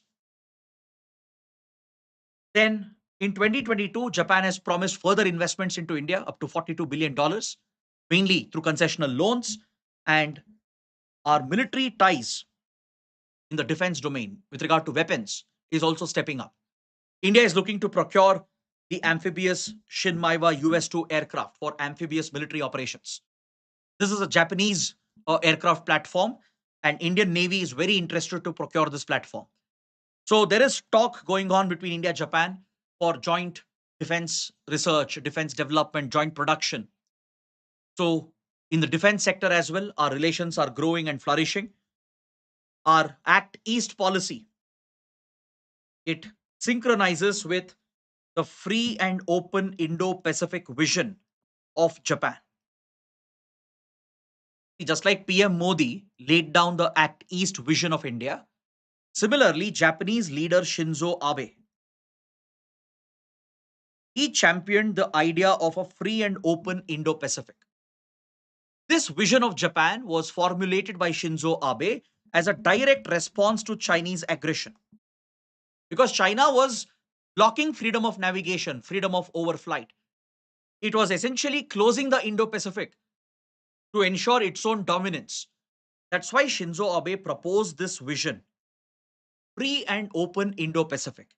That movement across Indo-Pacific will be free for everyone, be open for everyone. Nobody will disrupt freedom of navigation and overflight because this is against international rules. It violates UN Convention on Law of the Sea. So Japan took a stand against China and Shinzo Abe laid down this vision, the FOIP vision, free and open Indo-Pacific. It perfectly aligns with our Act East policy and India's Indo-Pacific doctrine. So there is a synergy between our policies. That's why we are part of the Quad grouping. And India, Japan have something else in common. Both of us want United Nations to be reformed. So we have formed an informal group at the UN called G4 that consists of Brazil, Germany, India, Japan. These four major economies, which play a significant role in geopolitics, they are pushing for a permanent seat at UN Security Council. They are pushing for reforms of the UN. They want the current structure of the UN, which is outdated, to be reformed, to be restructured. Because right now at the UNSC, there are only 5 permanent members: US, Russia, China, UK, and France. And these P5 countries hold the veto. They misuse the veto mainly to protect their own geopolitical interests. Like Russia will defeat any resolution which is aimed at its allies like Iran or China. US will defeat any resolution using its veto aimed at its allies like Saudi or UAE, for example, or Israel for that matter. So these P5 countries have misused the veto for their own geopolitical interests. They politicize the UN. UN has become ineffective in any conflict. Its primary purpose was to maintain peace and stability in the world, to prevent another global conflict, to resolve wars and conflicts. But today, UN has become a useless, ineffective organization because the power is controlled by the P5 through their veto. That's why India has formed the G4 at the UN, an informal group with Brazil, Germany, and Japan to push for reforms of the UN so that the structure, the processes can be changed, new members can be added. So that is another thing which is in common between India and Japan. One last point before I end this particular segment. India and Japan, they have tied up with Australia to launch a new initiative called Supply Chain Resilience Initiative to diversify global supply chains and to protect their interests. Like-minded economies of the Indo-Pacific, India, Japan, Australia, they have come together to launch Supply Chain Resilience Initiative because they all learned a lesson during COVID-19. When the pandemic disrupted global supply chains, they realized how much they were dependent on China. They realized how supply chains were dependent on Chinese manufacturing. Now, this is a big concern, a big risk, because China is known to weaponize the trade advantages. What if China deliberately cuts off supplies of key raw materials, key components, especially when tensions are present or when conflict is going on with the country? That's why India, Japan, Australia have formed the Supply Chain Resilience Initiative to diversify global supply chains and to reduce their dependency on China. So, on this note, I complete my detailed discussion and analysis with MCQs of India's bilateral relations, which are the most important for the upcoming prelims. I hope everybody has understood all the key topics that we have discussed. And in the previous editions of Conquer Prelims, in the previous stages of Conquer Prelims, They also have covered at least around, I think, 40 to 50 topics. Together, this should be more than enough for India's bilateral relations and related topics. So now we still have some time left before the break. It's 6:10. So we have 30 minutes to go, right? Because next break, as I told you, will be at 6:40 p.m. So what we can do is we'll get started with the next segment. This is the biggest part of today's discussion, in fact, because I know many of you face a big challenge in covering international organizations and these multilateral groupings and regional groupings, because there are so many of them. There are hundreds of international organizations. There are easily 100 plus multilateral groupings and regional groupings. How will you sit and study all of them? It's impractical. It's not possible as well. More importantly, it's not needed to study all organizations and groupings. So what you should do is you should smartly pick and select few groups, few organizations which are relevant based on recent events. So what I've done for this marathon class is that I've gone through the current affairs of last 2 years, 24 months. Based on that, I've taken few topics, few international organizations and groupings, few regional groupings as well, and we will discuss them in complete detail with MCQs. And also in previous stages of Concur Prelims, we have covered many more groupings and organizations. So collectively, I think we will cover easily 50 to 60 organizations and groups, which is more than enough. Understood? So let's start with the first topic. But before that, I have one announcement. So Unacademy is conducting a scholarship test on 18th of May. This is especially for any 2026 aspirants who are watching. If you're looking to enroll into our classroom program, this is a great opportunity for you.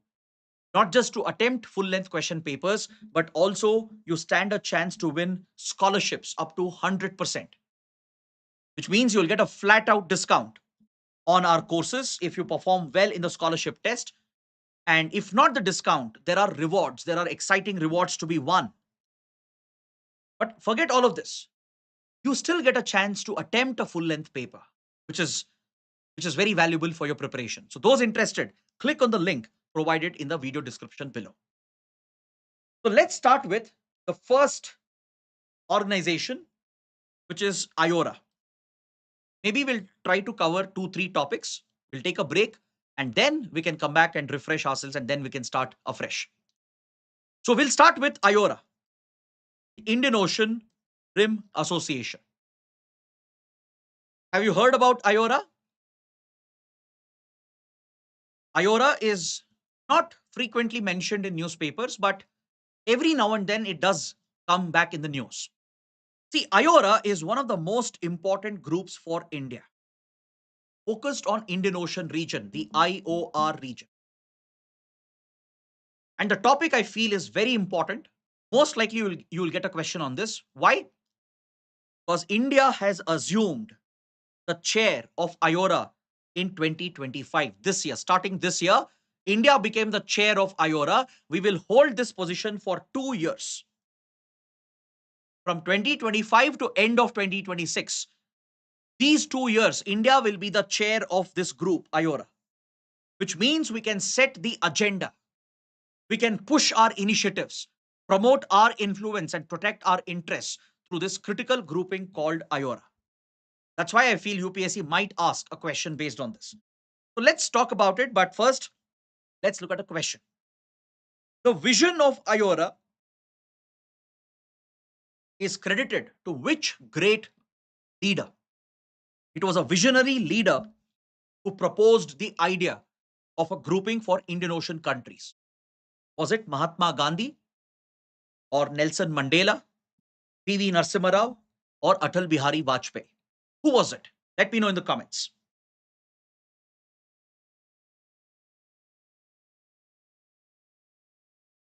Very good. Many of you are giving the right answer. Correct answer is option B. It was Nelson Mandela, the champion of the anti-apartheid movement in South Africa. Someone who believed in Gandhian principles, Gandhian values. Someone who saw India, South Africa as natural partners, bound by the Indian Ocean, connected historically, culturally, economically through the Indian Ocean. So in the year 1995, after Nelson Mandela championed the anti-apartheid struggle and emerged victorious and became the leader, he visited India in 1995. And during this historic visit, Nelson Mandela made a very important statement while addressing the Indian leaders. Nelson Mandela said that we are bound by the Indian Ocean. Our fate, our destiny, our future potential is all linked to the Indian Ocean for India and Africa, especially India and South Africa. He said our socio-economic cooperation in the rim of Indian Ocean can transform our relations and the entire region itself. So this statement from Nelson Mandela became an inspiration for India, for South Africa, and even Mauritius and Australia. These four Indian Ocean rim countries came together to establish IORARC. It was previously known by a different name. IORA is a new name which has been given. So in 1997, based on the vision of Nelson Mandela, IORARC was established, Indian Ocean Rim Association for Regional Cooperation. So basically, it was a regional group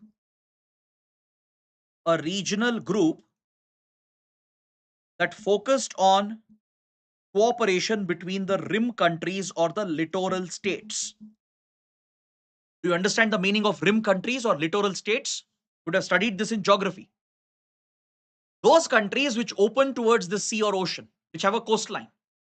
For example, for Bay of Bengal, right? India is a rim state. Bangladesh is a rim country of Bay of Bengal. Then Myanmar, Thailand are littorals of Bay of Bengal. Sri Lanka is a littoral. Right? These are the rim countries, the littorals, which open towards that sea or ocean. So to bring Indian Ocean countries together, which are the rim littoral states, and provide a platform for regional ties between them, IORARC was set up in 1997. Indian Ocean Rim Association for Regional Cooperation. Recently, this was renamed. Few years ago, I think 2011, if I'm not wrong, it was renamed and restructured as IORA into a simpler name. Now it's called Indian Ocean Rim Association, a very simple, straightforward name. So over the 2 decades, IORA has become one of the most prominent groupings in the region and in the world. Today, there are 23 member countries from all across Indian Ocean who are members of this group. From Iran in West Asia, UAE, Oman in West Asia, to East African countries like Kenya, Tanzania, to Southeast Asian countries like Singapore, Indonesia, South Asian countries like India and others, and even Australia, as far away as Australia. All these Indian Ocean littorals are part of this important grouping. Even France is a member. Why? Remember, I showed you the French territory of Reunion? Here, East Africa, France has an overseas territory, La Reunion or French Reunion. So obviously, France also becomes a littoral of the Indian Ocean. So these countries have established the IORA. Please note down, it is headquartered in Mauritius. Its secretariat is located in Ebene, Mauritius, and the founding countries were India, South Africa, along with Mauritius and Australia. These were the founding members. So UPSC might ask you, it might give you a statement that IORA was set up based on the vision of Nelson Mandela, one statement. IORA was founded by India, South Africa, Australia, Mauritius. These were the founding members. That's why you should know sometimes which countries are the founding members, which countries set up these groups. So please look at this map, which is showing you the distribution of IORA's members and as well as the observers. So if you observe closely, apart from India, there's Iran, Oman, Yemen.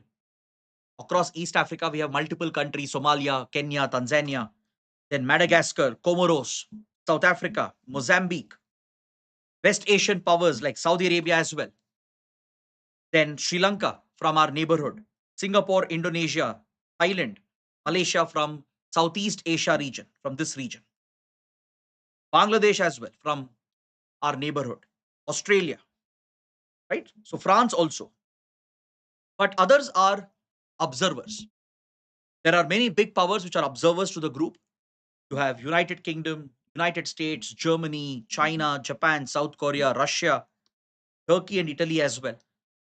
There are multiple observer states, 12 observers acting as dialogue partners, meaning they can attend the meetings of IORA, they participate in the dialogue, but they can't initiate an agenda. They can't set the agenda of the group, or they will not have voting powers, obviously, right? And they can't push their own initiatives. They simply attend as a dialogue partner, as an observer.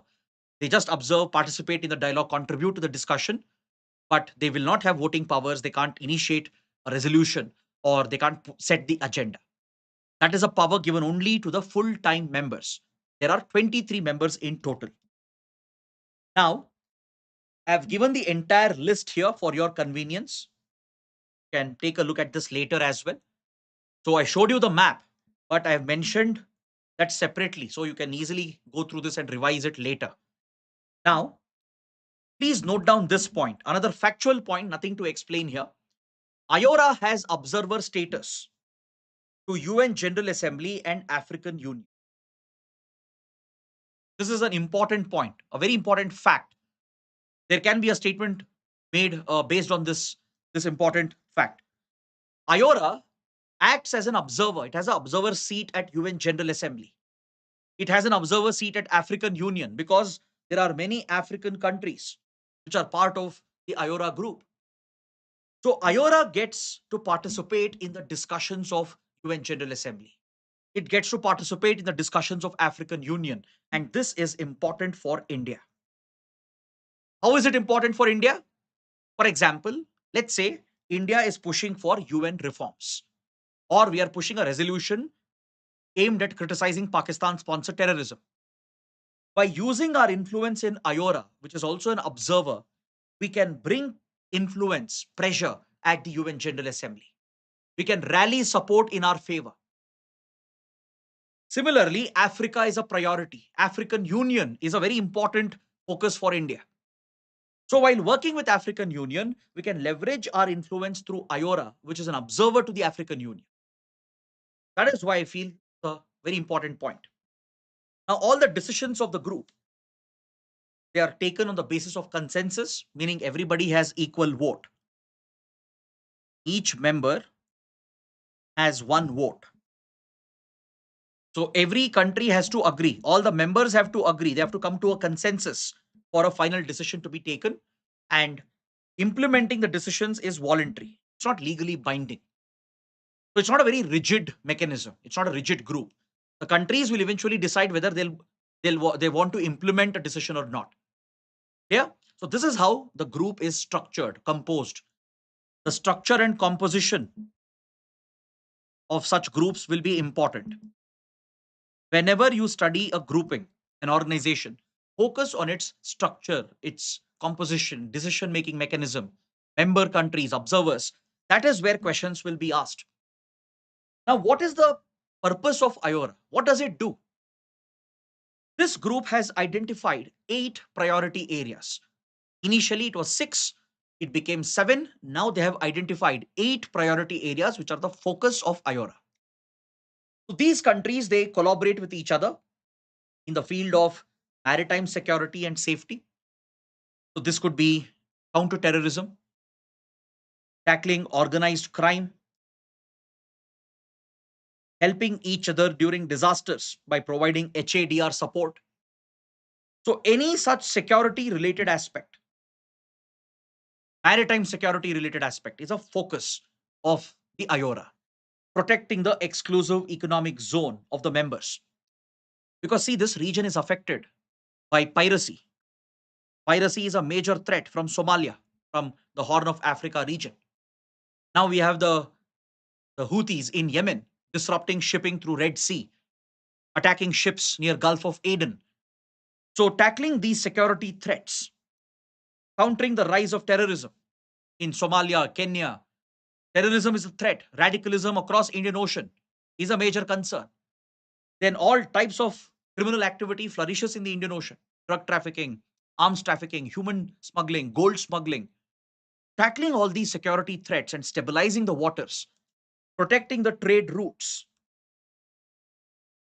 stabilizing the shipping lanes, This comes under maritime security and safety. Then trade, investment, and facilitation to improve trade amongst the members, to promote economic exchanges, to increase the movement of goods and services and investments. Fisheries, obviously, fisheries would be a big source of revenue for all the Indian Ocean countries, right? Any Indian Ocean country will be blessed with a large exclusive economic zone and plenty of fishery resources. So, tapping the resources, conserving the fishes, ensuring there is no over exploitation, dealing with the impact of global warming on fishing. All these areas are prioritized under fisheries management. Disaster risk management. Indian Ocean is very vulnerable to disasters, from cyclones to earthquakes to tsunamis. So, tackling the disasters, helping each other, providing disaster management assistance, HADR assistance, is a focus area. Promoting tourism, cultural exchanges, because countries across Indian Ocean, they are connected historically.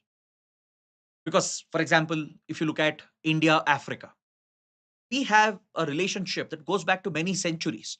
From hundreds of years ago, Indian traders have been trading with Africa, especially East Africa. Africans have been trading with India.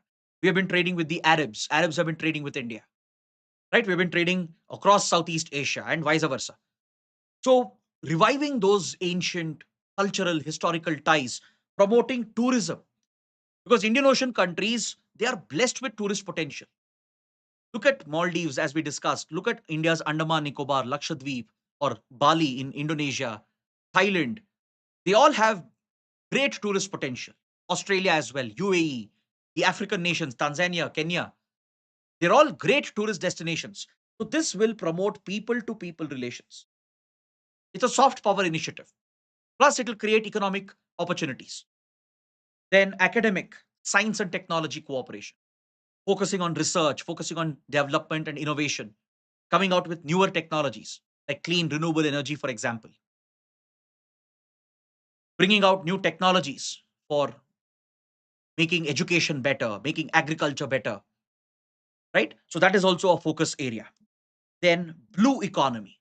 IORA promotes blue economy model. What is blue economy model?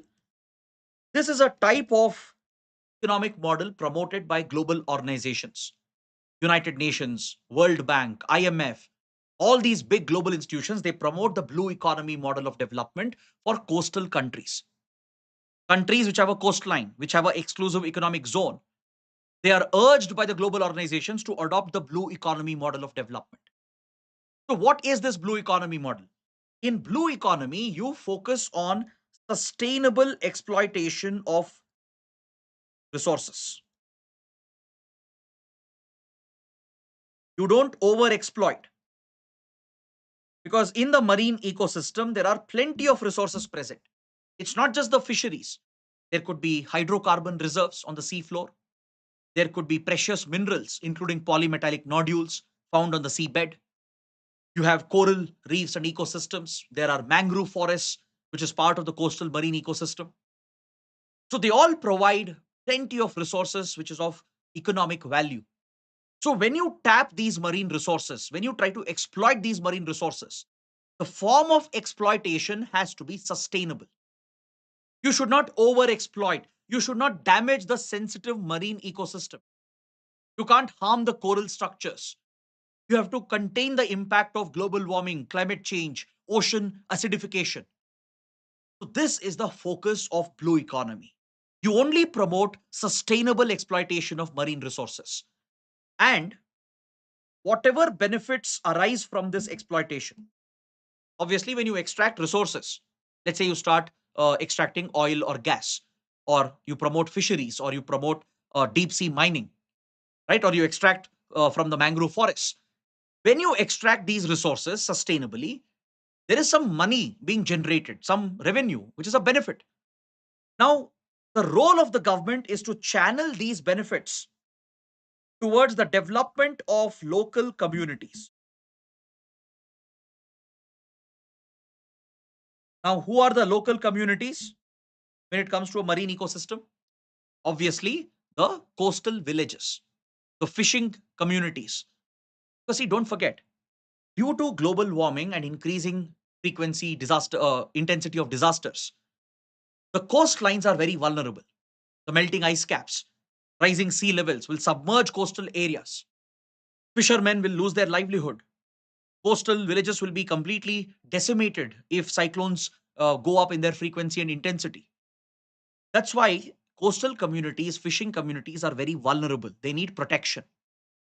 So, channel the benefits of this exploitation, this sustainable exploitation, towards the development of coastal areas. Provide them better protection against disasters. Create better jobs for them. Create alternate livelihoods for them. Provide better education, better infrastructure for them. That is the focus of blue economy. Okay, please make a note of this. What is blue economy? This itself can be a prelims question. It is always discussed in international relations, at the UN, at groups like IORA. Blue economy is a priority model. First, you sustainably extract the marine resources without damaging the environment, without polluting the environment as much as possible. You don't overexploit as well. And you channel the benefits of exploitation towards the development of local community. Then finally, the last area, economic empowerment of women in the Indian Ocean countries. So this is obviously a gender focused goal. These are the 8 priority areas of IORA. Understood? I hope everybody has clearly understood this topic. Now let's take up one more topic before we go for the break. Look at the practice question. Let's finish this quickly and we'll take a 20 minutes break from 6:40 to 7 p.m. Which countries are part of the Squad Alliance? This is another group organization which has been in the news. What's the right answer? Squad Alliance. Does it include South Korea, Japan, Australia, Taiwan, USA, Japan, Australia, Philippines, South Korea, Japan, USA, Singapore, South Korea, India, Japan, Australia? What's the correct answer? This is actually very simple, straightforward. Very good. Option B is correct. Squad is an alliance of US, Japan, Australia, and Philippines.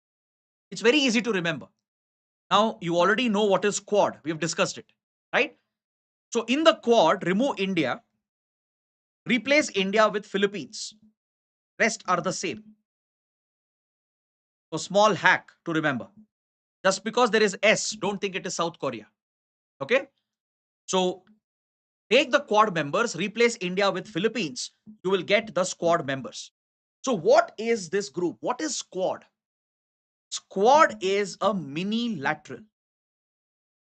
Have you heard of the term mini-lateral? UPSC can ask a conceptual question here. What are mini-laterals? Mini-laterals are small groupings of 3, 4 countries or 5 countries. In diplomacy, when we say bilateral, what does it mean? It means a relationship between 2 countries. That's why bilateral. Similarly, when we say unilateral, what does it mean? It's the policy of one country. If one country is making some policies, like how US unilaterally imposed itself on India, Pakistan during Operation Sindhu, right? So US doing it on its own, that is just one country doing it. So that's unilateral. If 2 countries are involved, then it becomes bilateral. If 3 countries are involved, it becomes trilateral. If 4 countries are involved, it becomes quadrilateral, so on and so forth. So when you talk of these multilateral arrangements, if you look at the large multilateral groups, now take for example, let's say SCO, Shanghai Cooperation Organization. It has so many members. BRICS has so many members today, right? There are various other groups which have 8, 10, 15, or sometimes more than 50, more than 100 members, like International Solar Alliance pushed by India. It has more than 100 members.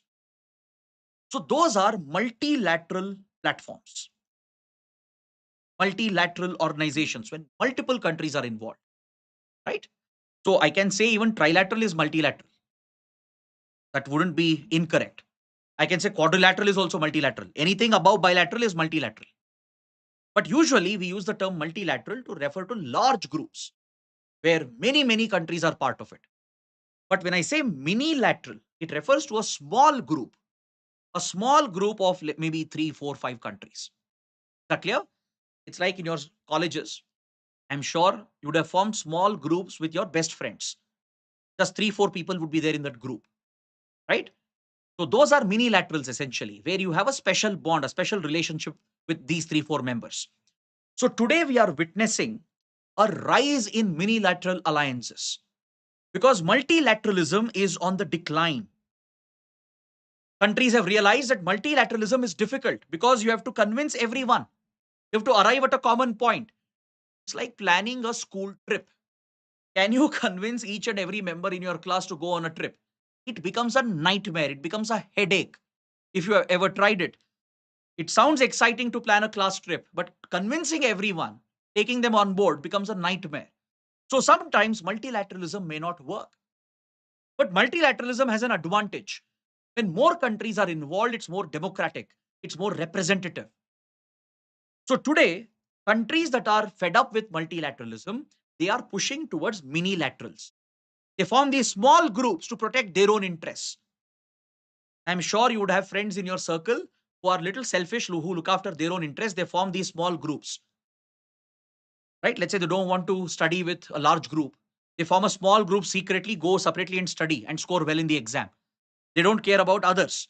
That is a minilateral, looking after their own self interest by forming separate groups, or what we call as groupism. Today, the world is witnessing a rise in minilaterals and a decline in multilateralism. Understood? So please remember this. So US, Japan, Australia, Philippines have formed this minilateral. Obviously, it's a counter to China. They consider China as an immediate threat because Philippines has a standing maritime dispute where China aggressively is claiming islands from Philippines, be it the Scarborough Shoal or the Mischief Reef, the first and second Thomas Shoal. All these islands of Philippines is being claimed by China in South China Sea. So Philippines has come together with US, Japan, and Australia to form the Squad. Now, the big development is that why I feel the topic is important is because Squad countries, especially Philippines, has invited India and South Korea also to join the group. Because don't forget, India Philippines have a strategic partnership. Recently, India has sold the BrahMos cruise missile to Philippines. The BrahMos, which is one of the world's fastest and most accurate cruise missile, which is so versatile as well. It saw its combat debut 2 days ago in Operation Sindoor, when the aerial variant was used by the Indian Air Force with decisive effect against Pakistani air bases. Similarly, there is a land launched variant, a surface variant. There is a naval variant to hit ships and ground facilities. So Philippines has recently bought the naval variant of BrahMos from India, which makes it the first export of BrahMos from India. India Philippines are building on the strategic partnership. Philippines is also looking at buying the Akash and the Tejas from India. Akash saw phenomenal performance during Operation Sindoor while it defended Indian airspace successfully against Pakistani projectiles. It's an indigenous missile system. Then Tejas, which is an indigenous fighter jet, which also has export potential. So India Philippines have a very close defense and strategic partnership. The Philippines has invited India and also South Korea to consider joining the Squad, and we might join the Squad grouping. That is why Squad minilateral is important for the exam. Okay, now it's exactly 6:40. Let's take a break. 20 minutes. We will start at 7 p.m. So eat something, freshen up, and we'll come back at 7. That again would be a 2 hour segment, 7 p.m. to 9 p.m. Then we'll take a proper dinner break of 30 minutes and then we'll continue till midnight. So the goal here is to try and complete as many topics as possible so that it is the best, easiest way for you, the most effective way for you to revise all these topics right before your exam. So I'll see you in 20 minutes. Come back at 7 p.m. sharp.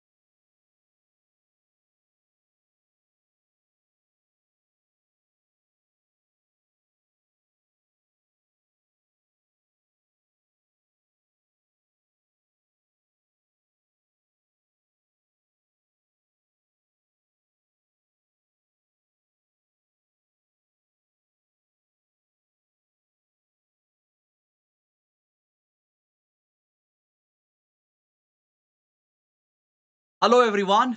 Welcome back to the session. So, since afternoon, we have been covering the most important topics from international relations. We've already finished India's important bilateral relations. We have started with international organizations and multilateral groupings. So, let's continue this discussion. In the next 2 hours, we will not only complete this segment, but we will also try to cover few treaties and conventions. So, let's start with another practice question. This question is related to the Asia Cooperation Dialogue, ACD. Many of you may not have heard about it, but it was in the news, and the static information related to this dialogue can be important for the exam. So, I will explain the topic in detail, including the context. But first, please try if you can give the right answer. If there's anyone who has read about Asia Cooperation Dialogue, if you know what it is, please try to attempt this because UPSC will try to surprise us. UPSC is known as the unpredictable Public Service Commission.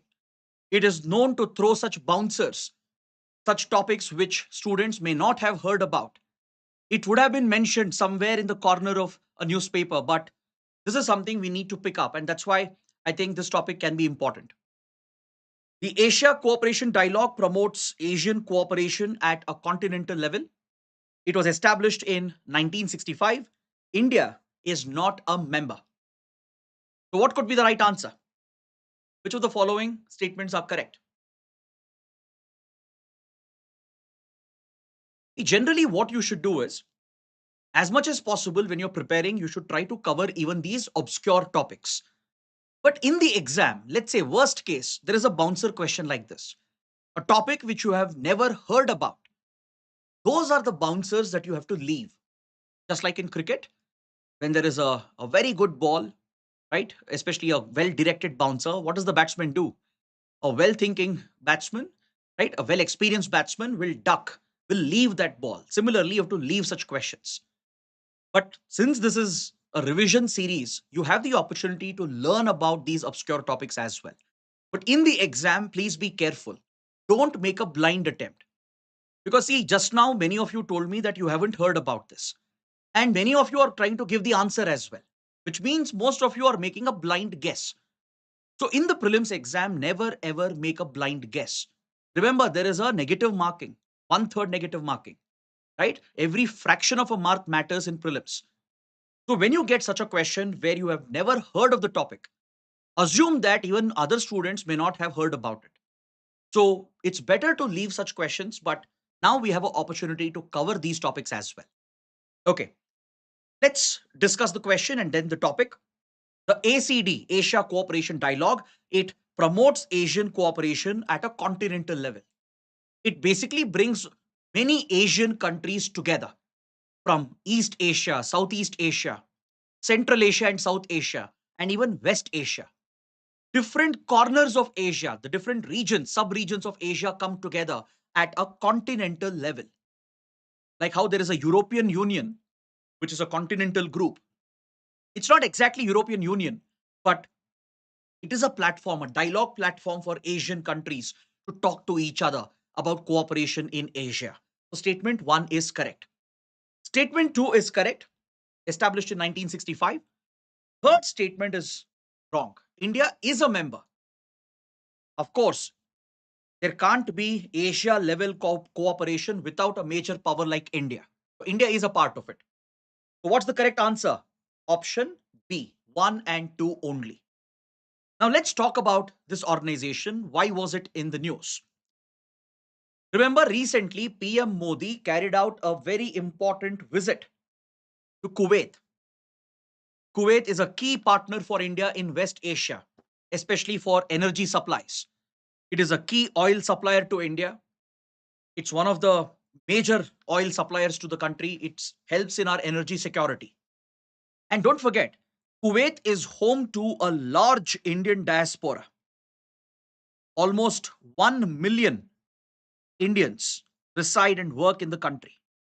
Indian workers are the backbone of the Kuwaiti economy. Understood? So we have very close relations in this regard. And during this visit, PM Modi and the Emirati, essentially, or the monarch of Kuwait, They spoke about Asia Cooperation Dialogue. It was reported in newspapers as well. I'm sure not many of you would have read about it because it appears to be an obscure topic. But since India prioritized the Asia Cooperation Dialogue and praised Kuwait for its role in driving the initiative, I think the topic can be relevant. So let's see what it is. What does it do? It is an intergovernmental organization, obviously, right? These Asian governments, they come together, for this partnership, and it was established in the year 2002. The main focus here is not just to bring the countries together, but also to bring the regional groups of Asia together. So it's not just the countries which hold membership, like India, Kuwait, China, Japan. It's not just these individual countries who are members of the group. There are 35 Asian countries, including India. There are many regional groups as well. Several regional organizations are also part of it. For example, SARC from South Asia. SARC represents South Asia region. So it is part of Asia Cooperation Dialogue. The Shanghai Cooperation Organization, SCO, which represents Central Asia, Eurasia region, that is also a member. The ASEAN, which is a regional group of Southeast Asian countries. The Gulf Cooperation Council, GCC, which is a political economic group of the Gulf countries with regard to the Persian Gulf. The Eurasian Economic Union, the EAEU, which is led by Russia, along with its close allies in Central Asia, Eurasia region. So all these regional groups, with many other regional organizations, they are also part of Asia Cooperation Dialogue. The objective is very simple: to build cooperation between Asian countries, to discuss issues that matter to the Asia region. So if you know these basic facts, that is more than enough. You should be able to answer any basic factual question. Next, let's look at the next topic. The Dushanbe process, recently seen in news, deals with what? This again is a slightly difficult topic. If you haven't heard about it, it can be difficult to answer this question. So what is the Dushanbe process? Have you heard about this multilateral process? Does it deal with a proposed amendment to the Paris Agreement on climate change? Or does it focus on strengthening counterterrorism and border security cooperation? Or is it the FTA that India has proposed with Central Asian countries? Or is it a peace building initiative in Afghanistan to stabilize Afghanistan led by China? What is the correct answer? Very good. Some of you are answering correctly. The right answer is option B. It's a counter-terrorism initiative. So the topic will be very important, not just from an IR perspective, but also with regard to internal security. The Dushanbe process, it's a focused initiative on countering terrorism, tackling terrorist financing, and improving border management. Now, can you guess by looking at the name as to which country started this initiative? Where is Dushanbe located? So if you're good with geography, you will know where Dushanbe is located, and you will obviously know which country started this initiative as well. Very good. Tajikistan. Dushanbe is the capital of Tajikistan. It is an important country in Central Asia. So this initiative on counterterrorism was started by Tajikistan. Because see, Tajikistan is located in a sensitive region. It is very close to the AFPAC region, which is a global hub of terrorism. So terrorism found in AFPAC region spills over into Central Asia. Central Asian countries are also affected by radicalism, religious fundamentalism. Several terrorist groups flourish in Central Asia as well, and they have connections with organized crime. Organized crime is a big source of terror financing, terror funding. Criminal activities like drug trafficking, arms trafficking, etc.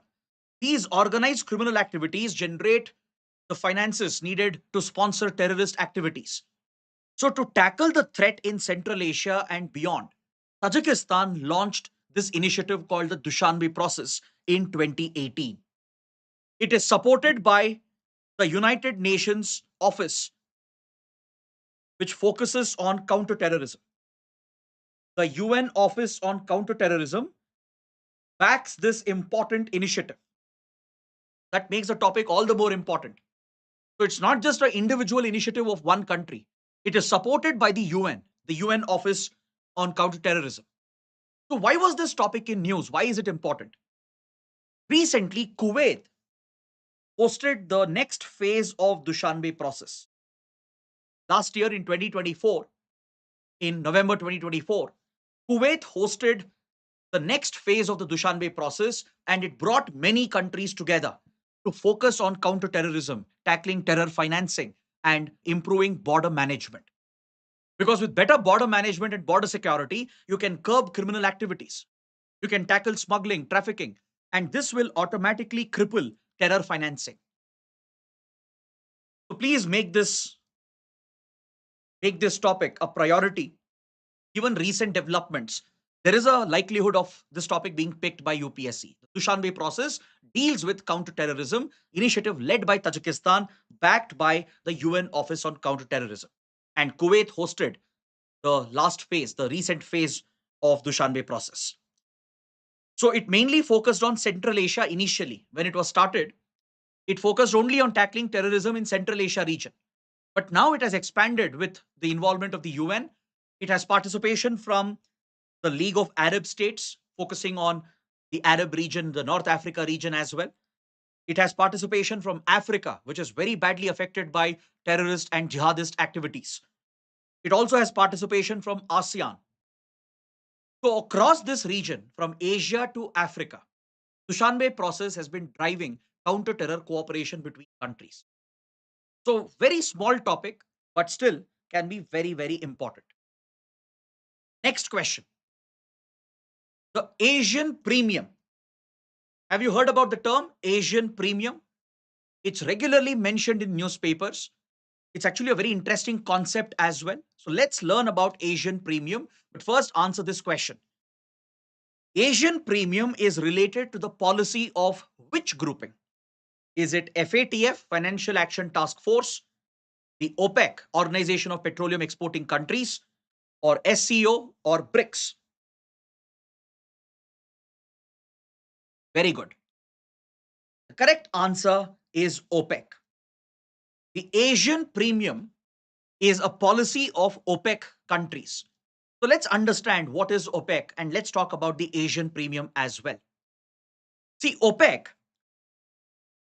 is a grouping of petroleum exporting countries led by one of the largest oil producers in the world, that is Saudi Arabia. Saudi Arabia has brought few other oil exporting nations together under this group, which essentially plays a critical role in global oil markets. So Asian premium is an additional cost that these countries impose on the oil that they export to Asian countries. Asian countries like India, China, right? All these Asian powers are dependent on West Asian oil. So when we buy oil from the OPEC countries, they deliberately levy a higher charge compared to what they charge their Western counterparts. Now let's say United States is buying oil from Saudi Arabia. They will give US market price or maybe a discounted price. If India buys the same oil from Saudi Arabia, then Saudi Arabia will increase the price above the market price. This additional cost they impose only for Asian buyers is called the Asian premium. So why is OPEC discriminating against Asian countries? That is the reason. I mean, you need to understand that logic. Why do OPEC countries levy more charges on the same oil which they are selling at a discount or at market price to other countries? Why are they increasing the cost? Why are they imposing this additional cost called Asian premium for only Asian buyers? There are many reasons why they levy this charge, this additional charge. One reason is because there is high demand in Asian countries because of their population, because of their increased economic activity. There is a constant high demand for oil and petroleum products, right? In India, China, both are one of the fastest growing economies. Despite the recent economic challenges in China, it still is a growing economy. It has a massive demand for oil. It has a large population. So when the demand is high, obviously the supplier will try to capitalize on it. They will try to capitalize on it to maximize their profit. And these Asian importing nations, they have limited options. We have very limited alternatives. If not for the OPEC countries, the other sources are very limited and difficult to procure oil from them. So, due to the lesser options available and higher demand, this is one of the reasons why OPEC suppliers deliberately increase the cost on oil for Asian buyers only. This additional cost is called Asian premium. There are other factors as well which contribute to the Asian premium. If you look at OPEC, why they justify this?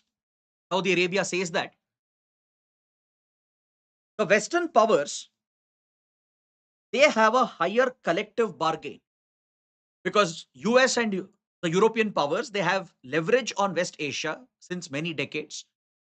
They are able to provide security to these countries, right? US has multiple military bases in West Asia, providing security cover for Saudi Arabia, UAE, Bahrain, and others. Plus, they have unique influence with all the monarchies present in West Asia. And amongst the OPEC suppliers, US is very influential. It can influence their decision and policies. And collectively, US and European powers, they can bring their bargaining power, bargain for a better price, and drive a discount into the price at which they are selling the oil.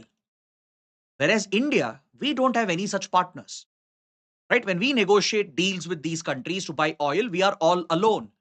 China also is on its own. So as a result, they end up charging more. Understood? For example, it's like, let's say you go to a restaurant. If you go with a large group of people, right, you can have leverage over the restaurant, convince them to give you a discount because there are 30, 40 people in your group. But if you're going alone and ask for a discount, you think the restaurant will reduce the price? No, obviously no. So this is one more reason. And also Asian countries, since they are more dependent on OPEC suppliers, they have signed long-term contracts to provide stability of supply and guarantee of supply to ensure energy security. India, China, we end up signing long-term contracts for 2 years, 3, 5 years. So once a price is fixed, it will not be changed. Even though there are slight fluctuations in market price, right? The contract will have a different price. Whereas Western powers don't go for long-term contracts. Since they have alternate suppliers, since they have leverage with these suppliers, what they do, they go for short-term contracts.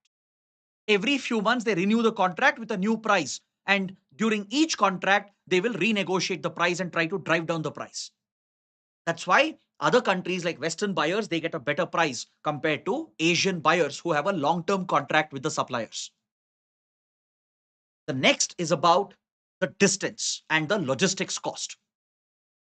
Usually, if you look at Asian countries, they're slightly far away from OPEC suppliers comparatively.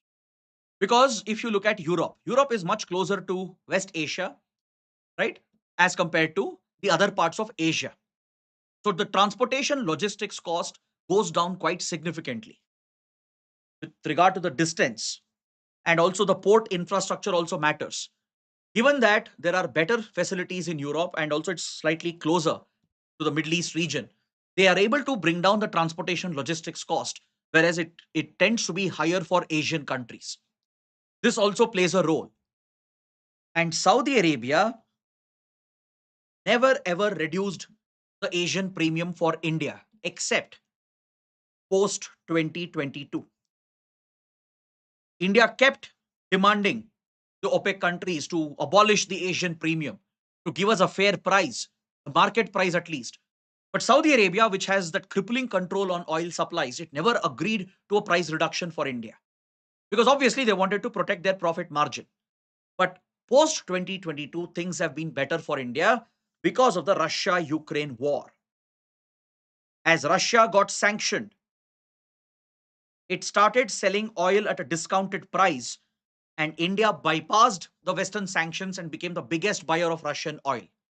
Russia became the top oil supplier to India, and we reduced our dependency on Saudi Arabia. So now that we found an alternate supplier, then Saudi Arabia offered a discount, a slight discount for India. So this is again very similar to how we bargain with a shopkeeper. If you appear desperate, the shopkeeper will end up charging you more. If you bargain hard and if you have other sellers and if you walk away, then the shopkeeper will call you back and offer a discount on the same product. Right? I'm sure you would have experienced this. Same logic works. It's all about demand supply and your dependency on them. So this has been a major point of friction between India and the OPEC countries. From many years, we are working with other Asian buyers trying to pressurize the OPEC to bring down the Asian premium or abolish it entirely. So what is OPEC? There can be a question on OPEC. There is a related group as well called OPEC Plus, which is a larger group than OPEC. The OPEC was established in 1960 at the Baghdad Conference. It was initially founded by the top oil producers and suppliers, that is Iran and Iraq, Kuwait, Saudi Arabia, and Venezuela. These five major oil exporting nations, four from West Asia, one from South America, they came together at the Baghdad Conference to establish the OPEC, and it functions like a cartel. You know what's a cartel? You might have heard about cartelization. A cartel is when the producer or a supplier, they collude together. They basically try to erase competition between competitors. They collude to manipulate the supply and thus control the prices. Basically, this is price fixing. They resort to price fixing. So they collectively decide to reduce or increase their production of oil depending on the market condition. Let's say in the global oil market, there is a sudden fall in demand. What do you expect when demand falls? Price should also go down, but that does not happen. To take COVID-19, for example, when the whole global economy shut down, went into a lockdown and economic activities halted, there was a crash in the demand for oil.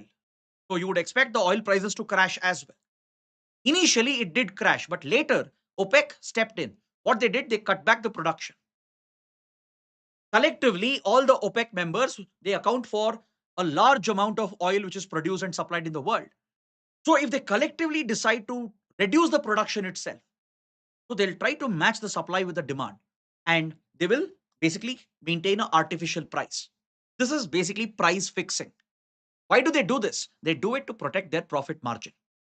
They do it to stabilize oil prices, keep it according to their interests so they can maximize the profits. So this is cartelization.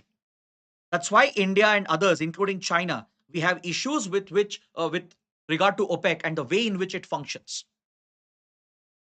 So today, there are 12 countries which are members of OPEC, and you should remember all the member countries. There have been many others who have joined and left. For example, Qatar was a member, but it has quit. Ecuador was part of it, but it has quit as well. There was other countries, Gabon and others, right, who have quit and joined as well again, like Algeria also. It has quit and rejoined OPEC. But as of now, as of today, there are 12 countries, and you can see the list over here. Algeria, Congo, Equatorial Guinea, then Gabon, all from Africa. Iran, Iraq, Kuwait from West Asia. Libya from Africa again, North Africa. Nigeria from Africa as well. Saudi and UAE from West Asia, and Venezuela from South America. So these top oil suppliers have formed this cartel called OPEC. Now, there is a larger group called OPEC Plus, which has been recently formed. It was set up in 2016. Because see, oil prices witnessed a major crash in 2016 when United States flooded the oil market with shale gas reserves which US possesses. US is known to hold one of the world's largest reserves of shale oil and shale gas. The US started flooding this market, and as a result the prices crashed. So countries like Saudi Arabia were hit, OPEC countries were hit, their price margin, profit margin was affected. And other top oil suppliers like Russia is not part of OPEC. Russia and others, there are non-OPEC oil suppliers as well. Don't think only OPEC members are supplying oil. There are non-OPEC countries as well. Their interests got affected when the prices crashed. So what they did was they colluded together. OPEC and non-OPEC countries came together to counter the US. The 12 OPEC countries and 10 non-OPEC countries. So total of 22 countries which are major oil producers and suppliers. They came together to establish OPEC Plus to counter the rising dominance of US because of its shale oil and gas reserves. So please note down the 10 non-OPEC countries which are part of OPEC Plus. Azerbaijan, Bahrain, Brunei, Kazakhstan, Russia, Mexico, Malaysia, South Sudan and Oman. So you have 10 countries here which are non-OPEC countries and 12 OPEC members. So together, 22 countries are part of OPEC Plus. Even during the Russia-Ukraine war, the Gaza war, despite the chaos in the global economy and a drop in demand for oil, OPEC Plus ensured that they cut production levels in such a manner that prices were still maintained. It was inflated so that they can retain their profit margins. Understood? Now, I'll give you some important statistics. With regard to oil supplies, oil production, there can be a question based on the top suppliers, the top producers. So please look at the graph over here.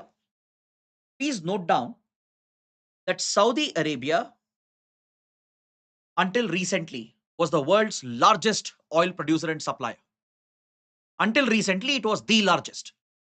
Russia came second, Iraq would be at third. But now this has started changing. Ever since the war in Ukraine, Russia has been producing more oil, selling more oil to basically fund the war. And it's selling the oil at a discounted price to evade the sanctions. So it can give an incentive to buyers like India, China, which have become the biggest buyers of Russian oil. Now, before 2022, let's say before 2022, before the Ukraine war, if you asked me, who are the top oil suppliers to India? From where does India get its oil? I would have told you that Iraq is our top supplier, followed by Saudi Arabia. There was a point before 2011 when Iran was the second largest oil supplier. But this has changed quite drastically. Today, that is after 2022, Russia has become India's top oil supplier, followed by Iraq and Saudi Arabia. These are the top three oil suppliers right now: Russia, Iraq, and Saudi Arabia. How about Iran? It is zero. India does not procure any oil and gas from Iran, not even a single drop, because we have zeroed out oil imports due to the American sanctions on Iran. In 2018, Donald Trump, during his first presidency, he quit the Iran nuclear deal, the Joint Comprehensive Plan of Action, and reimposed crippling sanctions on Iran. And he pressurized every country, including India, to stop oil trade with Iran, and we fell under American pressure. So since then, India has cut off oil imports from Iran. At one point, Iran was the second largest supplier to India, but because of the zeroing out, we have completely stopped oil procurement and gas procurement from Iran. These are some basic stats that you should be aware of. Next, let's look at some important regional organizations. Let's look at BIMSTEC, which has been in the news. I hope you know that recently BIMSTEC summit was held and Prime Minister Modi participated as well. So that makes the topic very important. Even though we have got questions on this topic before, it still remains a relevant topic. Now, before I start this, can someone tell me where was the BIMSTEC summit held?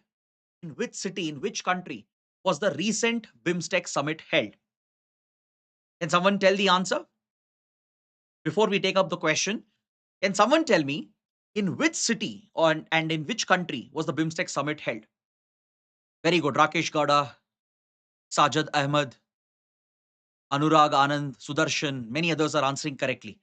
It was held in Bangkok, in Thailand.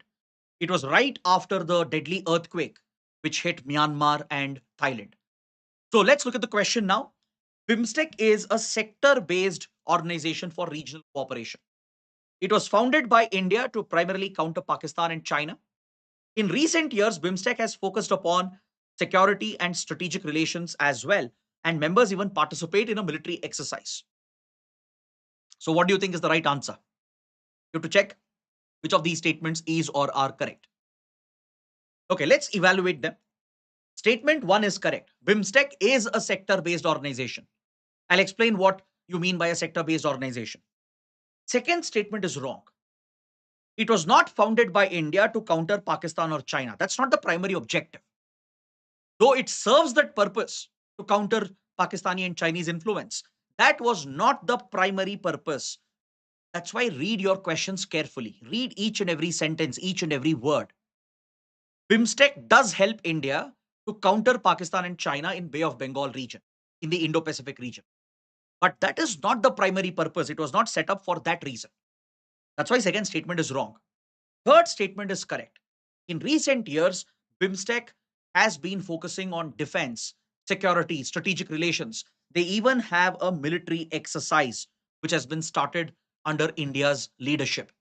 So 1 and 3 becomes your correct answer. Option C is the right answer. So let's talk about BIMSTEC. It's a slightly big topic, but let's cover all the key points so that any question you should be able to answer that. So what is BIMSTEC? It is a regional group. You can even call it a sub-regional group because it is specific to the Bay of Bengal region. It's focused on Bay of Bengal. Just like IORA brought together Indian Ocean littorals together, BIMSTEC brings together the littorals of Bay of Bengal. So this includes India, Sri Lanka, Bangladesh, Myanmar and Thailand from Southeast Asia, and as well as Nepal and Bhutan. So these are the members of BIMSTEC. So let's trace the history of this organization. Let's understand the significance of BIMSTEC. See, BIMSTEC is like a bridge, not in a literal sense, but it's a virtual bridge linking two important regions, South Asia with Southeast Asia. It connects South Asia and Southeast Asia and leverages the advantage of Bay of Bengal. Bay of Bengal is such a vital water body, right? It's part of the Indo-Pacific. It's part of the Indian Ocean, and it lies at the heart of the Indo-Pacific region, which is one of the most important geopolitical regions today. So this is an opportunity for India to connect with the neighbors of Bay of Bengal. See, Myanmar is a Southeast Asian country and it shares a land and maritime border with India. Thailand, we share maritime borders with Thailand, right? It's a maritime neighbor of India in the Bay of Bengal. Then the other countries, Sri Lanka, Bangladesh, Nepal, and Bhutan, these are South Asian neighbors of India. So BIMSTEC is this unique platform where few South Asian countries who are neighbors of India, they get to collaborate with a couple of Southeast Asian countries and thus bridge the gap between South Asia and Southeast Asia. This perfectly aligns with our Look East, Act East policy. It aligns with Neighborhood First policy as well, because some of the neighboring countries are also part of it. So it has complete synergy, harmony with Neighborhood First policy of India and the Look East, Act East policy of India. So BIMSTEC stands for Bay of Bengal Initiative for Multi-Sectoral Technical and Economic Cooperation. So this is the current name, but previously it was known by a different name. In fact, its membership and its structure was completely different. So let's quickly trace the history of BIMSTEC. When was it founded? Which countries started this initiative? How did the group expand? And then we'll discuss about the current recent developments. BIMSTEC was set up in the year 1997 with the Bangkok Declaration. In Bangkok, in Thailand, BIST countries: Bangladesh, India, Sri Lanka, Thailand. These four countries came together. So from South Asia, we had three of them: Bangladesh, India, and Sri Lanka, and Thailand from Southeast Asia. So they founded this group through the Bangkok Declaration to promote economic cooperation between them by leveraging the potential of Bay of Bengal. Because the opportunities for India, Bangladesh, Sri Lanka, Thailand, their destiny, it's all tied to stability in Bay of Bengal. Bay of Bengal is what binds and connects them together. So they have a lot of opportunities that they can leverage. And it was with that intention that BISTEC was created. BISTEC. So BIST was like an acronym. It stood for the member country: B for Bangladesh, I for India, S for Sri Lanka, T for Thailand. And that's how the group was formed. Then Myanmar joined the group in the same year. It became BIMSTEC. So again, it was still an acronym. It was not the current name. So each letter here stood for the respective members: Bangladesh, India; Myanmar, M for Myanmar; Sri Lanka, Thailand, economic cooperation, BIMSTEC. Then, at India's insistence in 2004, Nepal and Bhutan were also added as members. Why? Remember, we discussed under India, Nepal, China that Nepal is landlocked. It's dependent on India to access Bay of Bengal. India has allowed Nepal to use our ports to access Bay of Bengal for trade. Similarly, we have given Bhutan access to Bay of Bengal through India, through Indian territory and Indian ports. So Nepal and Bhutan as well are dependent on Bay of Bengal. Though they are landlocked, through India, they are accessing Bay of Bengal for trade. So India insisted that these Himalayan states should also be included. That is the uniqueness of BIMSTEC. It's bringing the Himalayan states together with the Bay of Bengal littorals from South Asia and Southeast Asia. So with the joining of Nepal and Bhutan, the name had to be changed. That's when it became BIMSTEC. The current name was given Bay of Bengal Initiative for Multi-Sectoral Technical and Economic Cooperation. So the name itself tells you what is this group, what is its focus and priority. It focuses on Bay of Bengal region to improve connectivity and relations between the members. It's a multi-sectoral group, meaning the areas of cooperation is divided into different sectors. That's why it is a sector-based organization. There is a sector for security, separate sector for disaster management, a sector for economic cooperation. So different sectors have been identified for cooperation between the members, and it promotes technical and economic cooperation to build economic ties or to help in sharing of technical expertise so it can benefit the members. Now, this group had actually become dormant from 1997 till 2016. It was a dormant and almost defunct organization. Nobody cared about it. Nobody gave importance to this group because the members themselves were not focused.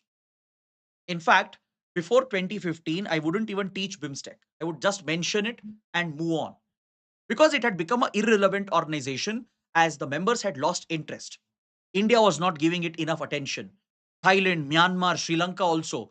None of the members were giving enough attention to this. But something changed in 2016. In 2016, India was hit by a deadly terror attack, the Uri attack, carried out by Jaish-e-Mohammed. How is this related to BIMSTEC? Because Pakistan, which sponsors Jaish-e-Mohammed, is responsible for repeated attacks against India. Pakistan has destabilized South Asia. Pakistan has never allowed South Asia to flourish. It has even derailed the South Asian grouping, which is the SARC grouping. India was frustrated with Pakistan. India had tried many initiatives at SARC to improve regional ties. Every time Pakistan would block it. For example, India proposed a SARC satellite. We said ISRO will build a satellite. We will launch it for free of cost, which will benefit all the SARC members. But Pakistan rejected the idea. It tried to block the initiative as well by citing unnecessary security concerns.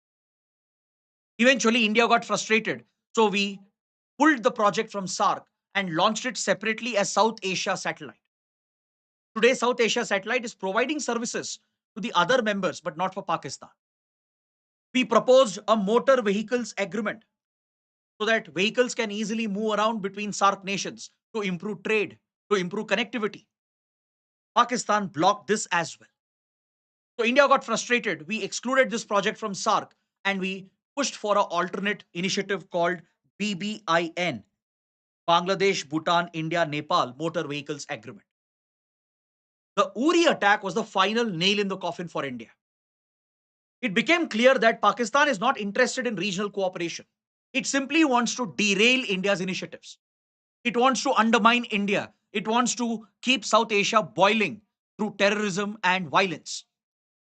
So India had enough of it, and we adopted a coercive diplomatic approach to target Pakistan and isolate Pakistan completely.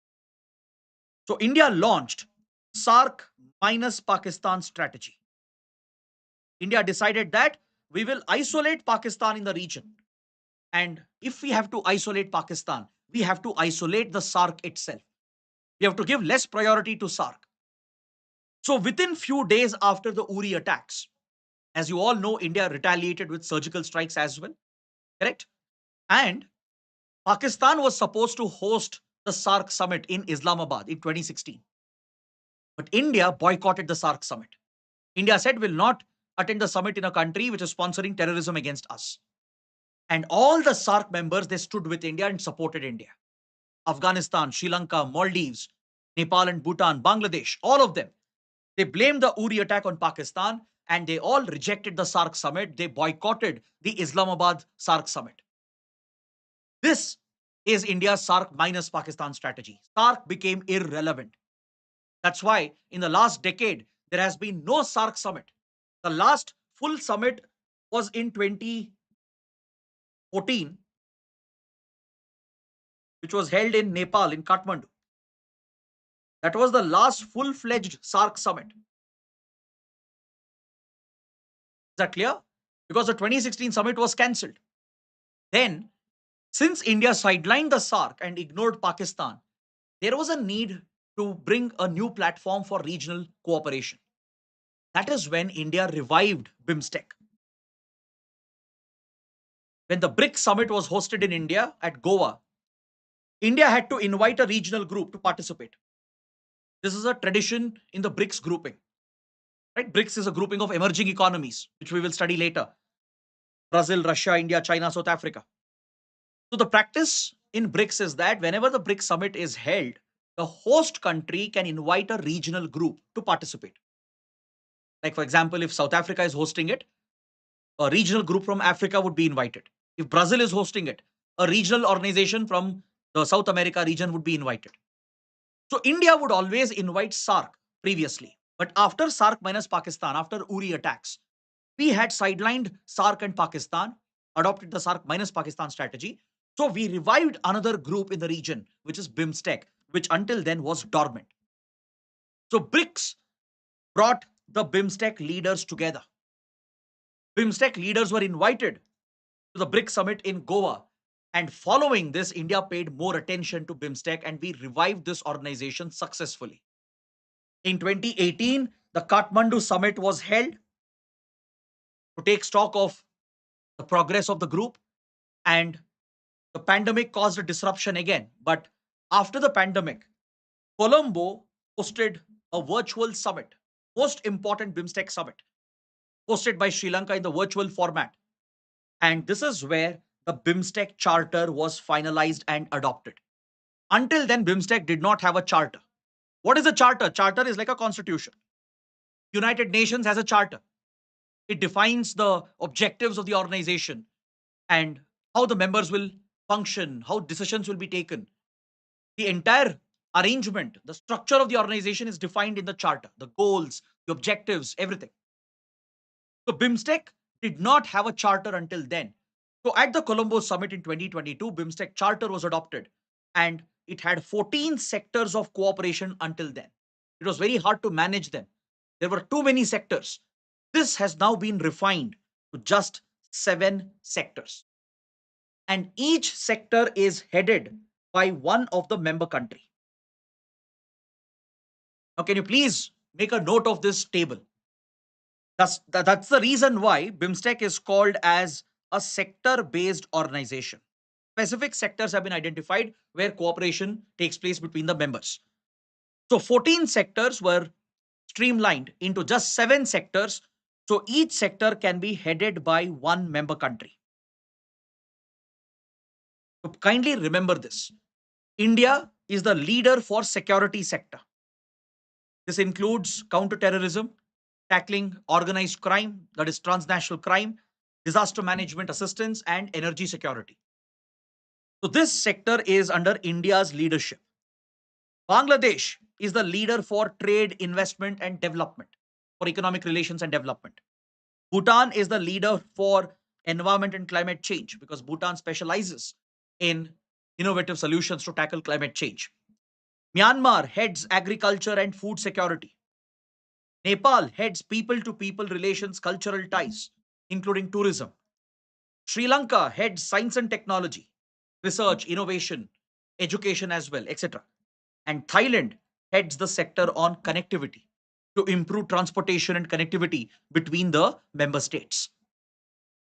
So at the Colombo summit, the members adopted a master plan for transport connectivity. They're working on several projects. There are road projects, seaport and airport projects, as well as railway links to bring the region together to improve trade and logistics in the Bay of Bengal region. These projects are being funded by the Asian Development Bank, and there are more than 200 projects in the pipeline. So, India's important initiatives like the Kaladan project with Myanmar, the IMT Trilateral Highway with Myanmar and Thailand, they are also part of the master plan for transport connectivity under BIMSTEC. Understood?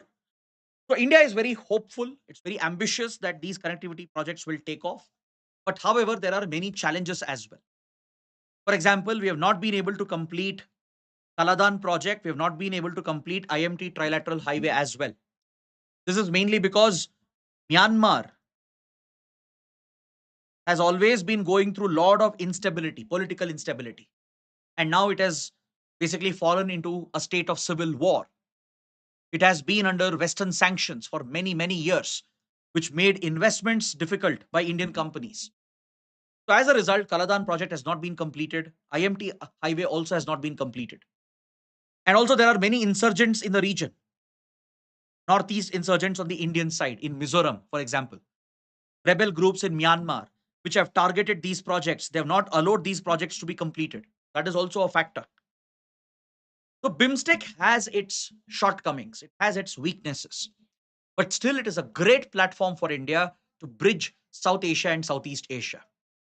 So, after India revived this group in 2016, we have given more priority for security relations, defense relations, and strategic relations. The idea is to use BIMSTEC as a platform to counter China, to deal with Pakistan sponsored terrorism. So, definitely, there is an objective on India's part to use the BIMSTEC platform to counter China and Pakistan. But that is not the primary objective. It was added much later. So there are military exercises which have taken place, such as MILEX 18, PANEX 21 in 2018 and 2021, respectively. They focused mainly on counterterrorism and HADR ops, humanitarian assistance, and disaster relief operations, which is basically disaster management assistance. There is a separate disaster management exercise called BIMSTEC DMEX. It was held in 2017 2020 under the leadership of India because India is responsible for the security sector. Now, coming to my last point, what happened at the recent BIMSTEC summit in Bangkok, in Thailand? Despite the deadly earthquake which devastated Myanmar and Thailand, the BIMSTEC summit went ahead. PM Modi attended the summit as well, and there have been some key outcomes. So, based on such developments, UPSC can ask a question. It can mix some of the static facts with the current developments to ask a question on BIMSTEC. So, PM Modi has proposed the establishment of a BIMSTEC Chamber of Commerce to drive the trade between the member countries, to increase the trade between the members. Then IMT Highway, which we were discussing, it will be set up as a hub, a BIMSTEC hub, to link India's northeast with Southeast Asia. This decision has been taken that we will very soon complete IMT Highway despite the civil war in Myanmar. And we will try to use this connectivity project to link Northeast India with Southeast Asian markets. So, Northeast products can be exported to Southeast Asia, Malaysia, Thailand, Indonesia, Singapore. We can attract investments from Southeast Asia to Northeast India, create jobs, create new opportunities. This could also help in tackling insurgency in Northeast India and bring better development, better progress to the region. So, this has been identified as a priority to use IMT Highway and bring Northeast India closer to Southeast Asian markets. BIMSTEC countries have started negotiations for a free trade agreement. They are considering an FTA amongst the countries, and this is part of the Bangkok Vision 2030, which was a document that was adopted at the end of the summit. The Bangkok Vision talks about a free trade agreement, and negotiations are beginning very soon. Then India is offering its UPI to promote digital economy, digital payments, cross-border digital payments.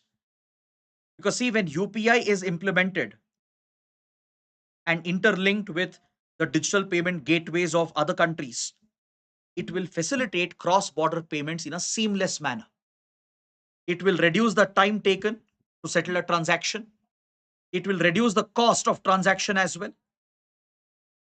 Correct? So this can benefit students who are studying in other countries. It can benefit workers. It can benefit the tourists.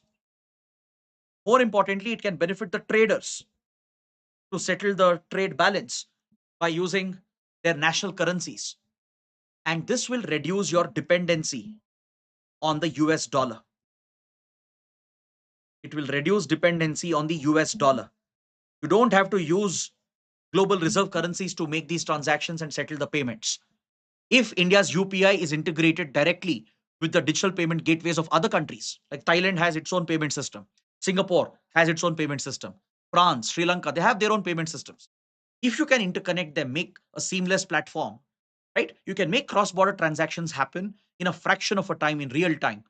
It saves the time, the cost will go down, the commission which is charged by banks and the middlemen, that will be eliminated. So this will be very efficient and very helpful for students, migrant workers, tourists, and traders especially. And we will reduce the dependency on the US dollar. Next, PM Modi has proposed a BIMSTEC Center for Excellence in Disaster Management, which will be set up in India, most likely in Gujarat, where the National Institute of Disaster Management is located. The NIDM, it was established under the Disaster Management Act of 2005. It is administered by National Disaster Management Authority, NDMA. So, at NIDM facility, India is planning to set up a BIMSTEC Center for Excellence in Disaster Management. So, we can share our expertise and give training to BIMSTEC countries. The Maritime Transport Agreement has been signed to strengthen cooperation in merchant shipping, that is, in commercial shipping. A sustainable maritime transport center will also come up in India for assisting the BIMSTEC countries in shipping. Because see, Bay of Bengal has great potential to promote maritime linkages. So India will be hosting a sustainable maritime transport center to ensure that the growth in maritime industry will be sustainable, less polluting, and ensure that it doesn't harm the marine environment while creating opportunities for maritime trade between the BIMSTEC countries. And finally, there is a cultural initiative which can be important for the exam. PM Modi has introduced the Bodhi initiative. The term Bodhi itself is a reference to the Bodhi tree, which is sacred in Buddhism, right? Because Lord Buddha attained enlightenment under a Bodhi tree at Bodh Gaya. Bodhi initiative stands for BIMSTEC for Organized Development of Human Resource Infrastructure. So this initiative will mainly focus on training, capacity building, skill development. So in the field of education, with regard to let's say civil services training or training uh, the youth of the other country, giving them basic skills, making them employable, and thus driving mutual growth. This would be the focus of Bodhi initiative. It's a human resource initiative to improve the capacity of the human resource amongst the member countries, to improve education, provide a better capacity building initiatives, transfer skills, right? Provide vocational training, make them job ready so that they're readily employable by the industry. So that would be the focus of Bodhi initiative, which would be led by India. It would be funded by India as well. And this is something that suits India's interests because India would need talented human resource going forward. So across BIMSTEC countries, India would be leading the Bodhi initiative, a human resource initiative. So these are the various points related to BIMSTEC. Trust me, we have not left anything. So whatever question comes in BIMSTEC, you should be able to answer that. Now let's move on to the next topic. Let's start with another question. Which of the following country is not an observer of SARC? That's your question. Let's see if you can answer this. Which of the following country is not an observer state? Because see, SARC is a very important grouping. You might have neglected it. You might have sidelined it because of Pakistan. But still, SARC is the only group for South Asian countries for regional cooperation. In fact, we revived SARC once during COVID-19. The pandemic broke out. Prime Minister Modi held a virtual meeting of SARC leaders and announced assistance from India. Other than that, we have not seen SARC being active. But you should know the members, you should know the observers and the objective of SARC. Some of you are saying USA, some are saying Russia. Okay, let me give you the correct answer. Correct answer is Russia. Russia is not part of it. Understood? China is part of it. USA is part of it. Japan and others are part of it. So let's quickly talk about the SARC. I know it's an old topic. I'm just trying to refresh your memory if at all a question is asked on this. SARC stands for South Asian Association for Regional Cooperation. Very easy to remember. South Asian Association. South Asian countries have formed this association for regional cooperation. There are 8 member countries which are part of it. Its origin goes back to 1985. In Dhaka, the South Asian countries met. 7 countries met in 1985 in Dhaka and decided to establish the SARC. Afghanistan was not part of it back then. So apart from Afghanistan, the other South Asian countries, India, Pakistan, Sri Lanka, Maldives, Nepal and Bhutan and Bangladesh, these 7 countries met in Dhaka and established the SARC, which is headquartered in Kathmandu. This is the secretariat of the SARC, which is in Nepal. So over the years, SARC has some achievements, but mostly it has seen failures. Afghanistan was added much later into the group at India's insistence. It was in 2006 2007 that India brought Afghanistan on board when we had a friendly civilian government in Afghanistan. India had improved its relations with the Afghan government. We had invested heavily in Afghanistan, and we saw Afghanistan as a South Asian country. Though others look at Afghanistan as largely a Central Asian or West Asian country as well sometimes, because it's located at the heart of South Asia, Central Asia, and West Asia. But India's interpretation is that Afghanistan is part of South Asia because India shares a border with Afghanistan. We were supposed to share the border here with Afghanistan. But we don't have that border in reality because Pakistan has occupied this territory. This is Pakistan occupied Kashmir. Pakistan is under the illegal occupation of this territory, and hence we don't have direct connectivity with Afghanistan. But otherwise, since we claim the whole uh, state of J&K as it existed in 1947 as an integral part of India, then according to that claim, obviously India will have a border with Afghanistan. So India gave a push to the inclusion of Afghanistan and it was added as the eighth member. Which are the observer countries? Some of the biggest global powers are part of it. Australia, China, European Union, Iran, Japan, Mauritius, United States, Myanmar, and Republic of Korea, that is South Korea. So these are the 9 observer states. Please remember this point. Now, what is the primary mandate of SARC? When it was established in 1985, what was the purpose? The purpose was very simple: to bring South Asia region together and integrate the region, to promote regional cooperation, regional integration, and achieve economic integration. This is the purpose of any regional organization. Now, you take European Union, for example, and compare it. What is EU? It's a political economic union.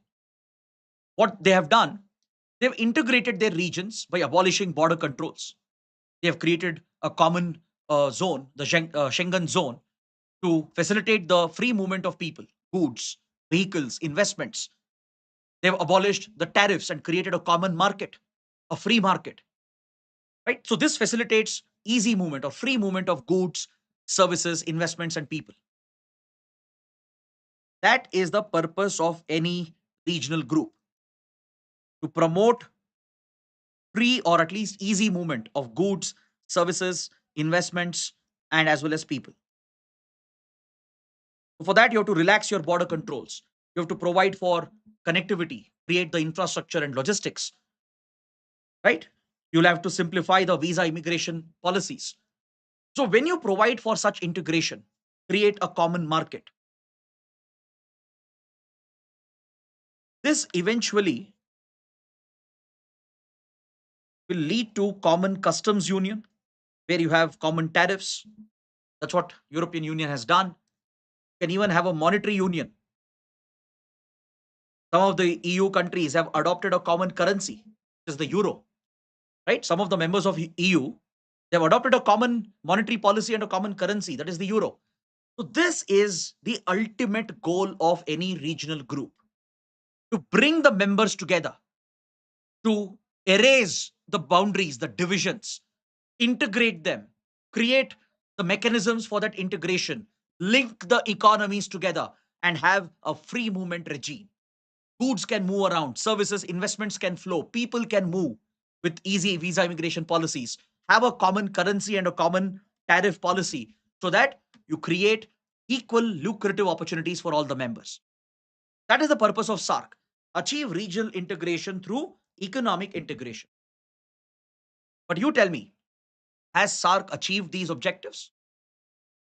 Has it managed to bring about any kind of regional or economic integration? Yes or no? No? Very good. You're absolutely right. SARC, in that regard, is a failure. SARC has failed to achieve its stated objective. But whom do we blame for this? Who should take the blame for SARC being a failure? Why do you think SARC has not achieved the stated objective? Let me know. Pakistan? I know many of you would mention Pakistan. This answer is partially correct. Yes, Pakistan is problematic. Pakistan is a country which derails any regional agendas. But do you really think we can blame SARC's failure entirely on Pakistan? Aren't there other problems? Let's say with India, with other members like Afghanistan, Sri Lanka, Bangladesh. They also have their own problems, which has contributed to the failure of SARC. See, definitely the first reason why SARC has failed largely is Pakistan. Its sponsorship of terrorism, constant tensions with India, the way in which it has promoted radicalism, terrorism, that is the prime reason, no doubt about it. It has derailed every Indian initiative. I gave examples as well. But even amongst other members, there are shortcomings. Look at the situation in Afghanistan. Civilian government was thrown out. Taliban has captured power.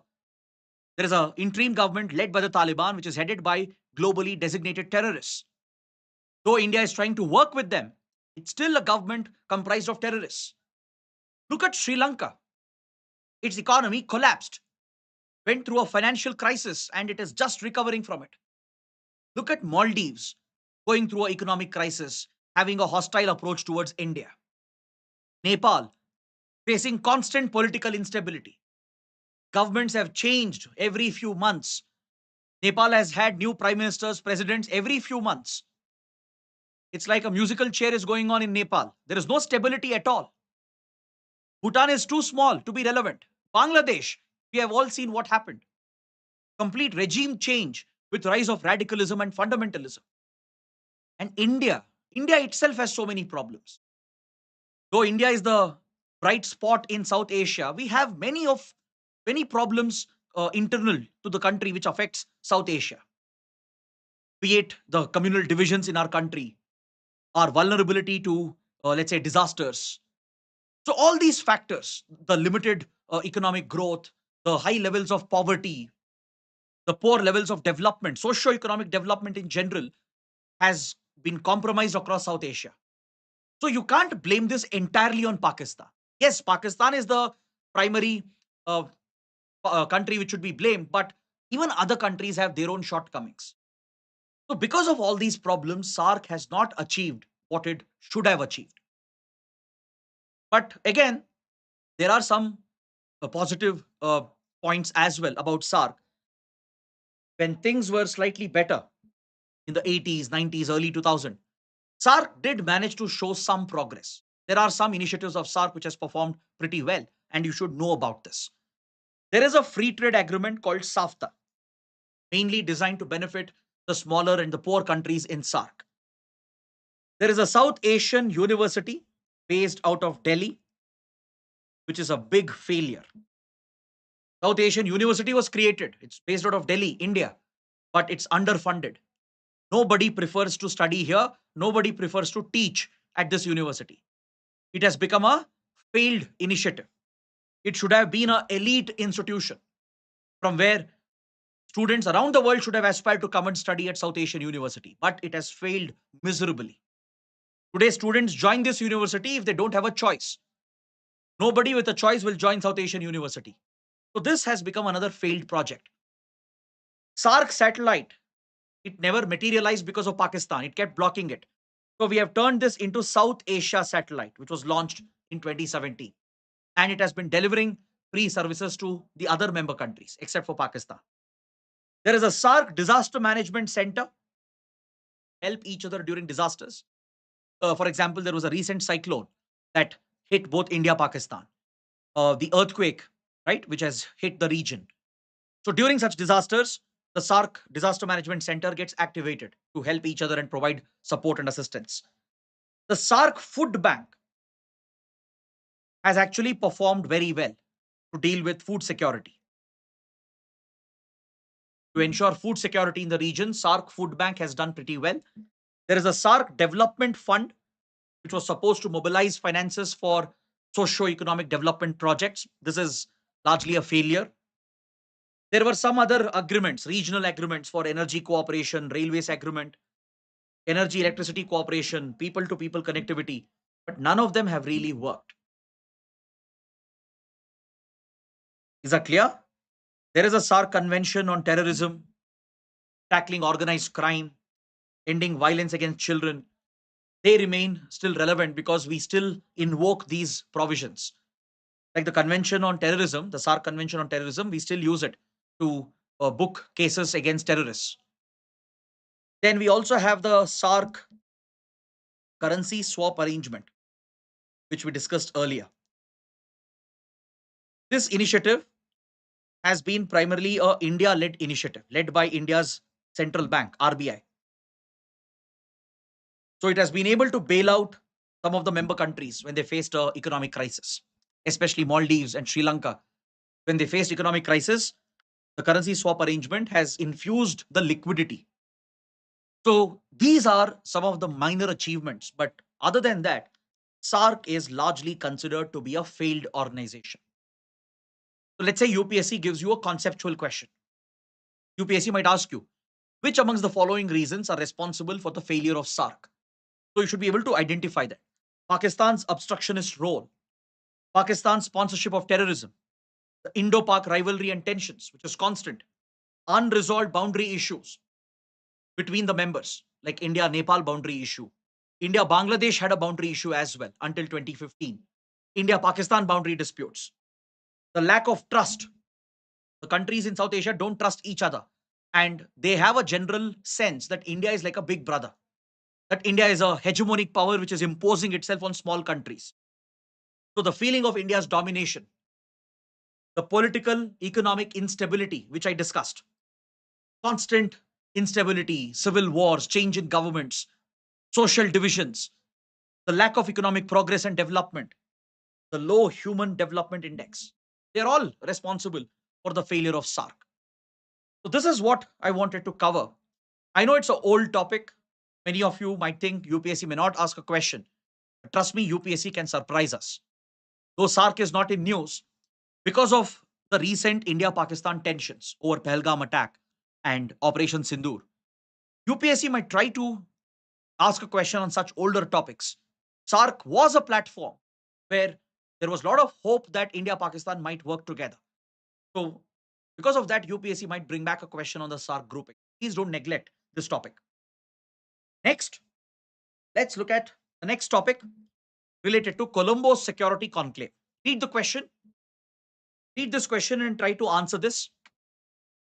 Which country has become the newest member of Colombo Security Conclave? Small topic, we can wrap it up quickly, but let's see if you guys know about this. D. But some are saying C. The correct answer is option D, Bangladesh. So what is Colombo Security Conclave? I'll explain very quickly. It's a very small topic. In 2011, India established a trilateral maritime security initiative with Sri Lanka and Maldives. India, Sri Lanka, Maldives, which are maritime neighbors of each other, they established a trilateral maritime security initiative focused on the Indian Ocean. It was a platform for the national security advisors to come together, discuss the security issues of the region, and provide a platform for security forces, intelligence agencies, and law enforcement agencies, including armed forces, to work together and share information with each other. So this remained a trilateral initiative for many years between Sri Lanka, India, and the Maldives. So this initiative was initially led by Sri Lanka. Sri Lanka was the one which proposed this idea and pushed for it. India took it up gladly, and we brought Maldives on board as well. And these three countries had a trilateral maritime security arrangement. But recently, this has been elevated in 2022 by including Mauritius as well. And it was renamed as the Colombo Security Conclave. Because Sri Lanka was the one which was pushing for it. Colombo is where the security dialogue would take place. So this was elevated by including Mauritius in 2022, and that's how the Colombo Security Conclave was born. So under the platform, the NSAs, the National Security Advisors of these countries, they meet.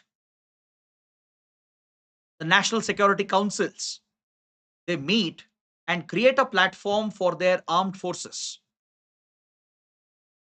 their intelligence agencies, their police and law enforcement to cooperate with each other, to share intelligence, to deal with counterterrorism, organized crime, assist each other during disasters.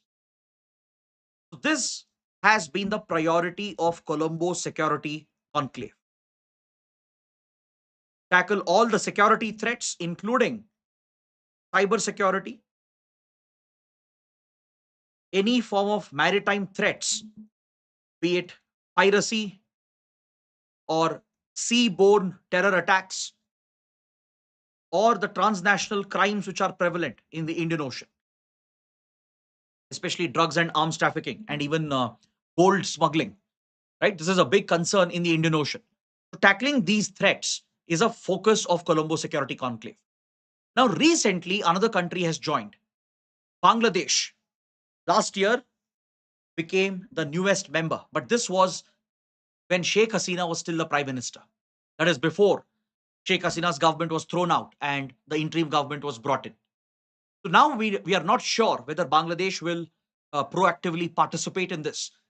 But when Sheikh Hasina was still in power, Bangladesh did join the Colombo Security Conclave. It was an observer until then, but last year it became a full time member. So now there is one observer state, which is Seychelles. Small Indian Ocean country, Seychelles remains as an observer. So before Bangladesh joined, there were two observers, Bangladesh and Seychelles. But now Bangladesh has elevated from an observer to a member, and Seychelles remains the only observer in the group. So there are 5 pillars that are identified for cooperation between the members. So please make a note of this. Maritime safety and security. It includes stabilizing the sea routes, tackling any maritime threats. That includes counterterrorism, radicalization, tackling trafficking, smuggling, organized crime, cybersecurity, and protecting critical infrastructure like ports, airports, power grids, dams, etc., and as well as HADR for disaster management cooperation. So these are the 5 pillars of Colombo Security Conclave. Next, we have one more grouping, the Indian Ocean Commission, IOC.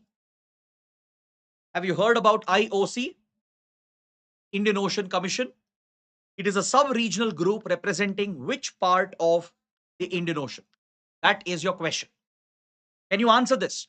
Indian Ocean Commission, which is in the news sometimes, it represents which part of Indian Ocean? Is it Southeastern Indian Ocean, Southwestern Indian Ocean, or Central Indian Ocean, or the Northern Indian Ocean?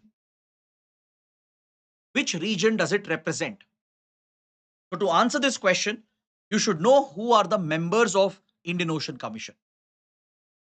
Some are saying A, some are saying B. Okay, let me give you the right answer. Option B is correct. It represents southwestern part of Indian Ocean, essentially the southern part of Indian Ocean towards the west, which is closer to East Africa. That is the region it represents. So this group, it's a sub-regional group. It consists of 5 small countries in this strategically vital region. The members are Comoros, which is a small island nation, Madagascar. You can see Madagascar on the map here, a large island country in East Africa. Mauritius, which we have studied, French Reunion, which we have studied as well, and Seychelles. This commission was set up in 1982 and it's headquartered in Mauritius, based out of Mauritius. So this is the region it represents. What is this region? This is the southwestern part of Indian Ocean region. Understood? It's in the southern part of Indian Ocean, located on the other side of East Africa. So this would be the southwestern part of Indian Ocean region.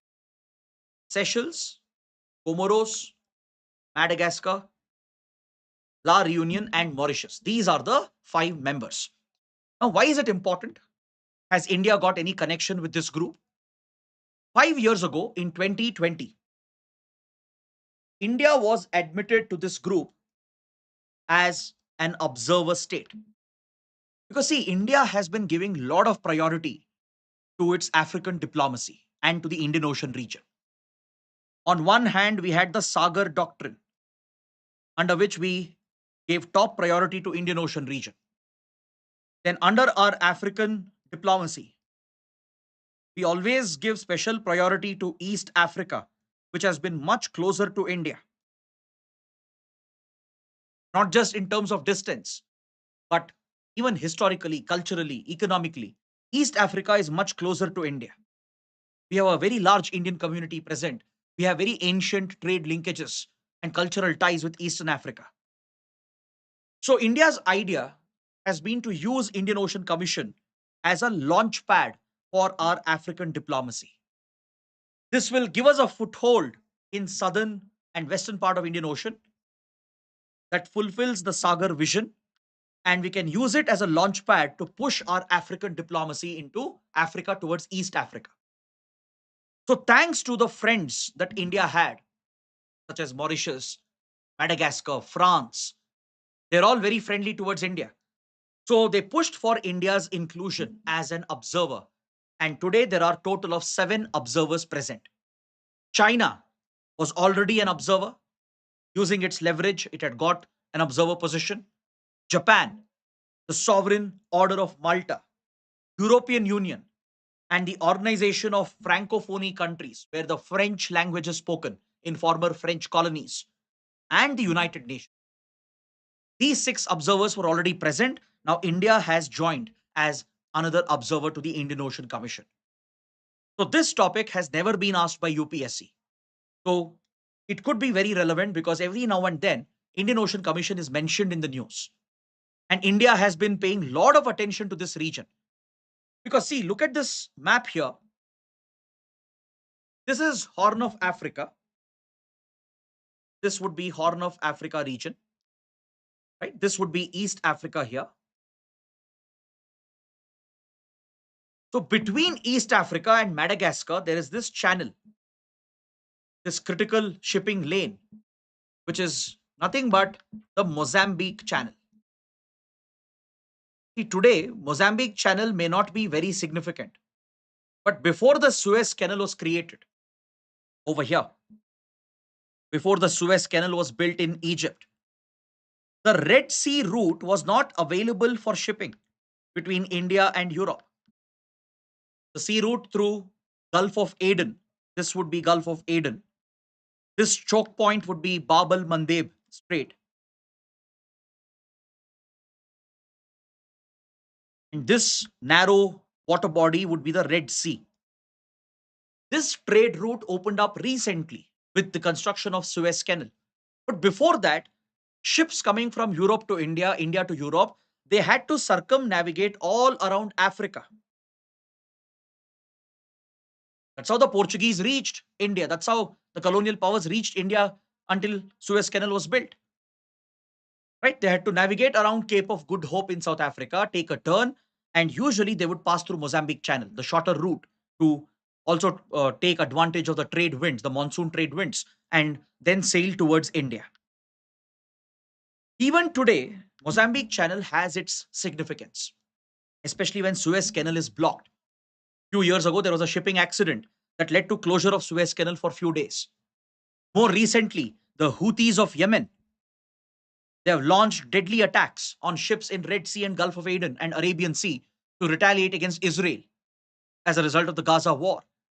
So they have disrupted the shipping to the Red Sea route, and ships have diverted to take the longer route around Africa.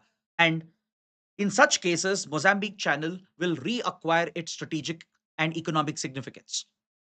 If there is a closure of Red Sea route, if let's say Suez Canal gets closed, maybe due to an accident, due to a disaster, or maybe due to a war or a conflict, or let's say Bab el Mandeb is choked because of terror activities or because of conflict. So this route is very, very vulnerable. So the only alternate route which remains is around Africa, circumnavigation around Africa, take a turn at Cape of Good Hope in South Africa and use the Mozambique Channel to reach India. So in that context, Indian Ocean Commission is very important. These countries are very close to the piracy infested waters. Right? This is where Somalia is present in Eastern Africa, closer to Horn of Africa. Somalian piracy threatens shipping, and India having good relations with these countries is critical to counter piracy. This is where global powers are exerting their influence. China, US, European powers, they have all deployed their navies. They have military bases as well, project their military power to counter piracy and terrorism. So in that context, India joining Indian Ocean Commission becomes important because France is also part of it. And India, France have fantastic relations in the defense and strategic domain. That's why Indian Ocean Commission is important. Let's look at the next question. This is related to the ASEAN group. We have another 25 minutes to go before we take the next break. The next break would be slightly longer, a proper dinner break. But until then, let's try to cover as many topics as possible. Read the question. It's related to the ASEAN group. ASEAN and India bilateral trade is yet to cross the $100 billion mark. ASEAN-India Trade in Goods Agreement was signed in 2010. Review of the Trade in Goods Agreement has been a long-standing demand of India, and it is seeking to end the misuse of the Trade Pact. Which of the statements are correct? Let's see how many of you can answer this. Most of you are saying D. Okay, let's evaluate the statements one by one. Statement 1 is wrong. ASEAN-India bilateral trade has crossed the $100 billion mark. It's somewhere around $122 billion per year. So it is a major trading relationship for India. The total trade volume is around 120 billion plus. So it has crossed $100 billion mark. That's why statement 1 is wrong. The other two statements are correct. We signed a free trade agreement covering trade in goods in 2010. But India has issues with this agreement. They are pushing for a review. It's a long-standing demand of India, and recently India-ASEAN have started a renegotiation of the trade in goods agreement. So 2 and 3, option D becomes the correct answer. So what is ASEAN? Let's understand quickly, and let's talk about India's ties with ASEAN. We will talk about the free trade agreement as well. So the ASEAN is a regional group of 10 Southeast Asian countries. 10 Southeast Asian countries have formed this political, economic, and security grouping. It includes all the countries that you see here: Myanmar, Laos and Cambodia, Vietnam, Thailand, then Malaysia, Singapore, Indonesia, Philippines, and Brunei. So these 10 Southeast Asian countries, they have formed the ASEAN, which is one of the most powerful and important regional organizations. See, individually, these countries may not seem very powerful. You take, let's say, only Singapore, you take only Indonesia, you take only Thailand. Individually, they are not a very powerful nation, though they have their own strengths. But collectively, when they come together as a group, they become a formidable organization. So it was established in 1967, again in Bangkok, through Bangkok Declaration. So don't get confused here. BIMSTEC was also set up through a Bangkok Declaration in 1997. But this was a Bangkok Declaration of 1967, which established the ASEAN. So the ASEAN group today, it's a political platform for these countries to collaborate and work together. Also, it provides for free trade amongst the members. It provides for free movement of goods, investments, services as well. They have some close security, defense arrangements as well with each other. So it's a flourishing organization. Now, if you look at Southeast Asia, it's present right at the center of Indo-Pacific. So the whole stability of Indo-Pacific is dependent on Southeast Asia region. And also, if you look at Southeast Asia, if you look at the map, you will understand that Southeast Asia is not continental. It has a more predominant maritime character to it. It is bound by Bay of Bengal, South China Sea, Andaman Sea. There is a choke point, which is the Malacca Strait, and also other narrow straits like Sunda, Lombok. So Southeast Asia is predominantly maritime based. Since historical times, the region has depended on maritime trade, maritime connectivity. These trade choke points I'm talking about, they have been always vital for Southeast Asia. So ASEAN as a group helps in protecting the interests of this region. Now, recently, a 11th member has been approved to join ASEAN. Please note down, Timor-Leste has received in principle approval from the other members to join the group as the 11th member of the organization.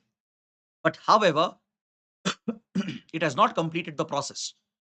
because there are few formalities you have to fulfill, and Timor-Leste has not been able to fulfill them yet. So where is Timor-Leste? It's closer to Papua New Guinea, closer to Australia, at the uh, end of Southeast Asia.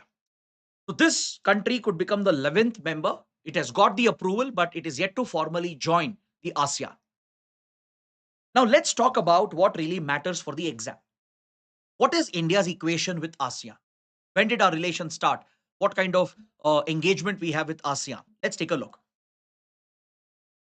Remember the Look East policy, which I was mentioning, that was launched in 1991? This was a landmark initiative of then Prime Minister P.V. Narasimha Rao. Because in 1991, India was facing some difficult challenges. On one hand, Cold War had come to an end. The Soviet Union, that's the USSR, had disintegrated, collapsed. So India had lost a reliable partner. We needed new diplomatic partners, new friends who could support India's position. And also, India went through a major crisis, the BOP crisis, balance of payments crisis. We ran out of forex reserves. We could barely sustain few days of imports, and we took the support of IMF to bail out the Indian economy. Following this, P.V. Narasimha Rao, the then Prime Minister, with his Finance Minister Manmohan Singh, introduced the LPG reforms, liberalization, privatization, globalization. This threw open the Indian economy. So we needed raw materials to power our growth. We needed foreign investments. We needed foreign direct investment to create infrastructure and to create the capital needed. We needed foreign institutional investment into our capital markets, into our stock markets. We also wanted new markets to export our goods, to increase our exports, to create jobs in India. So these were immediate necessities for India. Until then, India's foreign policy was very restricted, focused more on the neighboring countries and the big global powers. But now things were changing. Geopolitics was changing. Global economic order was changing. So India needed new partners, new friends. So Narasimha Rao decided to diversify India's foreign policy. And one result was the launch of Look East policy of India, to look eastwards, to focus on the immediate extended neighborhood present to the east of India. That includes your Southeast Asia region and the East Asia region. So as India launched the Look East policy in 1992, we established a sectoral dialogue with ASEAN at the secretary level. India's foreign secretary would interact with the foreign secretaries of ASEAN countries, and a sectoral dialogue started between the two sides. So there was special focus and attention right now on India-ASEAN relations. In 95, India was elevated to the status of a dialogue partner, which is interaction at the foreign ministers level. India's foreign minister would interact with the 10 ASEAN foreign ministers. So ASEAN has given dialogue partner status to 8 major powers like US, Russia, China, Japan, Australia, etc. Only 8 major powers have got the dialogue partner status with ASEAN. Then in 2002, when we were marking the 10th anniversary of Look East policy and the start of friendly relations with ASEAN, this relationship was elevated to the summit level. Summit level interaction began. So when I say summit level, it means the participation of the head of states and head of governments, prime ministers, presidents, or monarchs. The head of states, head of governments would participate, meet every year. Since then, it became an annual summit. In 2012, to mark the 20th anniversary of India-ASEAN relations, relationship was elevated to strategic partnership level. It was diversified. It would focus not only on trade, economy, culture, it would focus on defense and security as well. And recently in 2022, to mark the 30th anniversary, the relationship has been further elevated to comprehensive strategic partnership, which means ASEAN region and the Southeast Asian countries are some of our closest partners. So to take the full benefit of this relationship, India was pursuing a free trade agreement since 1990s. Eventually, in early 2000, we started the negotiations. We signed a free trade agreement, and by 2010, we worked out a trade in goods agreement. This would provide for tariff reduction across products, and it would provide duty free access and low duty access or low tariff access to both the sides. The idea was to eliminate the tariff barriers to boost Indian exports to ASEAN and vice versa, to increase ASEAN exports to India. So, this trade in goods agreement became operational. Then later, we worked out a trade in services agreement as well. So, we actually have a full fledged FTA covering goods, services, investments as well. That was signed in 2014 and it came into force in 2015. This trade agreement has definitely increased the trade volume. Both sides have benefited. The exports have gone up. India's exports to ASEAN has increased significantly. ASEAN exports to India also has jumped exponentially. That's why the trade volume is today at around $122 billion. This makes ASEAN one of our largest trading partners. But however, India has a problem with this deal. This trade relationship is skewed in favor of ASEAN countries and goes against India's interests, domestic interests. See, that's a problem with FTAs. If it is not well negotiated, if you don't anticipate the possible challenges and loopholes, if FTAs are misused by the traders, by third parties, it could end up creating a challenge for the domestic producers. As a result of this FTA, cheaper and better quality agricultural products have flooded the Indian market from ASEAN. For example, from Vietnam, cheaper coffee has flooded and it has hurt the coffee industry in Karnataka. The better quality coconuts, which are turned into many products in Thailand, in Indonesia, they have flooded the Indian market, which has hurt the coconut industry in Kerala, Karnataka, and other parts of the country.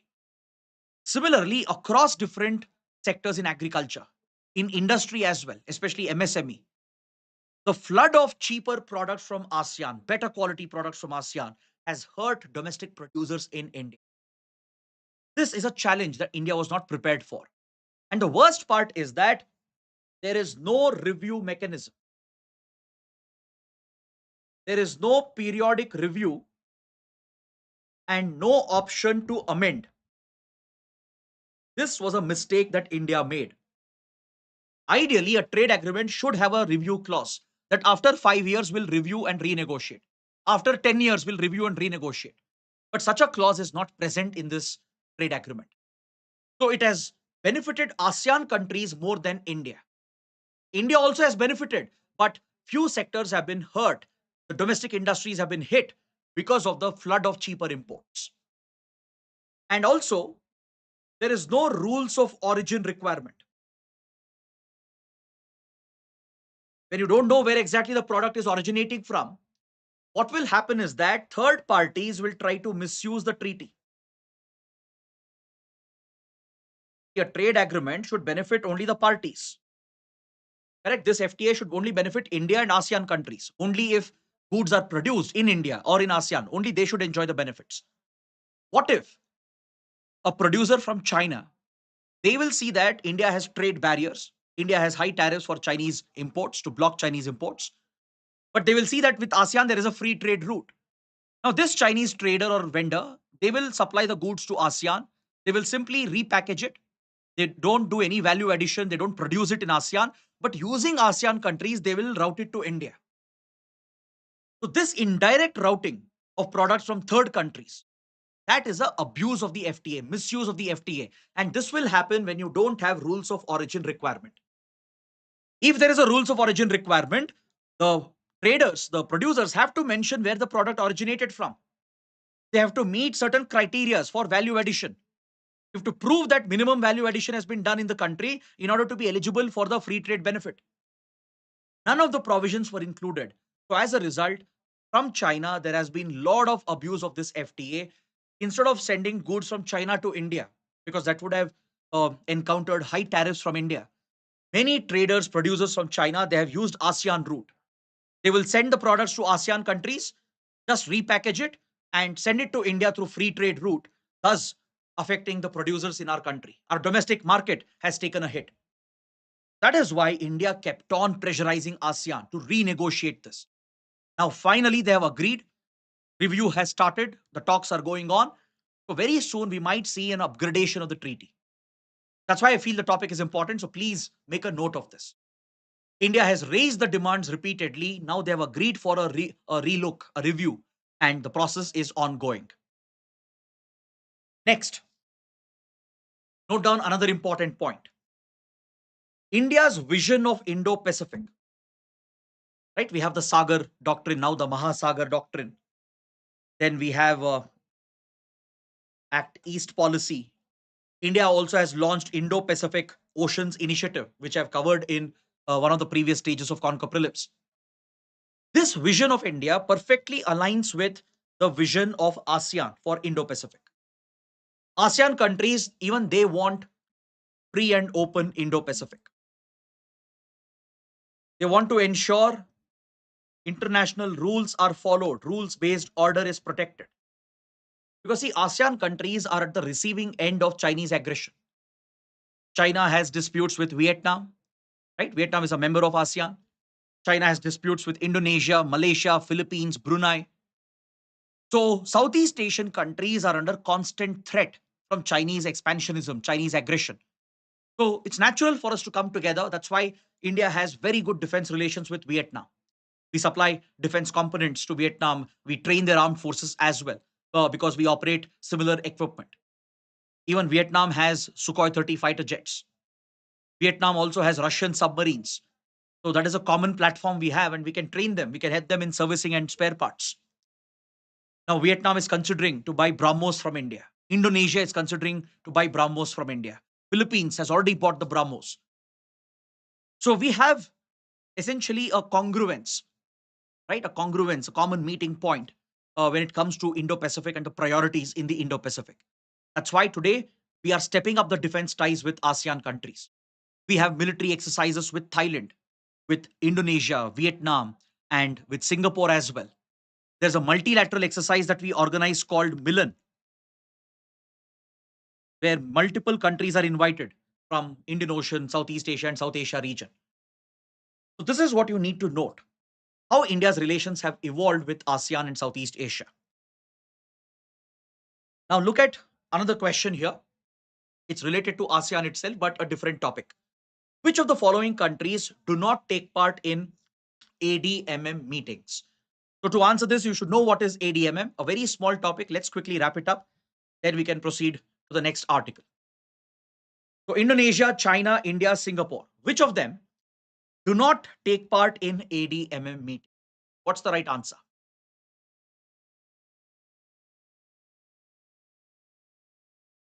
Which of these countries do not take part in ADMM meetings? B, C. Okay. The ADMM stands for ASEAN Defense Ministers Meeting. The name itself tells you that ASEAN countries, the 10 countries which are there, their defense ministers meet under ADMM. So obviously, India will not be part of it. China also will not be part of it because we are not ASEAN members. Indonesia is an ASEAN member. Singapore is an ASEAN member. So they will participate, not India, not China. So correct answer is option C, 2 and 3 only. So ADMM is a defense ministers meeting of ASEAN countries. There is an extended group called ADMM Plus. This brings the 10 ASEAN countries together with 8 dialogue partners. A total of 18 defense ministers meet at ADMM Plus. Which are these 8 dialogue partners? It includes India, China, Japan, South Korea, Australia, New Zealand. They are the ones with whom we had signed the free trade agreement. Now, along with these major powers, we also have the 2 global powers, USA and Russia, who are also recognized as dialogue partners of ASEAN. So these 8 dialogue partners, Some of them are from Indo-Pacific: India, China, Japan, Australia, New Zealand, South Korea. US also can be considered as an Indo-Pacific power, but Russia is also part of it.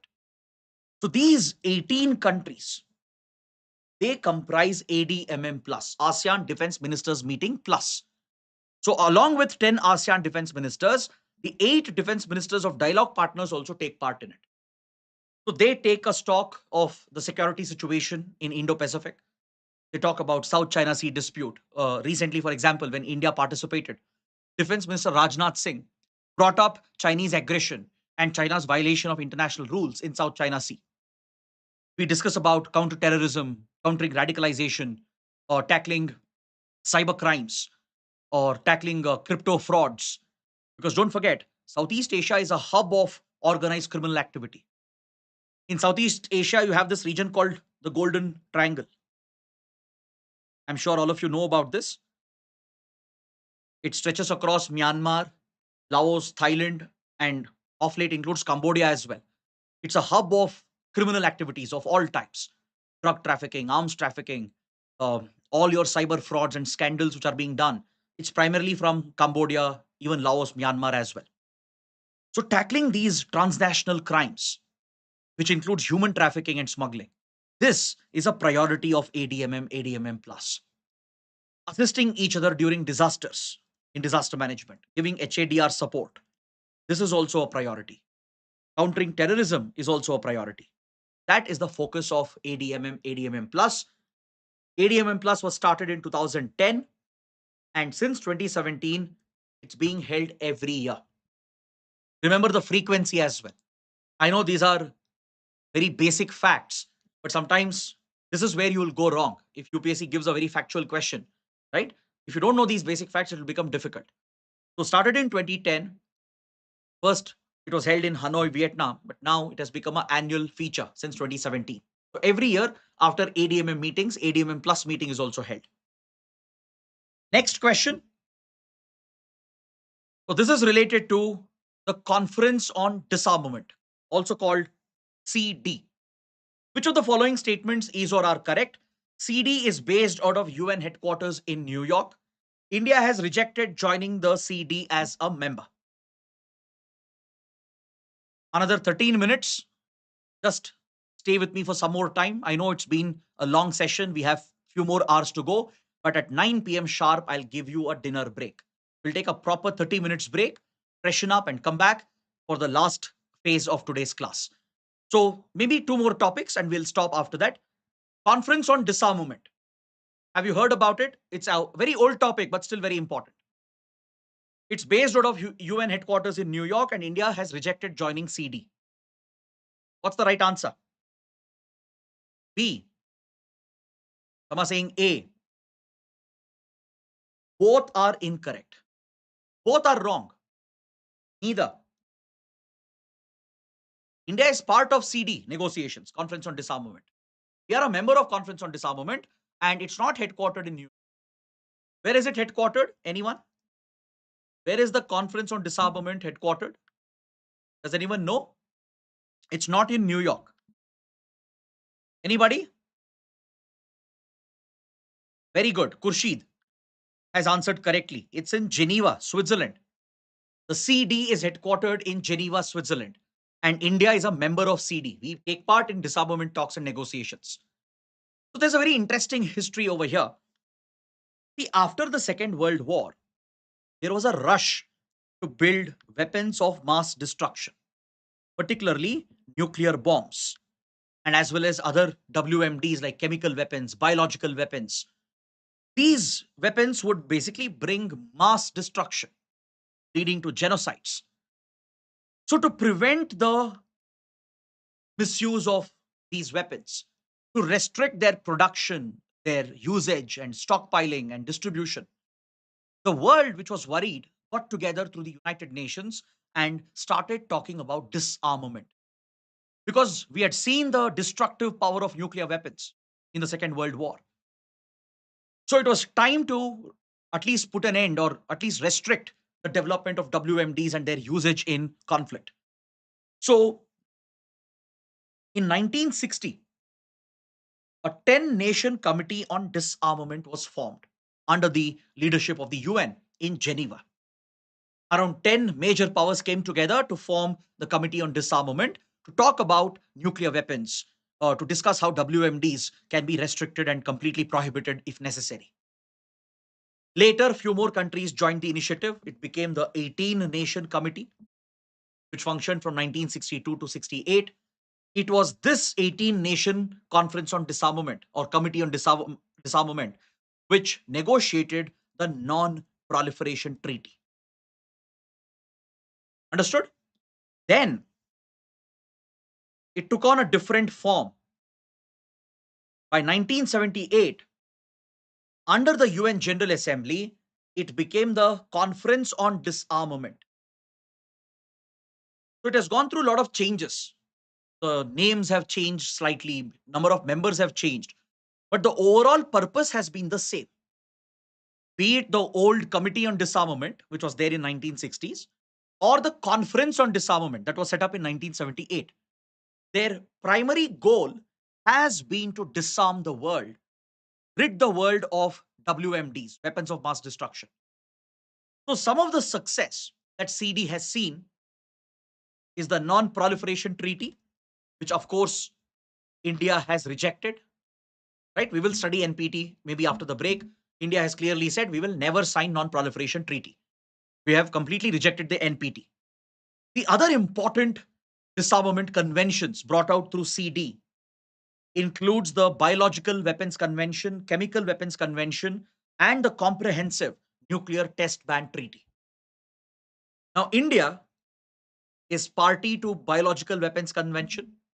We have fulfilled our commitments as well. We have completely stopped the production of bioweapons. We have destroyed all the stockpile of bioweapons in India. We are fully compliant with the global standards on the prohibition of biological weapons. The same holds good for Chemical Weapons Convention. India has taken these two conventions very seriously. There is a global organization called OPCW, Organization for Prohibition of Chemical Weapons, which oversees the implementation of Chemical Weapons Convention. India has fully committed itself to these goals and standards. We not only stopped the production of chemical weapons and its usage, we have destroyed all the stockpile we had in the country. There is a dedicated authority for that under the Cabinet Secretariat, which directly reports to the Prime Minister. Directly under the PM, as part of the Cabinet Secretariat, we set up a national authority on Chemical Weapons Convention. This authority has ensured that India has gotten rid of chemical weapons as well. So we are fully compliant with Biological Weapons Convention and Chemical Weapons Convention. But however, we have rejected NPT. We have also rejected CTBT. Because CTBT says you can't test nuclear weapons anymore.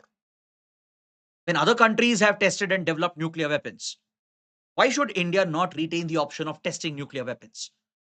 So it was a strategic call made by India to retain the right to develop and test nuclear weapons. We rejected Non-Proliferation Treaty because of its discriminatory nature. We rejected CTBT as well, which is also discriminatory in nature. So we are not part of NPT or CTBT, but we have fully complied with the Bio and Chemical Weapons Convention. Please make a note of these key topics. Now, under CD, there are 65 member states who are totally part of it. It includes the 5 permanent members, the P5, which are basically your nuclear weapon states, right? US, Russia, China, UK, and France. The P5, 5 permanent members of UNSC, they are the ones recognized as the official nuclear weapon states under Non-Proliferation Treaty. They are part of it with 60 other countries, which are formidable military powers like India, Pakistan, many others. So these countries, they meet quite often. They talk about disarmament. They discuss about non-proliferation, how to prevent the spread of harmful weapons, harmful technologies. That is the primary purpose of CD, headquartered in Geneva. This is where there is a very popular installation, art installation in front of CD's headquarters in Geneva, there is a broken chair. See, Geneva is a hub of international organizations. There are many UN related bodies, organizations present. They're all located in the same vicinity at the Peace Palace, as it is called. Right. So, there you have a very unique art installation, the broken chair, a very huge installation where one of the legs of the chair is broken.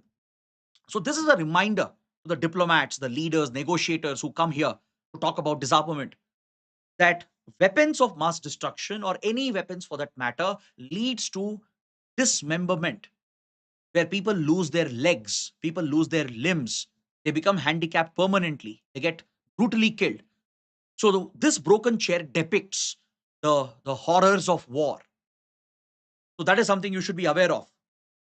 Next, we have the time, we can start. It's already 8:56. Okay. So let's take the dinner break. I think it's better we take the break now because for the next topic I'll need some time. If I start, I won't be able to complete by 9. So let's take the dinner break now for half an hour or around 34 minutes. So we will meet again at 9:30.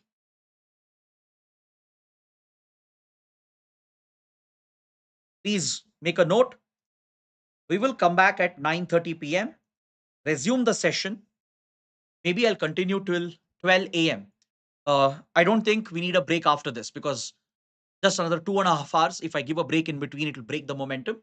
So take a 30 minutes break, 35 minutes break now, freshen up, and be prepared for the last segment, maybe 2 to 2.5 hours. And after that, we can stop. That is it. I'll see you at 9:30. Come back in 35 minutes.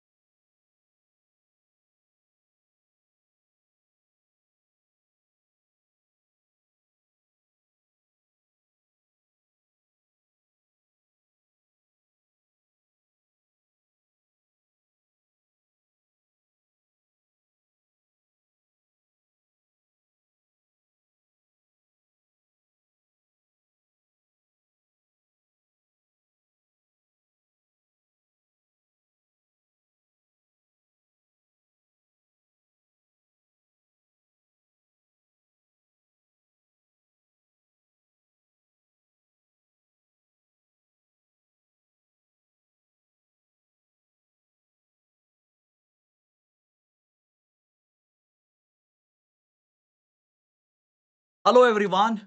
Welcome back to the last segment of today's marathon session. I hope everybody had their dinner. I hope you guys are refreshed. So, let's continue with many more topics. Let's start with the next question. Please look at this practice question and then we'll discuss this topic in complete detail. Which of the following statements is or are correct? This is related to the NPT, the Non Proliferation Treaty, which we were mentioning in previous topics as well. So let's understand everything about NPT. Signing the NPT is seen as a core criteria for membership to the Nuclear Suppliers Group, to the NSG. India is the only country to have got an exemption from this criteria from most of the NSG members. So, what is the correct answer? Which of these statements are correct?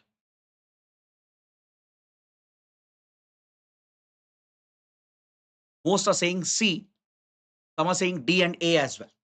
Okay, let's check these statements one by one. Signing the NPT is seen as a core criteria for membership to NSG. This statement is definitely correct. In order to become a member of Nuclear Suppliers Group, there is a condition. The precondition is that you should be a signatory to Non-Proliferation Treaty. So I'll explain both. What is NPT? What is NSG? How are they connected? Let's discuss that in a short while. Let's look at the second statement. India is the only country to have got an exemption from this criteria from most of the NSG members. This statement is also correct. India has got the NSG exemption from most of the members to join the nuclear suppliers group without signing NPT. We've already understood that India has rejected NPT. India will never sign NPT. So most members of NSG have accepted this position of India and they have granted the exemption to India. And India is the only country to have got that exemption. So both are correct. Option C is the right answer. Now let's quickly understand what is NPT, what is NSG, and how they are related to each other. The Non-Proliferation Treaty, as I told you earlier, it was meant to prevent the spread of nuclear weapons technology. It was conceived in 1960s, finalized in 1968, and came into force from 1970. The Non-Proliferation Treaty was primarily designed to prevent India or any other country from procuring nuclear weapons, from working on nuclear weapons technology. Because by 1960s, India had started accelerating its nuclear weapons program, especially after the war with China in 1962 and two wars with Pakistan. India had decided that for its own security and strategic requirements, the country needs a nuclear arsenal. So as India accelerated the nuclear program, what we did was we relied on nuclear civilian technology that we had received from United States and Canada. In 1950s, Canada had transferred a nuclear reactor to India for civilian research. The US was also working with India on a nuclear program, providing nuclear material as well. So India managed to reverse engineer the technology of the West and we built an indigenous program. So to prevent India from further progressing with regard to its weapons program, the NPT was conceptualized primarily by the Western powers led by United States. The NPT, if you look at the provisions, it says that only those countries which possessed nuclear weapons before 1967, only they are recognized as official nuclear weapon states. So basically, there is a cutoff date. So those who had tested and procured nuclear weapons before 1967, they can retain their nuclear weapons. They can even expand their nuclear arsenal. They can retain and even expand their nuclear arsenal if they had possessed nuclear weapons before 1960, which means only the P5 countries were recognized under Non-Proliferation Treaty as nuclear weapon states. US, Russia, that is Soviet Union, China, then UK and France. Now this was problematic for India because China was already an adversary which had fought a war against India. We still had a standing dispute with China. So, at any cost, India wanted to pursue the development of nuclear weapons. Keeping in mind the nation's strategic and security interests, it became an imperative for India to develop nuclear weapons. So, then Prime Minister Indira Gandhi rejected the Non Proliferation Treaty as discriminatory in nature. The NPT promised that those who sign the NPT, they are basically giving up their pursuit of nuclear weapons. You're committing that if you don't have weapons before 67, you will never develop them. If at all you have started, you have to shut down the program, which means you can never ever become a nuclear weapon state. And in return, you will be assisted by the P5 in nuclear civilian technology to generate electricity for medical uses. You will get some assistance from other countries from the P5, but you can never develop nuclear weapons. So signing NPT would have been the death of India's nuclear program. That is why Prime Minister Indira Gandhi took a call that NPT is discriminatory in nature. It allows China to retain its nuclear arsenal and expand it. It allows US and the other P5 countries to build on their nuclear arsenal, but it takes away the right of other countries. So India rejected NPT and we stated that we will never sign the Non-Proliferation Treaty because it is inherently discriminatory in nature. Now, what is NSG, the Nuclear Suppliers Group? The NSG is a type of export control regime. It is an export control regime to restrict the export of nuclear technology, nuclear material, and sensitive nuclear related technologies.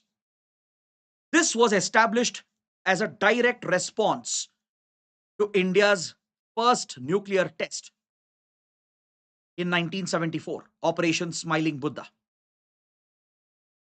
India detonated its first set of nuclear weapons in 1974. In response to India's nuclear tests, the NSG was established by the global community to basically prevent the spread of nuclear materials and restrict the export of nuclear technologies. So there are 48 member countries which are part of the nuclear suppliers group. The condition to join NSG is that you should have signed NPT. You should be a signatory to NPT or else you can never aspire for NSG's membership.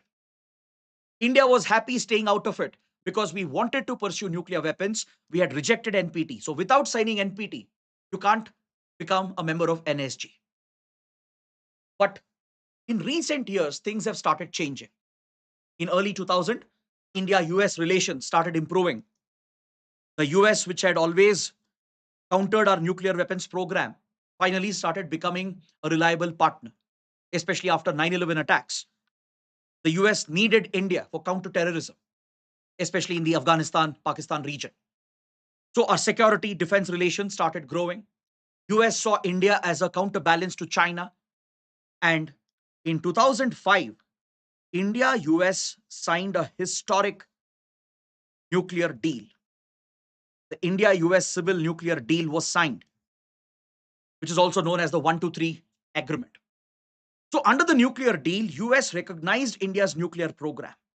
It agreed to engage in nuclear commerce with India and allow American companies to sell nuclear reactors to India. Now, this was a huge milestone for India, a big breakthrough, because until then, India had been treated as a rogue state. As I said earlier, we had sanctions imposed on India, economic and technological sanctions. For the first time, we were getting global recognition, that too from the United States. And in return, we were opening up our civilian nuclear market for foreign companies, particularly American companies.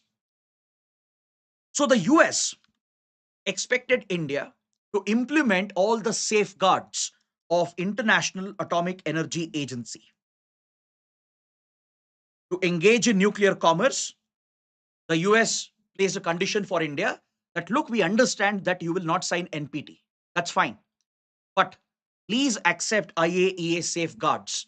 Implement the comprehensive safeguards of IAEA so that we can engage in nuclear trade and commerce. So what is this IAEA safeguards? We will study IAEA as well in a short while. The International Atomic Energy Agency. It's a global organization which is responsible for implementing non-proliferation treaty. It is responsible for preventing the spread, the leakage of nuclear material, nuclear secrets, and promote the safe and secure use of nuclear technology for civilian purposes only. So IAEA has laid down a set of safety and security standards and protocols which has to be followed, even by non-NPT countries.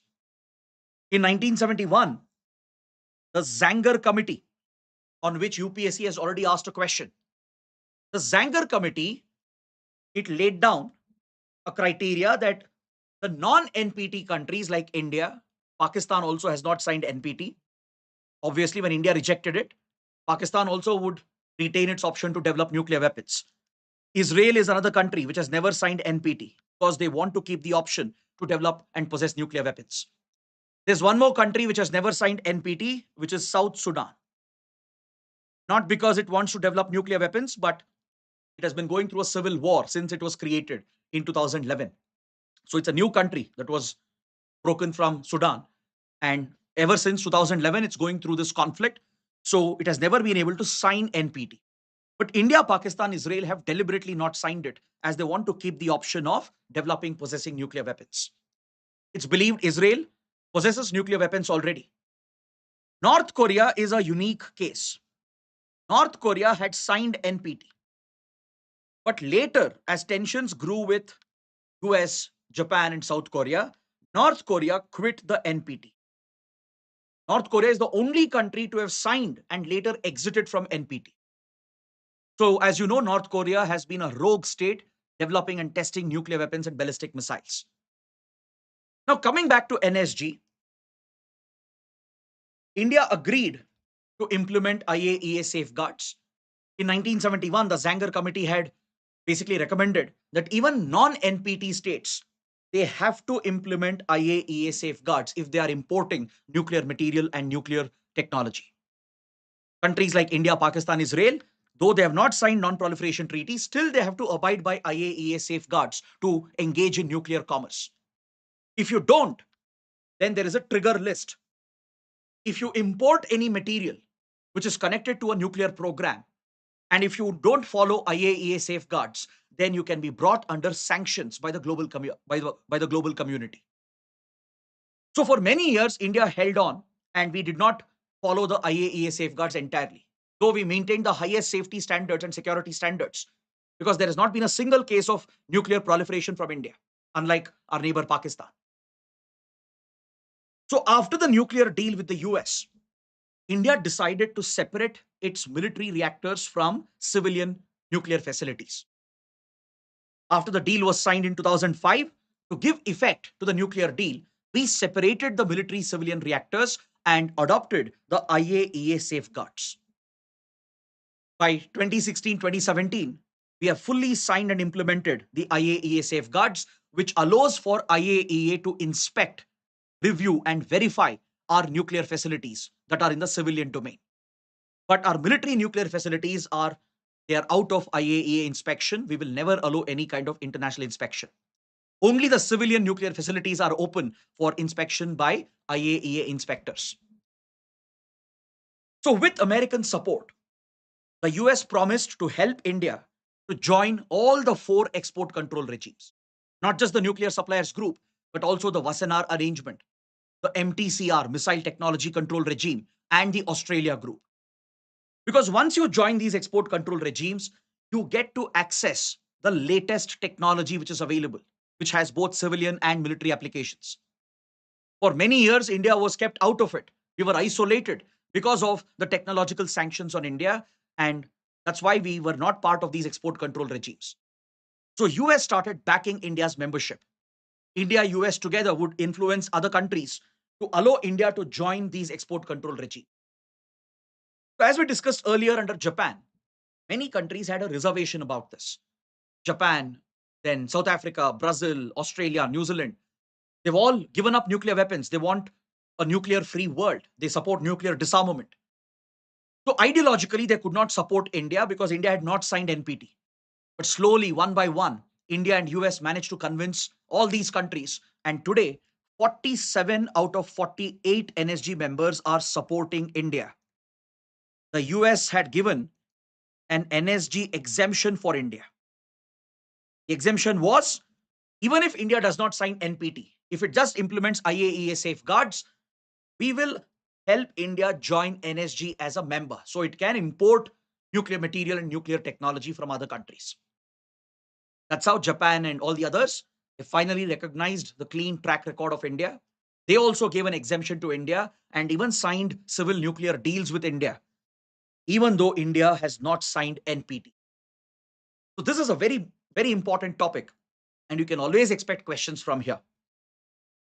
Please go through these key points which I've added, which I've already explained as well. Now, let's see why India has not become a member of NSG. We understood that 47 members out of 48 are supporting India's entry. They are okay with India not signing NPT because they know India is a responsible nuclear state. The problem is from China. China has been blocking India's entry because it wants to create the same opportunity for Pakistan. China doesn't want India's nuclear program to be recognized because this would help India accelerate the civilian program as well by procuring uranium and nuclear reactors from other countries. So China is trying to create a hurdle for India's nuclear program, and it's trying to create an equivalency between India and Pakistan. See, nobody will support Pakistan's entry into NSG. Why? Because Pakistan has a horrible track record when it comes to nuclear safety and nuclear standards. Pakistan has been the one which has proliferated nuclear technology, as I told you. China in the 80s leaked nuclear secrets, enabled Pakistan to become a nuclear power. Pakistan, in turn, it was running a black market, selling nuclear material and secrets to rogue nations like North Korea, Libya, Iran, etc. Pakistani top scientists were involved. Its state establishment was involved. So no country would ever support Pakistan. And given that Pakistan faces a big threat from terrorism, the terrorism that it has created and bred, there is a possibility that terror groups might get hold of Pakistan's nuclear material or nuclear arsenal.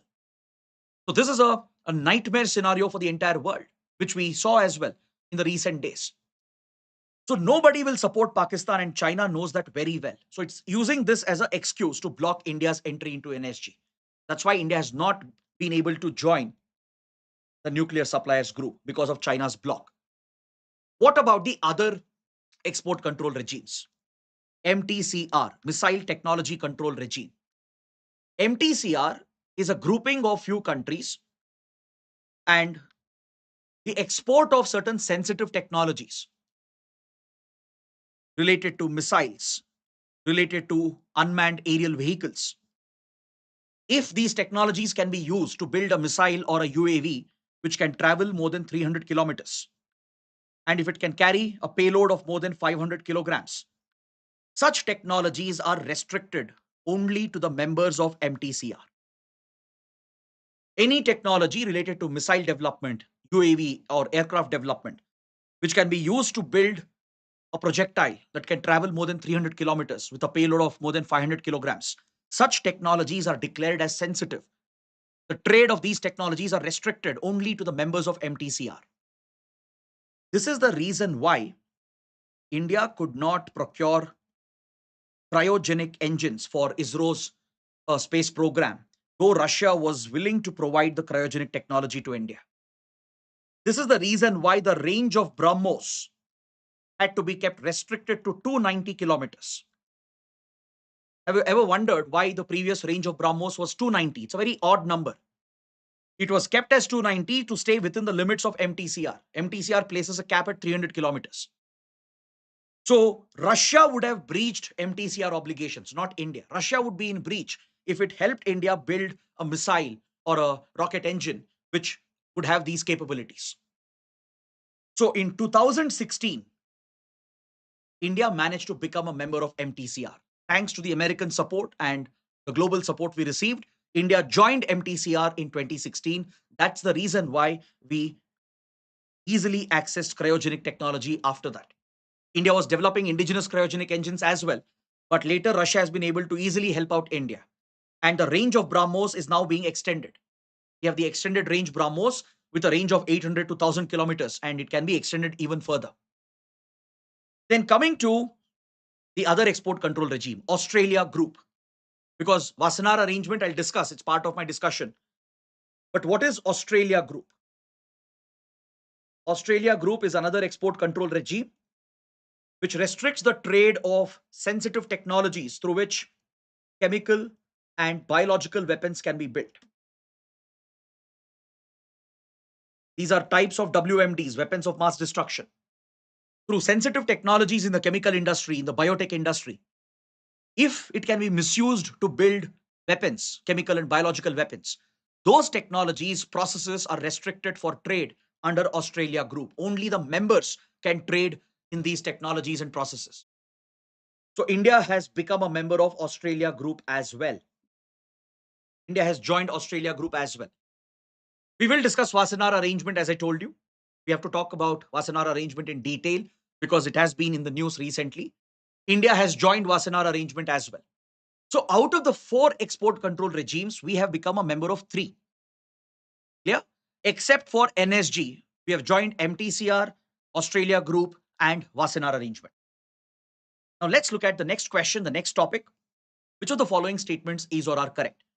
Signature and ratification of Nuclear Non-Proliferation Treaty are not preconditions for membership to IAEA.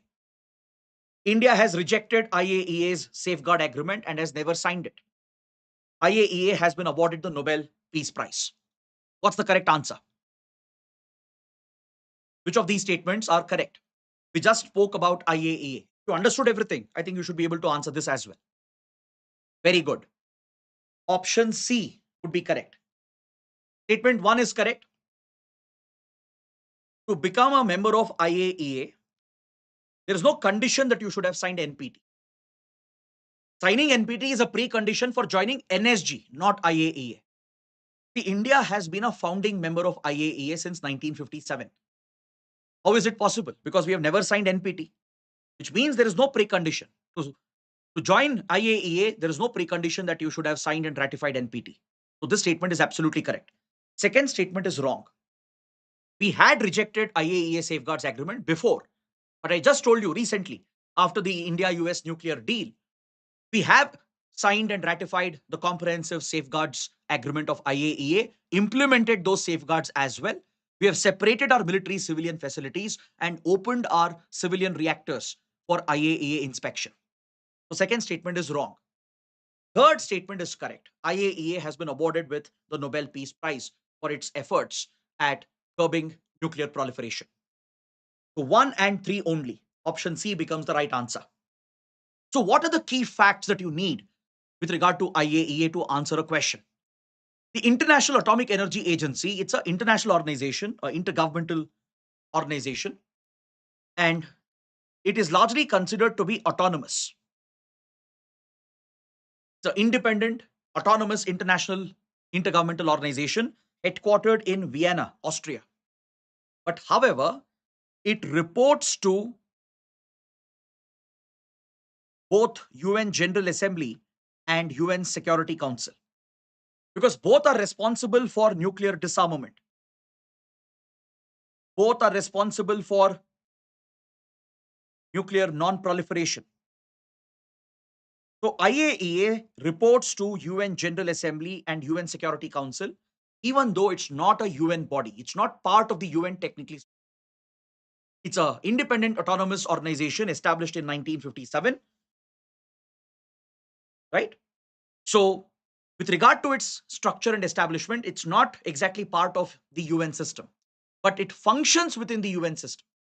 Since it reports to UNG and UNSC, it functions within the UN system, but it is not part of the UN. Yeah. So what does it do? What is its role and what is India's position on IAEA? India is one of the members, one of the 180 members. We joined in 1957 itself. India is one of the founding members. So that tells you that signing NPT is not a precondition. Even if you don't sign NPT, you can still aspire to be a member of this agency. The primary role of IAEA, as I told you, is to implement the Non-Proliferation Treaty. Dwight Eisenhower, the then American president, he had started an initiative called Atoms for Peace to push the world towards nuclear disarmament. So the idea of an international organization to promote peaceful usage of nuclear technology and to limit and restrict the weaponization of nuclear technology was conceived by US President Dwight Eisenhower, which basically gave birth to the idea of IAEA. So to arrest the arms race during the Cold War, US and Soviet Union, they had entered into a deadly arms race involving nuclear weapons. Both were amassing massive amounts of nuclear warheads and delivery systems. Even today, US and Russia combined, they have thousands of nuclear warheads with them. At one point, US, Russia individually had more than 10,000 warheads each. So IAEA's responsibility was to limit the arms race, prevent the leakage and spread of nuclear technology, and ensure the safety, the security of nuclear plants and nuclear material. What if there is a disaster? Right? We have seen many nuclear disasters like Chernobyl or the recent Fukushima nuclear disaster in Japan. What if there is a radiation leakage? Because this has a long lasting effect across generations. Or what if there is a case where rogue elements get hold of nuclear weapons or nuclear material, like terrorists, for example? So this represents a global security risk. So to prevent these risks, IAEA was set up. Its primary goal is to promote the peaceful uses of nuclear energy for civilian purposes, which is to promote civilian research, use nuclear technology for power generation, which is a clean form of fuel, and promote usage of nuclear applications for medical purposes, right? For radiation therapy, for example, etc. And it maintains a set of safeguards, safety, security safeguards. It provides global standards regarding the safety measures to be implemented in a nuclear plant, how nuclear waste has to be handled, how nuclear material has to be moved during transportation in a safe manner, how to ensure there is no leakage of any radiation, and if at all there is a tragedy, how to contain it. So all these safety security measures are provided by IAEA. This is what is part of the Safeguards Agreement. So if countries implement the Safeguards Agreement, it will not only open up the facilities for IAEA inspection and maintain some international scrutiny, it would enhance the safety security of nuclear plants, nuclear facilities. This is the primary goal of IAEA. So I hope this is clear to everyone. India has signed the Comprehensive Safeguards Agreement and we have fully implemented this. After the India-US nuclear deal, we accepted the IAEA safeguards, opened up for IAEA inspectors to come to India and verify the safety security standards at our civilian nuclear facilities. The military facilities are out of bounds for IAEA or any international inspection. So these are some of the topics related to global disarmament, nuclear technology, etc. Now coming to the WHO, the World Health Organization, which is also in the news, especially since the pandemic. WHO, its governing structure, its efficiency has been constantly under question. Some of you might remember recently Donald Trump, after coming to office for the second term, he has announced the American decision to quit WHO. The US has given a 1-year notice to exit from WHO. So by January 2026, the US would be officially out of World Health Organization. This decision has been followed by Argentina as well. The Argentinian president, Javier Milei, who's a very close friend of Trump, who come from the same ideological um, spectrum. Argentina also has made a decision to quit WHO. Why are these countries quitting WHO? Right? That is what we need to understand. But first, let's look at the question. Let's understand some basic facts, the structure and governance of WHO. Then we can talk about the controversy surrounding WHO. So please take this practice question. Which of the given statements is or are correct? WHO is governed by the World Health Assembly. The Director General, the DG of WHO, is elected by the World Health Assembly. The DG has an indefinite term until replaced. What's the right answer? B. Are you sure? Some are saying A as well. Okay, let's check these statements one by one. Statement 1 is correct. WHO is governed by World Health Assembly. The DG of WHO is elected by World Health Assembly. This is also correct. I'll explain what is World Health Assembly. I'll come to that. But last statement is wrong. The last statement is incorrect. Because the DG, once appointed by the World Health Assembly, right? The DG heads the WHO essentially, performs that executive role. But the DG is appointed for a 5-year term. It's not indefinite until replaced. That's wrong. This line is completely incorrect. The DG is given a 5-year term. Can the DG be reappointed? Yes or no? Can the current DG, when the term is ending, can the same person be reappointed? Because the current DG and his role, his functioning has come under repeated scrutiny, repeated question. So you should know about the appointment, the term of the DG of WHO. Some are saying no, but most are saying yes. Very good. The DG can be reappointed, but only once. The DG is eligible for just one reappointment, which means an individual can serve as the DG of WHO maximum for 10 years, not more than that. They can't be appointed again. Reappointment is only once. So 1 and 2 is the right answer. Option B becomes the correct choice. Now, WHO, the World Health Organization, it is part of the UN. It's a specialized agency of the UN set up in 1948 with headquarters in Geneva. WHO plays a critical role in global health, be it tackling epidemics, pandemics, or be it keeping track of various diseases, not just contagious diseases, even non communicable diseases, tackling the healthcare problems of the world, building coordination between the members, assisting the member countries to deal with these health scenarios. That is the primary mandate role of WHO.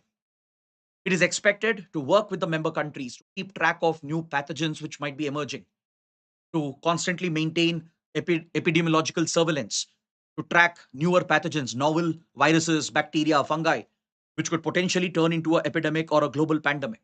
Because please understand, pandemics, they do have apocalyptic potential, meaning they have the potential to wipe out the human race itself.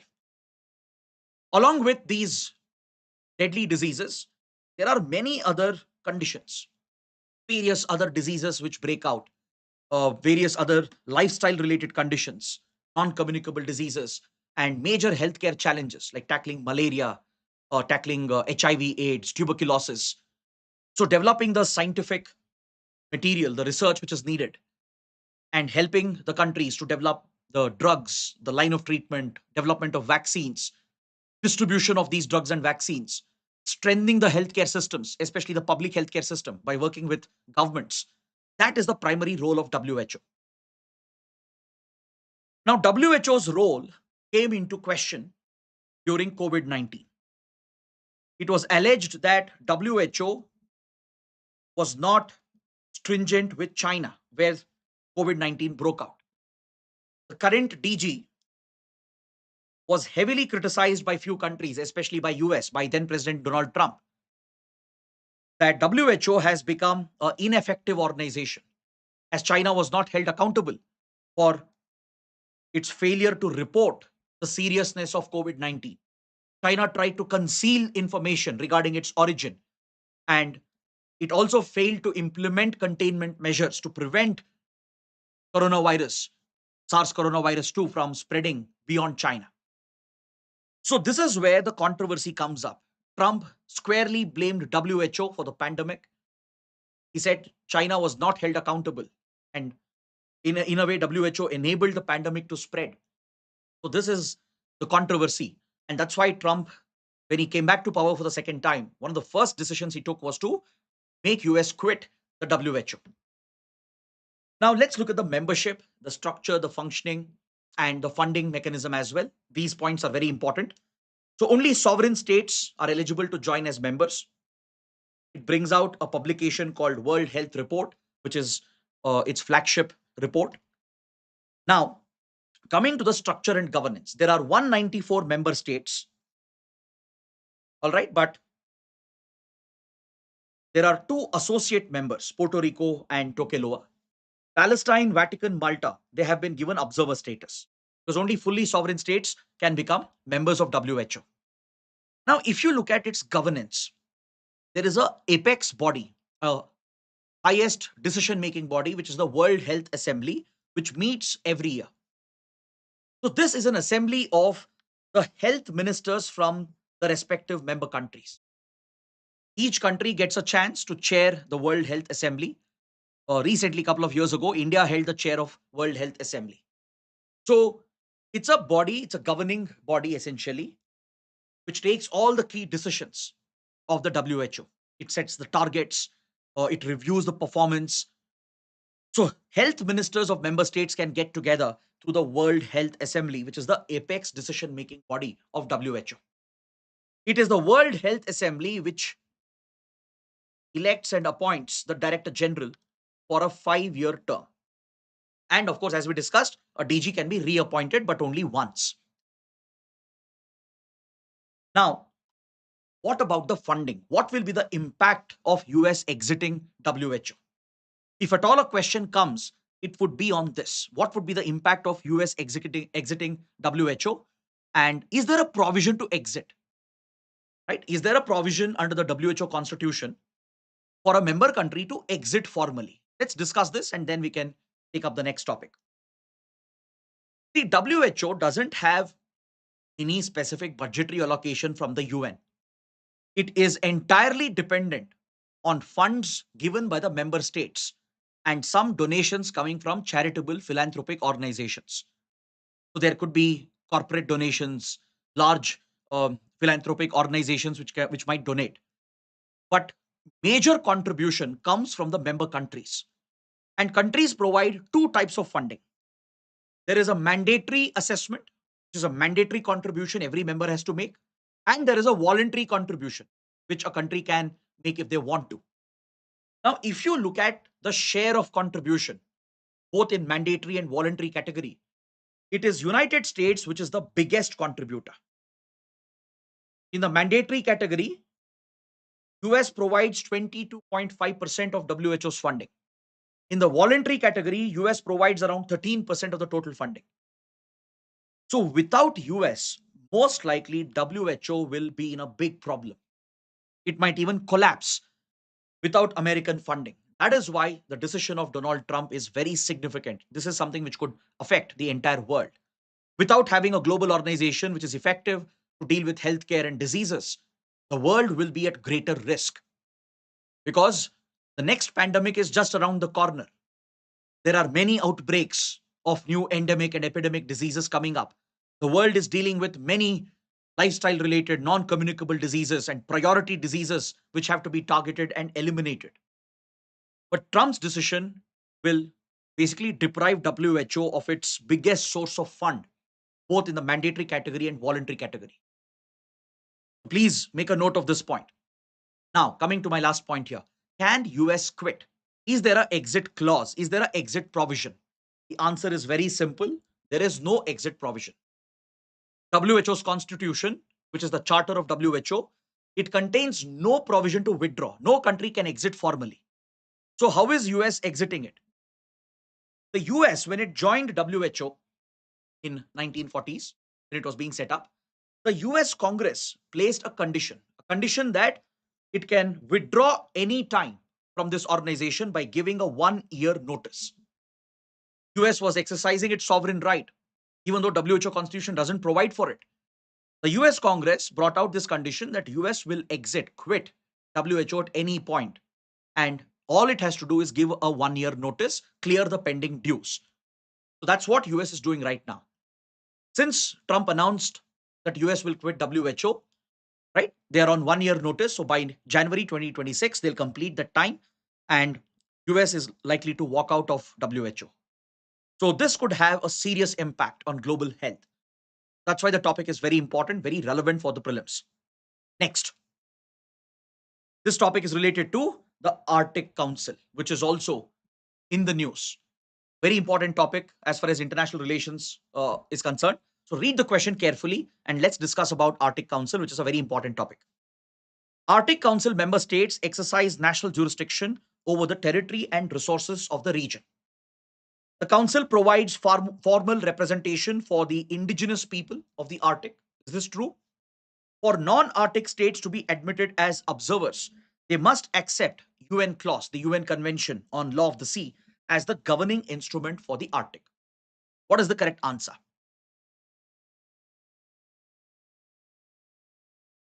Read the question again. See, there are a lot of big developments happening in the Arctic. The North Pole, it is significantly affected by global warming, climate change.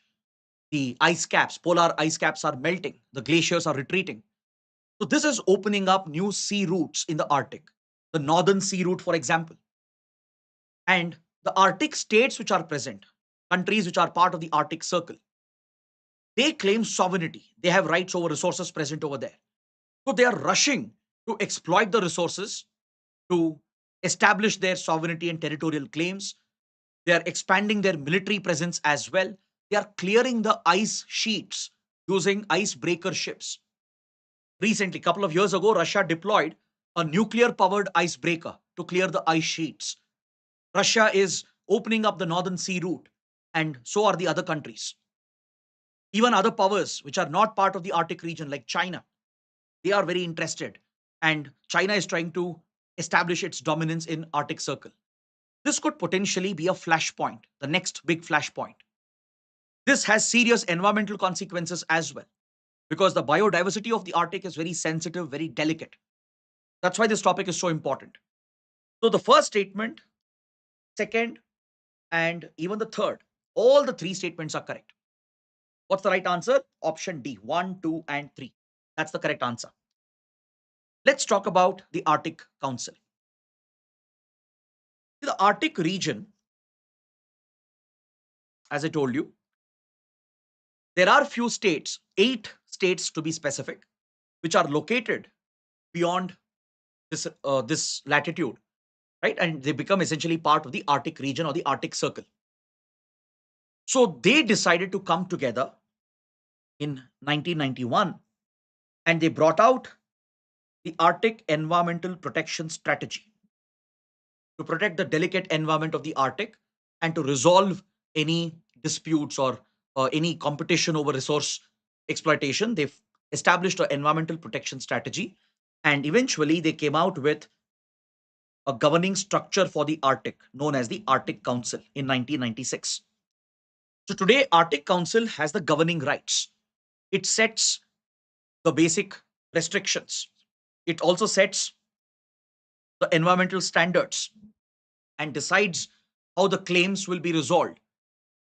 So, if you look at the jurisdiction here, it is defined under the Ottawa Declaration. The Ottawa Declaration recognizes these 8 Arctic states as the official members of Arctic Council. Only these 8 countries are eligible to be the members of Arctic Council. No other country can apply for membership. Why? Because they're not part of the Arctic Circle.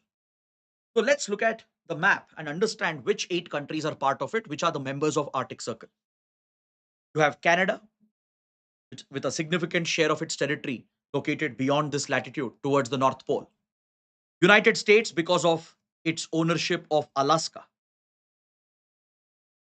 Now imagine if US had not bought Alaska from Russia, right? Several decades ago, Russia sold off Alaska and USA bought it at a very cheap price. So because of US sovereignty over Alaska, it becomes an Arctic state because mainland US is nowhere close to the Arctic. So Canada, US from North America.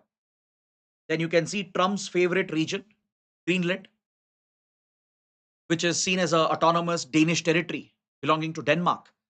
But Trump has repeatedly said that he will occupy Greenland. He has even said Canada will be integrated as a 51st state of the US. Now, don't think Trump is joking. Don't think that Trump doesn't know what he's speaking.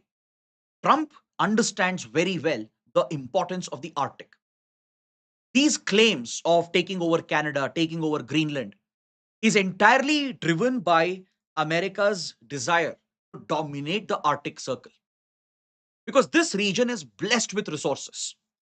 It's blessed with oil, gas, hydrocarbon reserves, and of course, fisheries, minerals, including rare earths and critical minerals.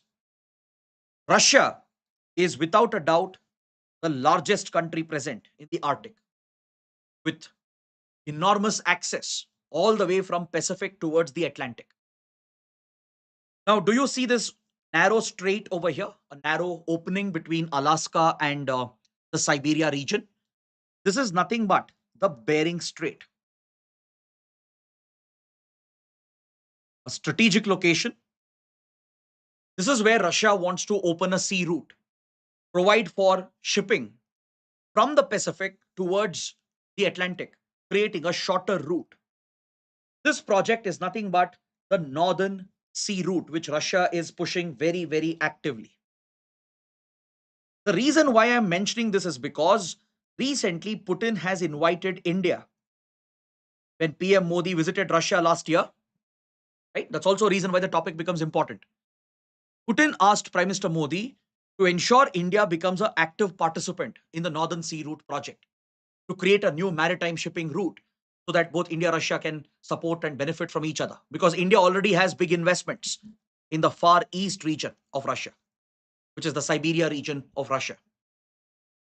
So, be it the Barents Sea or the Kara Sea over here, Russia has port facilities which are already present, including military bases, naval bases. They remain frozen, but still, Russia knows how to operate these port facilities and naval facilities. Russia has a very active naval deployment here since the Cold War era, and so does the US. US also has a major military deployment. It has reduced compared to Cold War days, but that's the reason why Trump is aiming for Greenland. This could again become an American base. At one point, Greenland was a site, a launch pad for America's naval expeditions. So there is a Cold War which is brewing between US and Russia, and China is the surprise entrant, like a cameo that China is playing. Though it's not part of the Arctic, it's trying to exert its influence. Chinese vessels and ships have been entering the region. Then you have the Scandinavian Nordic countries, Norway, Denmark, Sweden, Finland, and Iceland. This essentially represents the 8 Arctic states, which are the official members of the Arctic Council.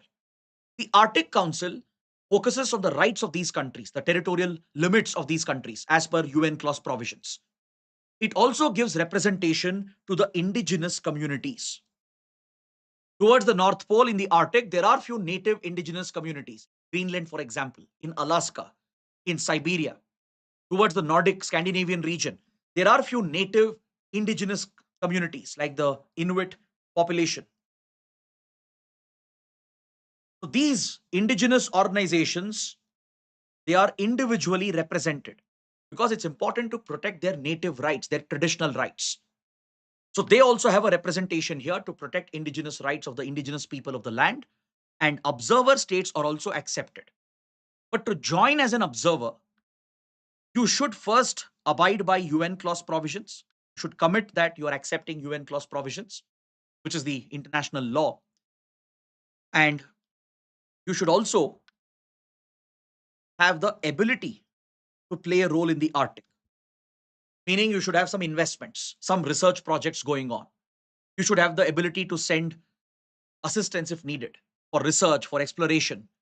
So these are the observer states which have been added, and India is also one of the observers. India was admitted in 2013 along with China. India has some important research projects, exploration activities going on. For example, with the help of Norway, right? India has set up its first Arctic research station, Himadri.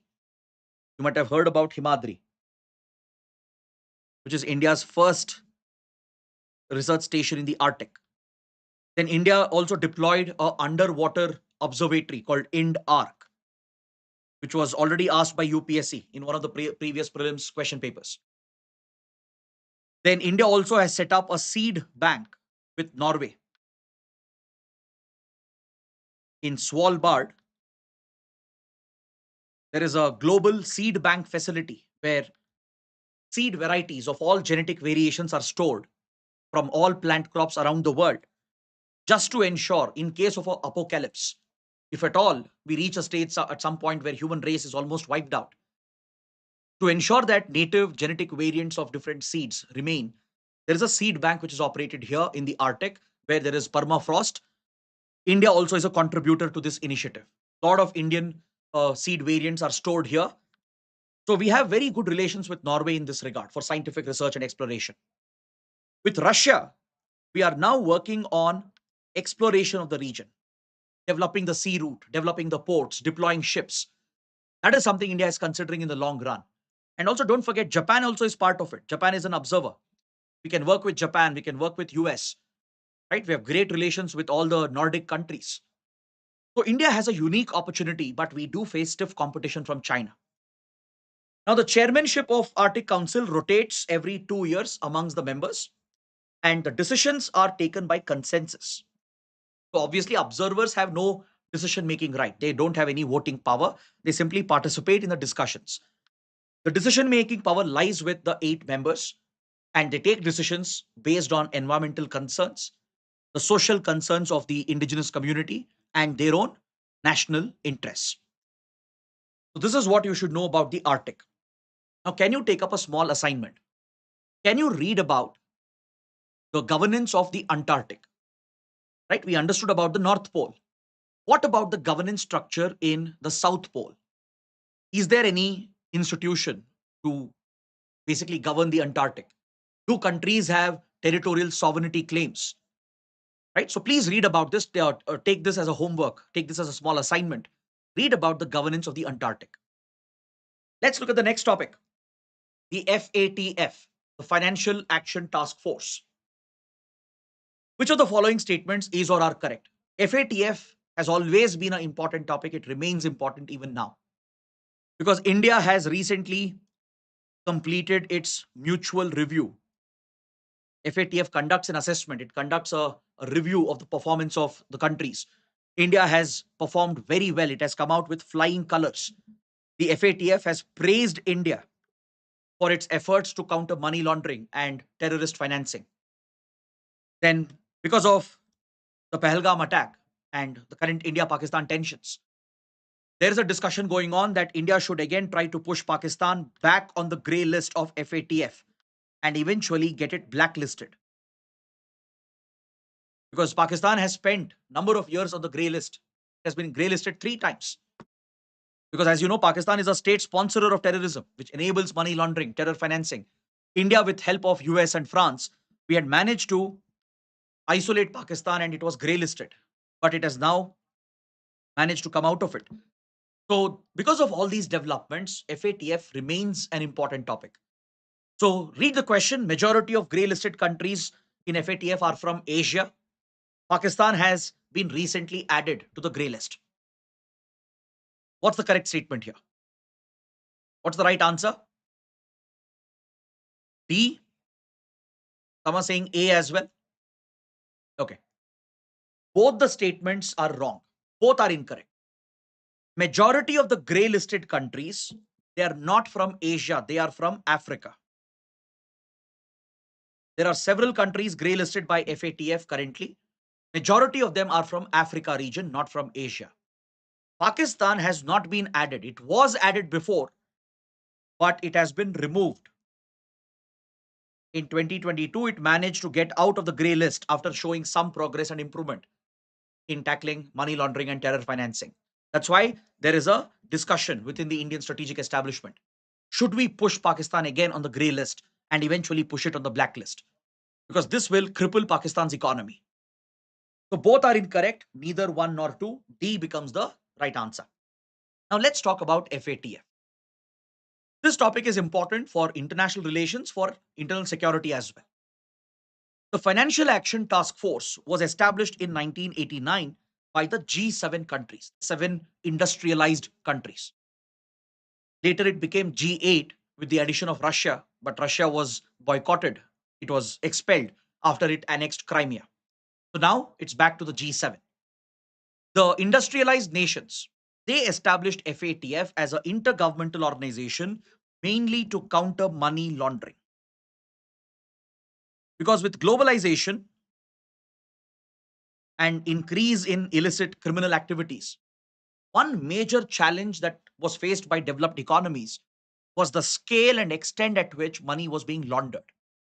For those of you who don't know what is money laundering, I'll explain in very simple words. Money laundering is an illegal process through which black money is converted into white.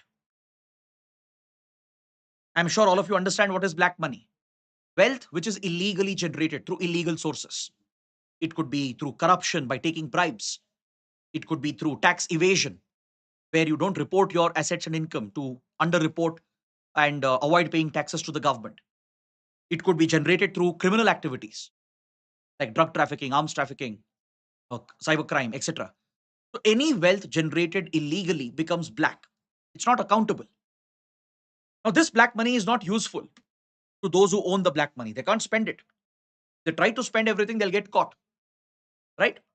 That's why they resort to this practice called money laundering, where the dirt on the money is laundered or cleaned or washed. Not literally, of course, but through a complex process of financial transactions around the world. The money can be separated from the illegal source. The ownership of black money can be concealed and hidden. So once you do this through three steps called placement, layering, and integration, black money becomes white. It becomes legal wealth.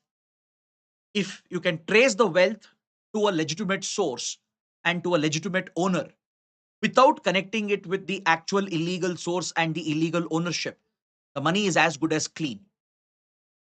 So this process is called money laundering. It's not just an economic threat, it's a national security threat.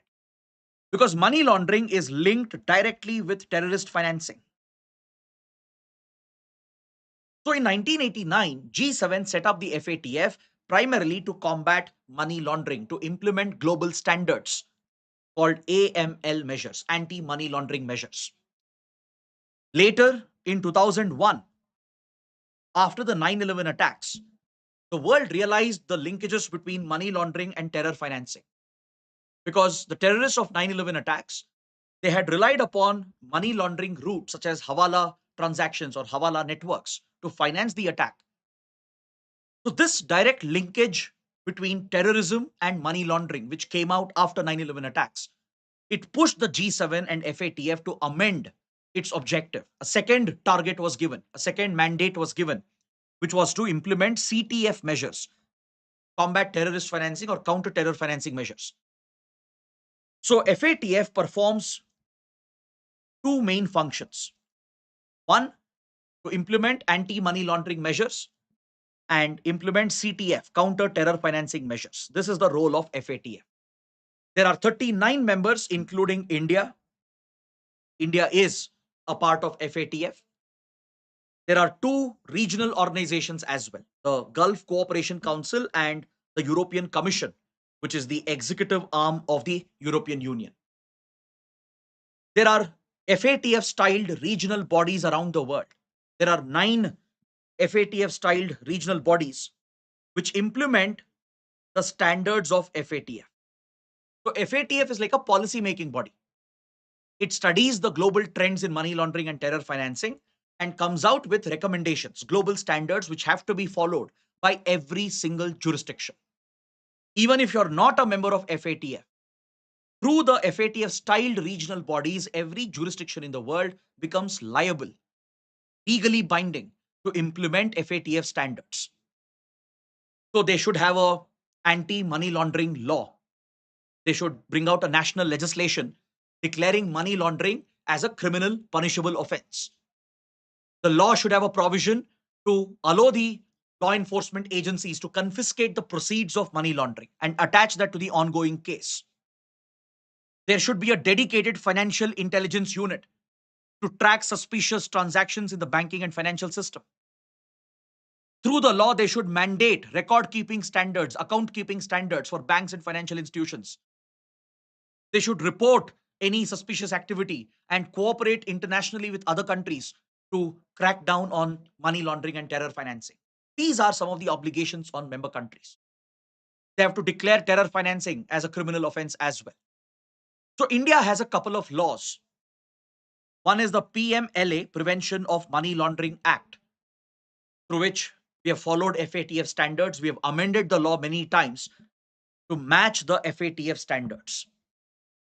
Then, under the UAPA, Unlawful Activities Prevention Act, which is our primary anti-terror law, India has declared terror financing as a punishable offense. It is essentially linked with terrorism. It invites anti-terror charges. So through UAPA, we have implemented the counter-terror financing measures of FATF, and anti-money laundering measures are implemented through PMLA. So through these laws, including other legal measures, for example, we have the Foreign Exchange Management Act, the FEMA, right? So through all these related laws, we have included these FATF standards and provisions to ensure we are fully compliant with FATF standards. India is a responsible country in that regard. So this organization is headquartered at OECD in Paris. OECD is a European economic grouping, and at the headquarters of OECD, FATF has its secretariat. Now, FATF is not just a policy making body. It not only comes out with recommendations, but it can enforce them. How? It has the power to audit, conduct periodic reviews, monitor the performance of various jurisdictions, and if there are any shortcomings, it can initiate action against those countries and jurisdictions. So periodically, FATF opens up an audit of each and every country and jurisdiction through the FATF-style regional bodies. It will check whether this country is seriously tackling money laundering or not. It will check the cases, how they have been investigated, what's the prosecution rate. They will look at the legal measures. They will see whether the checks and balances are implemented in the banking and financial system. They will see whether a country has a financial intelligence unit and a law enforcement agency, such as Enforcement Directorate. So they review the entire performance of a country. Recently, India went through a mutual evaluation report. An assessment was done of India's performance, and India came out with flying colors. The FATF praised India for implementing the highest standards to tackle both money laundering and terror financing. So if there is a country which is not following the standards, if there are shortcomings, FATF can warn those countries, give them a notice by putting them on the grey list. Grey list is a unofficial, informal term mainly used by the media, but FATF has a different official designation. Those countries which are not implementing the standards, where there are shortcomings with regard to the legal measures and the policy measures, those countries will get grey listed. And if you get grey listed, this is like a black mark. This can have an economic impact. Grey listed countries basically have very weak anti-money laundering, counter-terror financing measures. So usually investors, donors, they won't like to work with such countries. So after getting grey listed, FATF gives you an action plan with specific targets to be achieved within a given deadline. FATF prescribes a deadline. It gives few months or few years and gives out an action plan with measurable targets, quantifiable targets. So countries will have an obligation to meet the action plan. And if they don't, if they deliberately fail to implement these targets which are given, then FATF can decide to blacklist the country. This is call to action, which means FATF can call for sanctions, economic sanctions on these non-cooperative territories and jurisdictions. Currently, there are 3 countries which are blacklisted: Iran, North Korea, and our neighbor, Myanmar. These 3 countries are on the blacklist. Pakistan has been grey listed several times, once after the 26/11 attacks, then again in 2012, and more recently in 2017. It has remained on the grey list for several years. Finally, it showed some improvement. It arrested few terrorists, pressed some charges against them. It tried cutting down the terror financing in the country to some extent. And because of these changes that Pakistan showed, it was removed from the grey list a couple of years ago. This was a big relief for Pakistan. Because imagine, if it remained on the grey list, investors will not come to your country. Nobody will give you loans, nobody will fund your nation. And especially if you get blacklisted, it will result in complete sanctions. Global institutions like World Bank, IMF, they will not provide you any loans. If you look at the credit rating agencies, the sovereign credit rating agencies, they will basically rate your sovereign credit rating as junk. They will downgrade it to junk status. And with that credit rating, nobody will bring a single dollar into your country. Trade will completely stop. You can't export and import, right? You will be completely boycotted by the global financial system. No banks will trade with such countries. No investors will put money in such a country. Exports, imports will be hit. So there is a serious impact if a country gets blacklisted. That's why the economy of Iran, North Korea, they're suffering. Their economy has been crippled because of the FATF sanctions. That is exactly what India wants to do with Pakistan. This is one diplomatic tool which is more powerful than, let's say, even the military option. If you want to put an end to terrorism from Pakistan, one option is to ensure that Pakistan gets blacklisted for its repeated failure to stop sponsoring terrorism. So that is what India is planning next. In the coming weeks, coming months, you will see efforts from India with its close partners to try and grey list Pakistan first, bring it back on the grey list, force Pakistan to implement these standards, and if it doesn't, push for blacklisting of Pakistan. So let's look at the next topic, the Wassenaar arrangement. Now read the question very carefully. It's asking you to identify the incorrect. So read this question. Aspiring members must be a producer or exporter of arms or sensitive industrial equipment. They must comply with other non-proliferation and export control treaties and policies. Admission of new members requires only the vote of P5 members of UNSC. What's the correct answer? I'm again reminding you, question is asking you to identify the incorrect statement, not the correct statement. So please be careful in the exam, because when you're in a rush, right, when you are under the stress of the exam in the examination hall, sometimes what aspirants do, they don't read the question properly. They will know the topic, they will know which statements are correct or incorrect. But if you don't read what the question is asking, you'll end up marking the wrong option. So please don't do that. Be careful, read the question carefully. There will be some questions which might ask you to pick the incorrect statements. Statement 1 and 2, both are correct. An aspiring member has to be a producer or exporter of arms or sensitive industrial equipment. This is correct. They must comply with other non-proliferation protocols, treaties, export control regimes, etc. The third one is wrong. Admission of a new member is not based on the decision of the P5. P5 countries will not decide. Decisions are taken by consensus.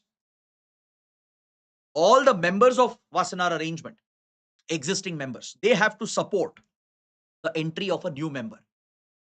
So only if consensus is achieved, then a new member is admitted. So what's the right answer? Option C, 3 only. That's the only incorrect statement. So let's look at this quickly. We have already studied export control regimes earlier. So you already know about this. We just have to cover the basic facts and we'll take up the next topic. The Wassenaar arrangement is one of the 4 export control regimes established in 1996. It mainly focuses on restricting the trade and export of dual use technologies. See, there are several technologies, several materials and products which have a dual application. When I say dual use, I'm referring to civilian and as well as military application. Take, for example, battery technology, sensitive lithium ion battery technology. This can have a civilian application, right, to power your electric vehicles, to power electronic devices, gadgets. The same technology could also be potentially misused for military applications, to build missiles, to build weapon platforms. Same with semiconductors, right? Certain types of semiconductor fabrication. Even with regard to metallurgical processes, sometimes you need special kind of metal and alloys to build aircraft components or missile components or satellite components, which clearly can have a military application along with the civilian industrial application. Now, the concern with the global community was, what if civilian technologies and materials are diverted? What if dual use technologies are diverted towards arms production? What if rogue countries, rogue actors get hold of sensitive technologies and use it for building WMDs, weapons of mass destruction? So, to restrict that, Wassenaar arrangement was created. It restricts the transfer of not just the technology, but the process, the material, the goods as well. It maintains a list. There is an entire list of sensitive technologies, goods, and materials which are restricted from international exports. There are 42 members, and India today is one of them. India joined Wassenaar arrangement in 2017 because of the push given by US and other friendly partners. So now India can access dual use goods and technologies. Previously, we couldn't. This had severely limited our scientific progress, right? So joining Wassenaar arrangement was a big win for India. It all stems from the India-US nuclear deal. So it operates on a voluntary basis and decisions are taken by consensus. All members have to agree, right? Any changes that are made or any new additions to the list and admission of a new member, it has to be approved by consensus by all the members. The reason why I feel the topic is still relevant and important is because in 2023, India held the chairmanship of Wassenaar arrangement. Is that clear? India held the chair position, and recently as well, there were few reports regarding how Wassenaar arrangement is trying to uh, list more goods and products and technologies to limit the leakage and proliferation of sensitive military technologies. So this is the list which is maintained. There are control lists. There is a munition list. There is a dual use good and technology list. So if a country is exporting any of these goods or technologies or material to another country, they have to obtain explicit permission. They have to apply for an export permit, which should be approved by the members of Wassenaar arrangement. You have to maintain transparency. You can't hide or you can't conceal and smuggle or traffic these technologies. That is illegal. Violations could possibly invite sanctions from the global community. These sensitive goods, technologies, and processes are restricted only to the members of Wassenaar arrangement. So there are different categories. Under each category, specific technologies, materials are mentioned in complete detail. Special materials, for example, like special elements and metals are used, uh, not just in the industry, but to make weapons as well. Right? Material processing, the metallurgical process itself is safeguarded. In electronics, chip fabrication and certain sensitive raw materials are placed under the list. Like this, computers, telecommunication, information security, sensors and lasers, navigation and avionics, marine and aerospace and propulsion technologies. All these are placed here on the list. There is a sensitive and very sensitive list as well. So, like this, multiple lists are maintained, which triggers the restrictions of Wassenaar arrangement. Understood? So, we have almost completed all the big and important groupings and organizations. We are coming to the last part of this. Let's look at the next one. Which of the following UNSC resolution led to the establishment of Group of Friends initiative? This also is a slightly old topic, but UPSC has not asked a question till now. And the topic essentially which it deals with is relevant for India. It has been in the news over the last 12 months. So there could be a possible question based on this. So which UNSC resolution led to the establishment of Group of Friends? To answer this, you should know what is Group of Friends initiative. Who started this? Which resolution of UNSC led to its establishment? That is something you should know. Very good. Banu Prakash has answered correctly. Resolution 2589. UNSC Resolution 2589 that was adopted under India's leadership.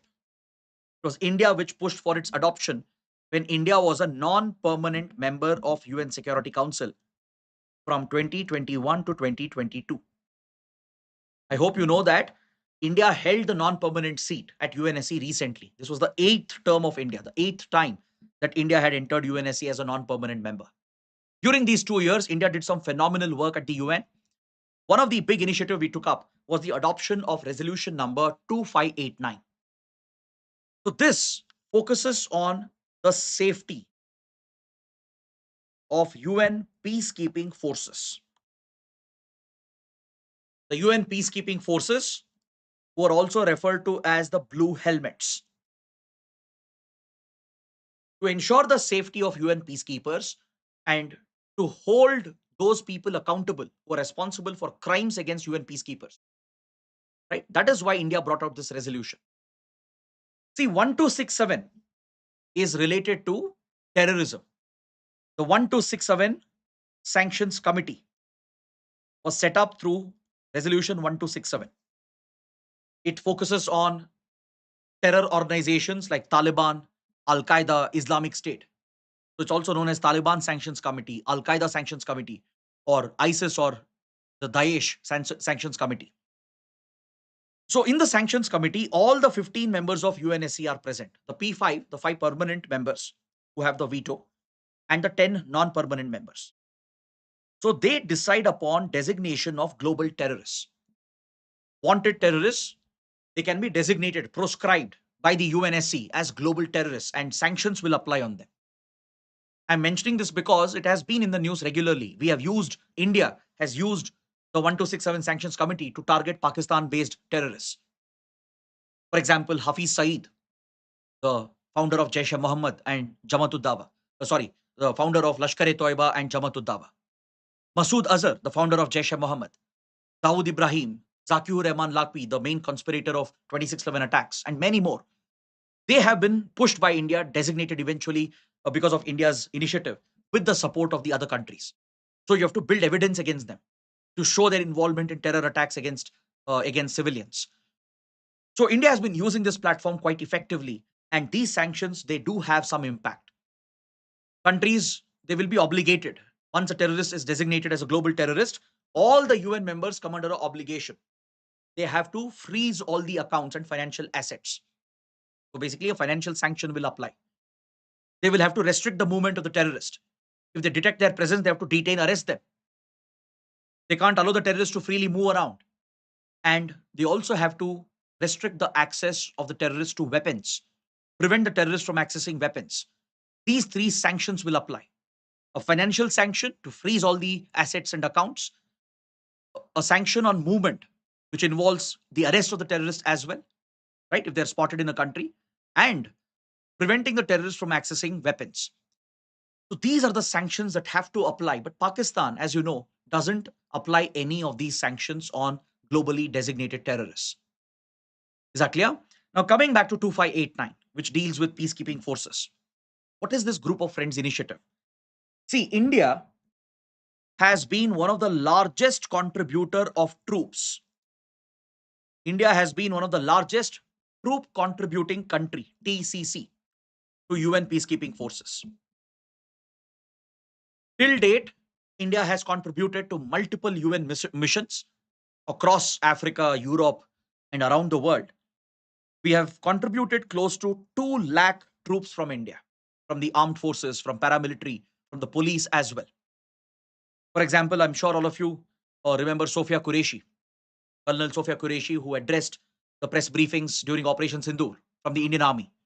She commanded an entire women contingent of Indian troops in the Democratic Republic of Congo, the DRC, where a civil war is going on. So India has collectively or cumulatively over the decades contributed 2 lakh troops from the country, and we have suffered the highest casualty.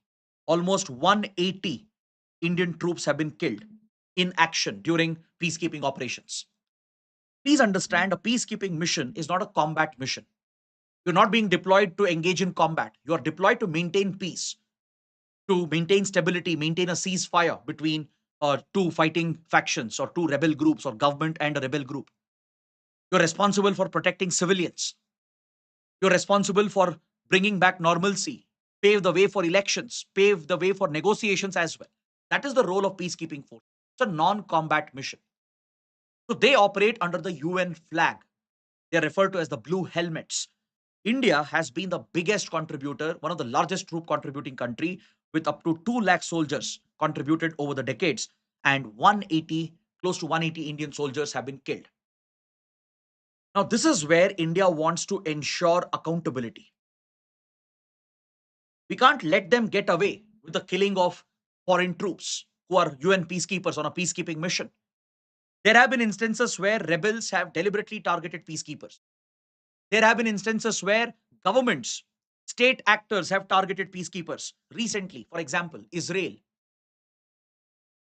despite knowing that peacekeepers are present along the Lebanese border where UNIFIL mission is deployed, it opened deliberate fire targeting the UNIFIL forces.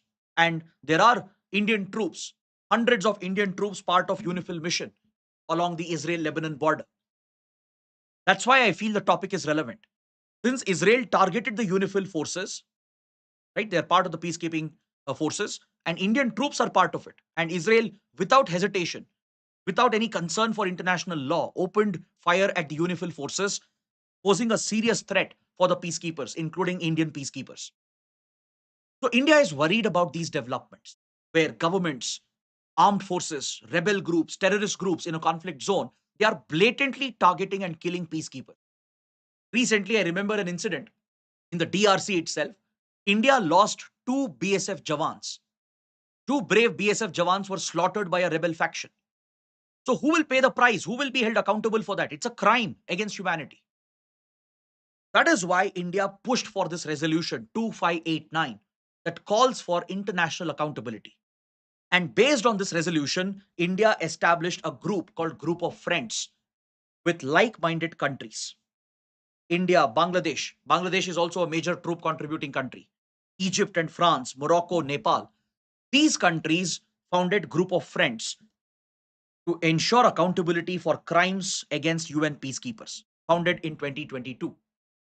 India has developed a tool, a database as well, called Unite Aware Platform, which we have donated to the peacekeeping forces. It's essentially a intelligence gathering and situational awareness platform.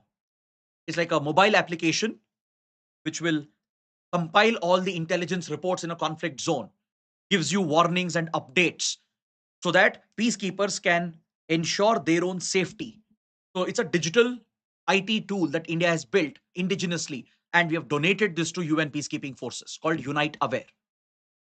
So India is pushing for holding those responsible for the killings of peacekeepers accountable, and Group of Friends is a big step in this regard. That's why the topic is very, very important. So please go through these key points which I've discussed. It's there in the slides as well. Now, coming to another organization, we still have time. So I hope you guys are not tired or bored. Let me know, right? I would like to extend for one more hour, try and cover as many topics as possible. So let's try to finish the organizations. And if at all some topics are left, maybe I can take one more small session later. So let's continue one more hour and then I think we can stop. Let's look at this, which is related to the OIC, Organization of Islamic Cooperation. Which of the following statements is or are correct? Only Muslim majority nations are eligible for membership to OIC. India has been barred from applying for OIC's membership. What's the right answer? Have you heard of this group called OIC? It's very, very relevant in the context of India-Pakistan relations. It's constantly in the news, be it over Kashmir issue or other internal issues of India, which Pakistan has tried to internationalize. Pakistan tries to bring these issues at OIC, be it the Kashmir issue or the changes India did to Jammu and Kashmir under Article 370, or even the anti-CAA protests. Pakistan tried to internationalize these events to interfere with India's internal matters. That's why this platform is so important. So, what's the right answer? Most of you are saying D, but some are saying A and B as well. Let me give the right answer. Statement 1 is wrong. Statement 2 is also wrong. D is the right answer. Neither 1 nor 2. Why?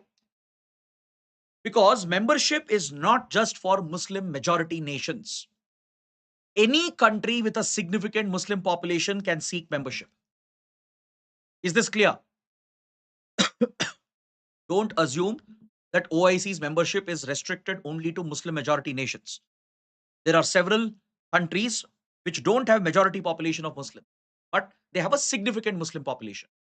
So any country with a significant Muslim population can apply. That's why statement 1 is wrong. Statement 2 is also incorrect. The OIC has never barred India. It has not banned India from applying for membership. That has never happened. We have tried applying, but we have been blocked by some countries. That's a different matter altogether. Pakistan and some of its friends, they have tried blocking India's membership, though we have tried. But there is no bar or ban on India's membership. Both are incorrect. So, OIC, Organization of Islamic Cooperation, is the second largest organization in the world after the UN in terms of membership. The UN has 193 member states, right? So, after that, the largest organization is OIC with 57 countries. Next comes African Union and others, but OIC is the second largest international organization in terms of membership. It was founded in 1969 after a tragic incident in Jerusalem.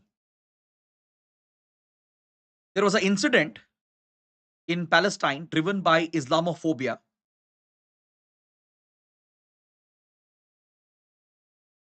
where a radicalized individual targeted a mosque, a place of worship, burnt it down, and it led to the killing of several Muslim worshippers as well. This was a clear case of Islamophobia, and following this, the Muslim nations, majority Muslim countries, and those with significant Muslim population, they came together.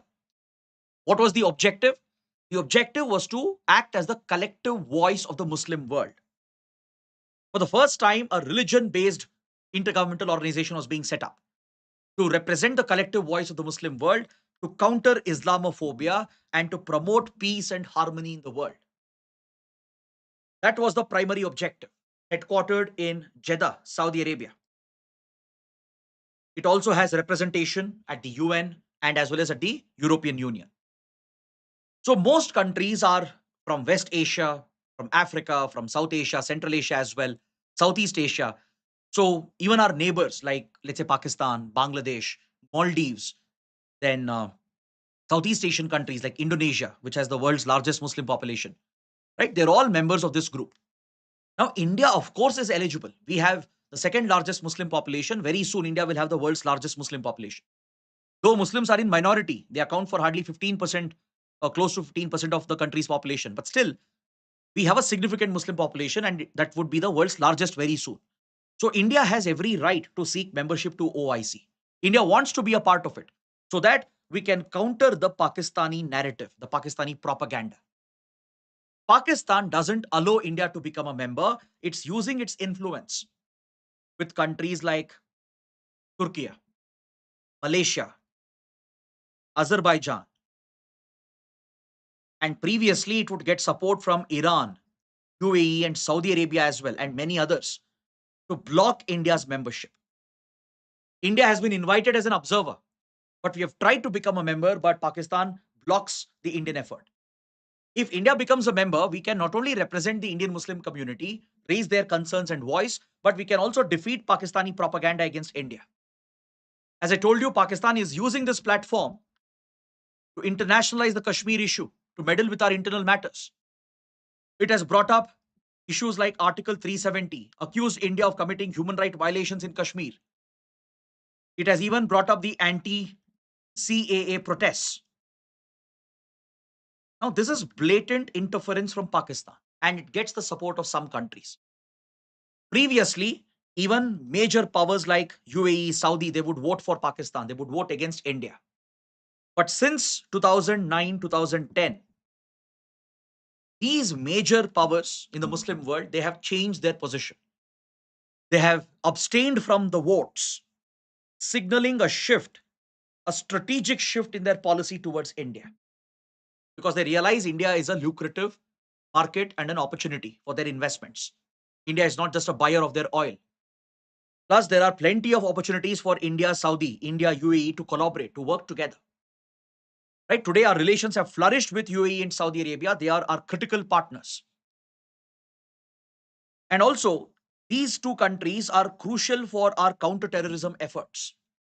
They played a big role after the Mumbai attacks to destroy the terror safe havens in the Middle East, which Pakistan had set up against India.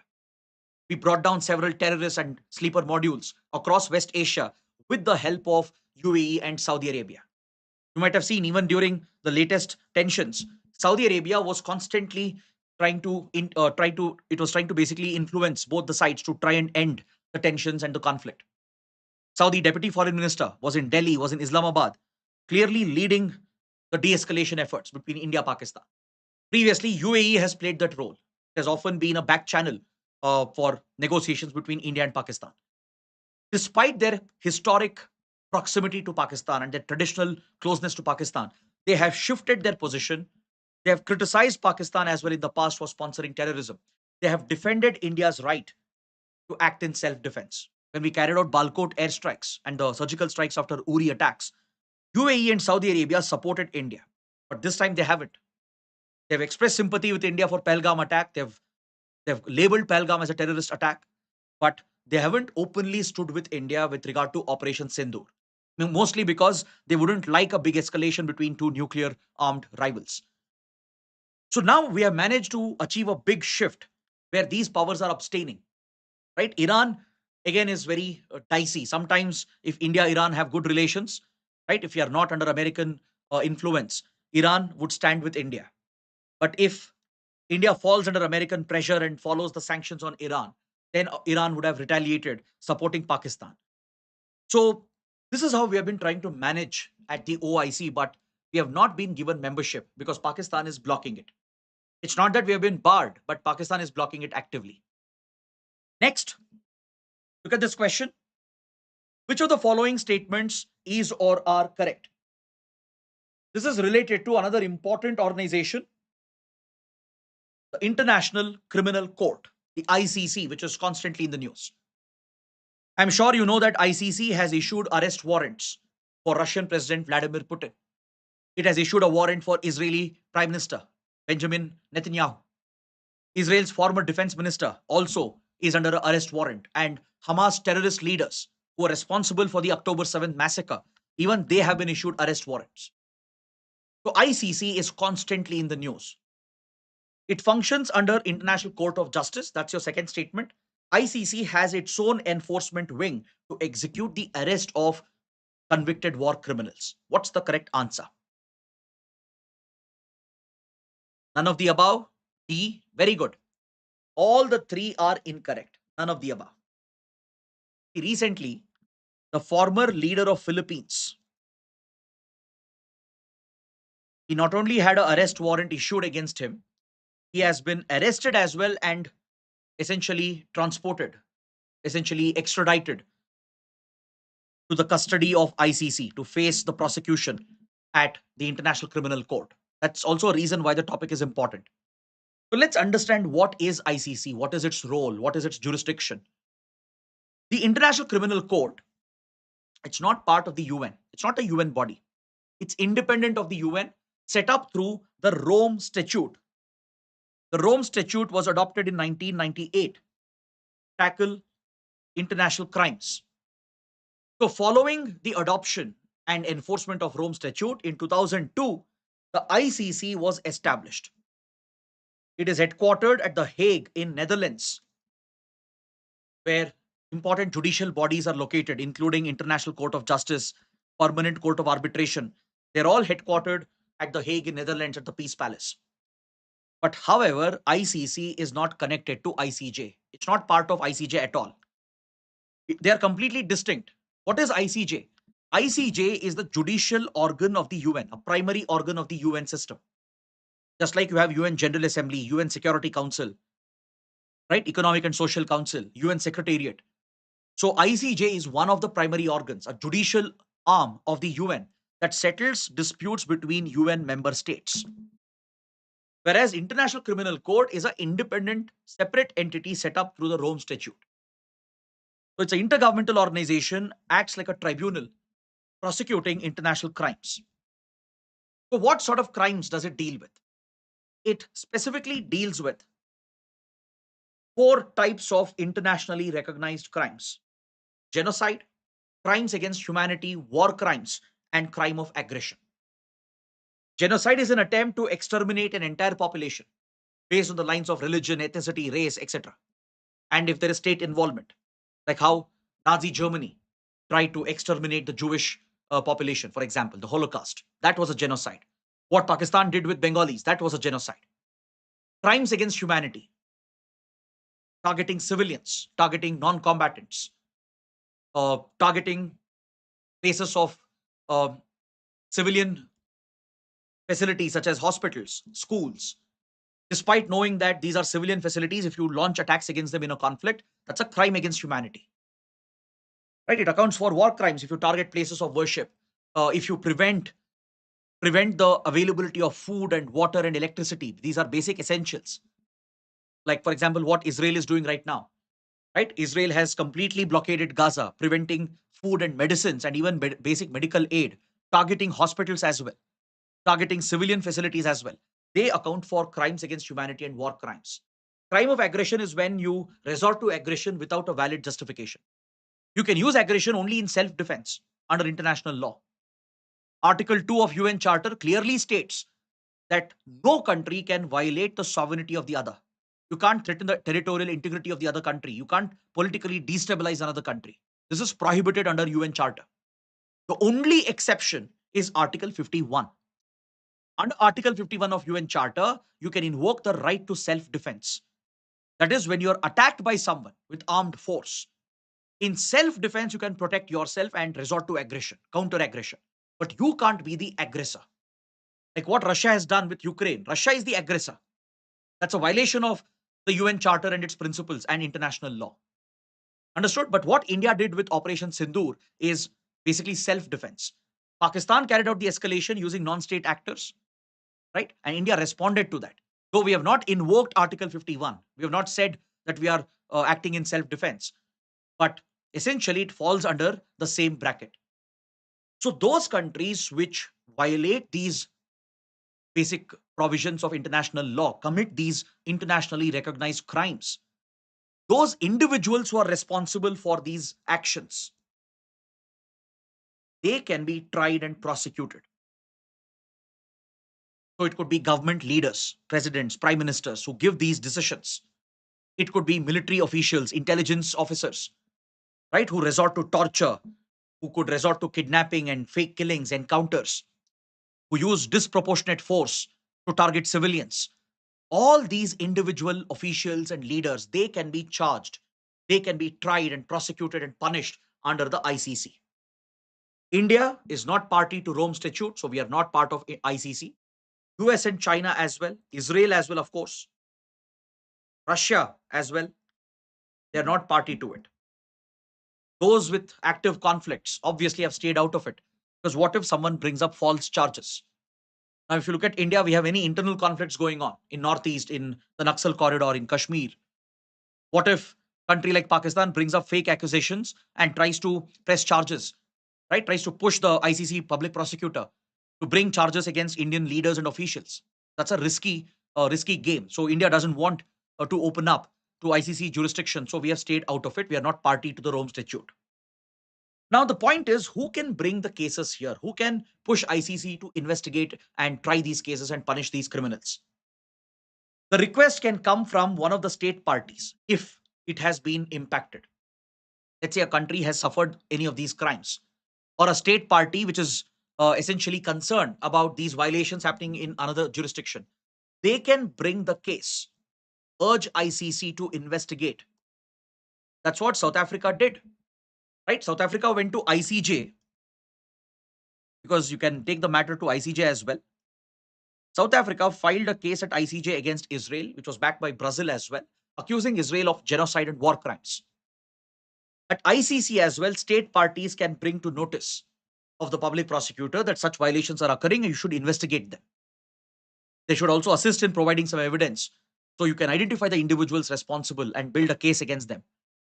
So state parties, they can initiate these proceedings.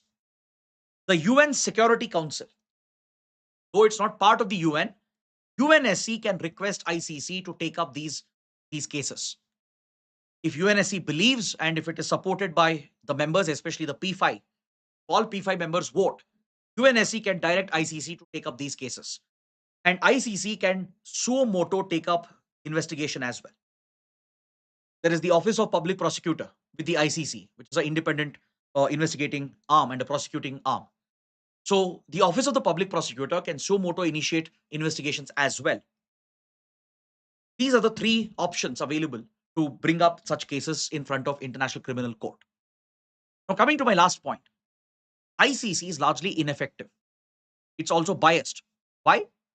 Because it does not have any enforcement powers. It doesn't have a police force of its own. It doesn't have an enforcement agency of its own.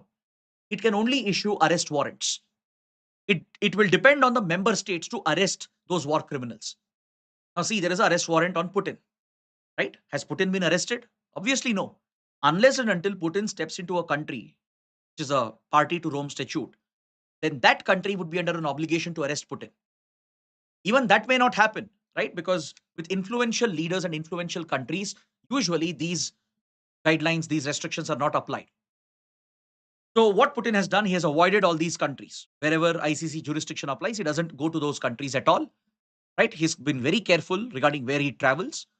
It does restrict their movement to some extent. It causes some embarrassment, but trust me, they will never be held accountable for it. Same with Netanyahu, right? So leaders of powerful countries, officials from powerful countries, they will not face any kind of action.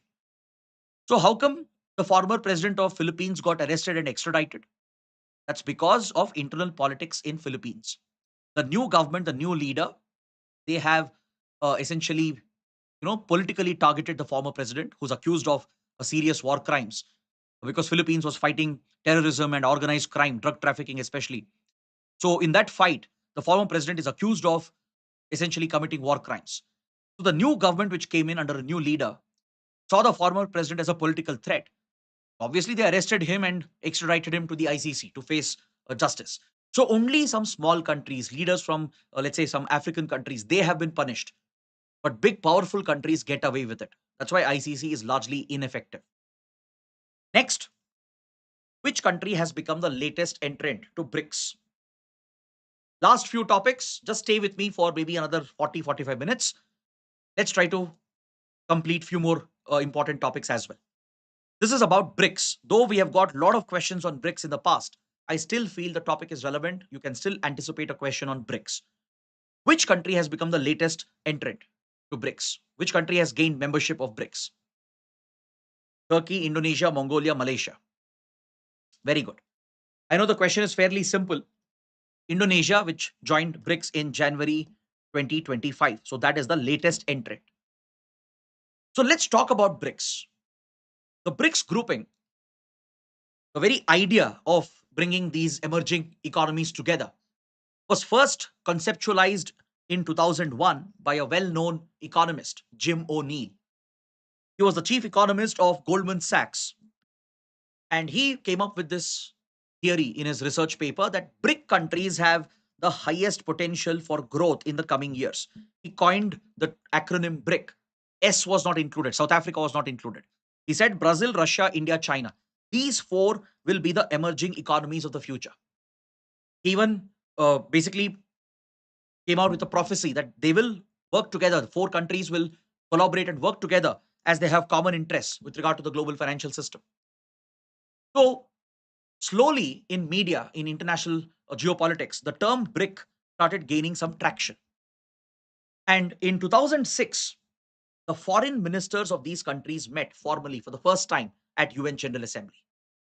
Then came the global recession, the deep financial crisis triggered in the US, largely because of Western economic mismanagement of the global banking and financial system. So this was a trigger for these countries. They formalized this organization, and the first BRIC summit was held in 2009 at Yekaterinburg in Russia. The next year, South Africa also joined in 2010. That's how it became the BRICS. So this group of emerging economies has mainly focused on countering and challenging the Western dominated financial institutions. If you look at World Bank and IMF, the Bretton Woods institutions, they have been dominated by Western powers. World Bank is primarily controlled by the US. IMF is largely controlled by European Union. So be it the key positions in World Bank and IMF or the voting rights at World Bank and IMF, it is all cornered by these Western powers. They have manipulated the global banking financial system to their advantage to target their rivals and reap unfair advantages for themselves. So this is a fundamental problem with the structure, with the governing and the functioning of World Bank and IMF. Now, if you look at IMF, if a country facing a crisis approaches IMF for support, they place conditions on that country. You are forced to devalue your currency. You are forced to initiate economic reforms, open up your markets, which could hurt your economic sovereignty. Right? India had this experience in 1991 when we took the bailout from IMF. Same with World Bank. World Bank funding is largely based on geopolitical considerations sometimes. Though countries like India, China have increased their contribution to World Bank and IMF, our voting share has not increased. This is the primary frustration of the BRICS nations, and their primary goal has been to reform the global financial architecture. At the Fortaleza summit in Brazil in 2014, they established two new institutions, the New Development Bank, NDB, to counter the World Bank, and the Contingent Reserve Arrangement, CRA, to counter the IMF.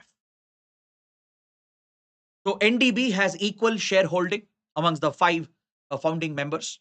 They all have 20% voting share. New members have been added, but they don't have any voting rights. The voting rights are restricted to the founding members, but it's an equal voting share. Contingent reserve arrangement, just like IMF, will provide contingent emergency financing for countries facing a liquidity crisis. All the countries have equally contributed. They hold equal voting rights, and they're also championing many other initiatives. They are looking to set up their own credit rating agency because Western credit rating agencies are not reliable. If you have heard about the big three, right, in the credit rating world, for example, have you heard of S&P, Standard and Poor's, or Fitch, Moody's, which play such a critical role in the global economy, in the financial markets? They have often rigged the credit rating system to benefit themselves, to profit, to ensure they profit from this. They have committed many frauds. In fact, the 2008-9 financial crisis itself was one of the biggest frauds that was pulled off with involvement of banks, regulators, credit rating agencies, etc.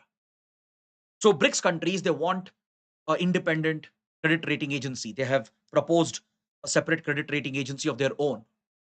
They're also working on many initiatives, including a BRICS cable to reduce dependency on Western internet infrastructure. BRICS countries have proposed the idea to have a submarine or underwater internet cable, right, to ensure that they don't have to depend on Western internet infrastructure. Today, BRICS has become much more than just a economic or financial organization. It started out focused on reforms of the global financial system, but today it's one of the most important geopolitical groups, which can possibly rival the NATO, which can rival the G7. Understood? Though BRICS doesn't have a military angle as of now, it does look at geopolitical issues, conflicts, and all the global challenges.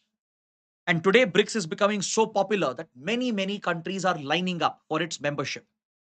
Recently, new members were added: Iran, United Arab Emirates, Egypt, and Ethiopia. These four countries have recently joined BRICS as new members. Membership was also given to Argentina and Saudi Arabia, but however, they have not joined. Argentina rejected the BRICS membership because there was a change in government. The new leader, Javier Milei, who is closer to Trump and closer to the US, he has rejected the BRICS. Saudi Arabia also is playing it safe because Saudi is close to US, it's close to Russia as well, it's close to China, it's close to India as well. So Saudi Arabia is playing the balancing act. So it has not taken up the offer and it has not joined BRICS yet. Please remember, Argentina, Saudi, they have not joined. Argentina has rejected it. Saudi has not rejected, but it has not joined as well. But Iran, UAE, Egypt, and Ethiopia joined recently. And Indonesia has become the latest entrant in 2025. Indonesia also has been admitted as a full-time member. There are many other countries that have lined up. Turkey is aspiring to be a member. Sri Lanka is aspiring to be a member. So several middle powers from Asia, from Africa, from South America, they're all interested in joining the BRICS because they know that BRICS can be an effective counter to the G7. It can possibly rival the dominance of the Western powers. That's why the group is very important. So please note down not just the members of BRICS, which I just discussed, note down the 8 partners as well. Belarus, Bolivia, Cuba, Kazakhstan, Malaysia, Thailand, Uganda, Uzbekistan. They are also in line for membership. They are also seeking a full membership into the group. So if it expands, we might see a significant increase in the number of members. We can see a significant expansion in the group, which could make BRICS all the more important and prominent as an international organization. Now, coming to the next topic, most likely this can be the last topic for today because this would complete the topics that we had for international organizations, multilateral groupings, etc.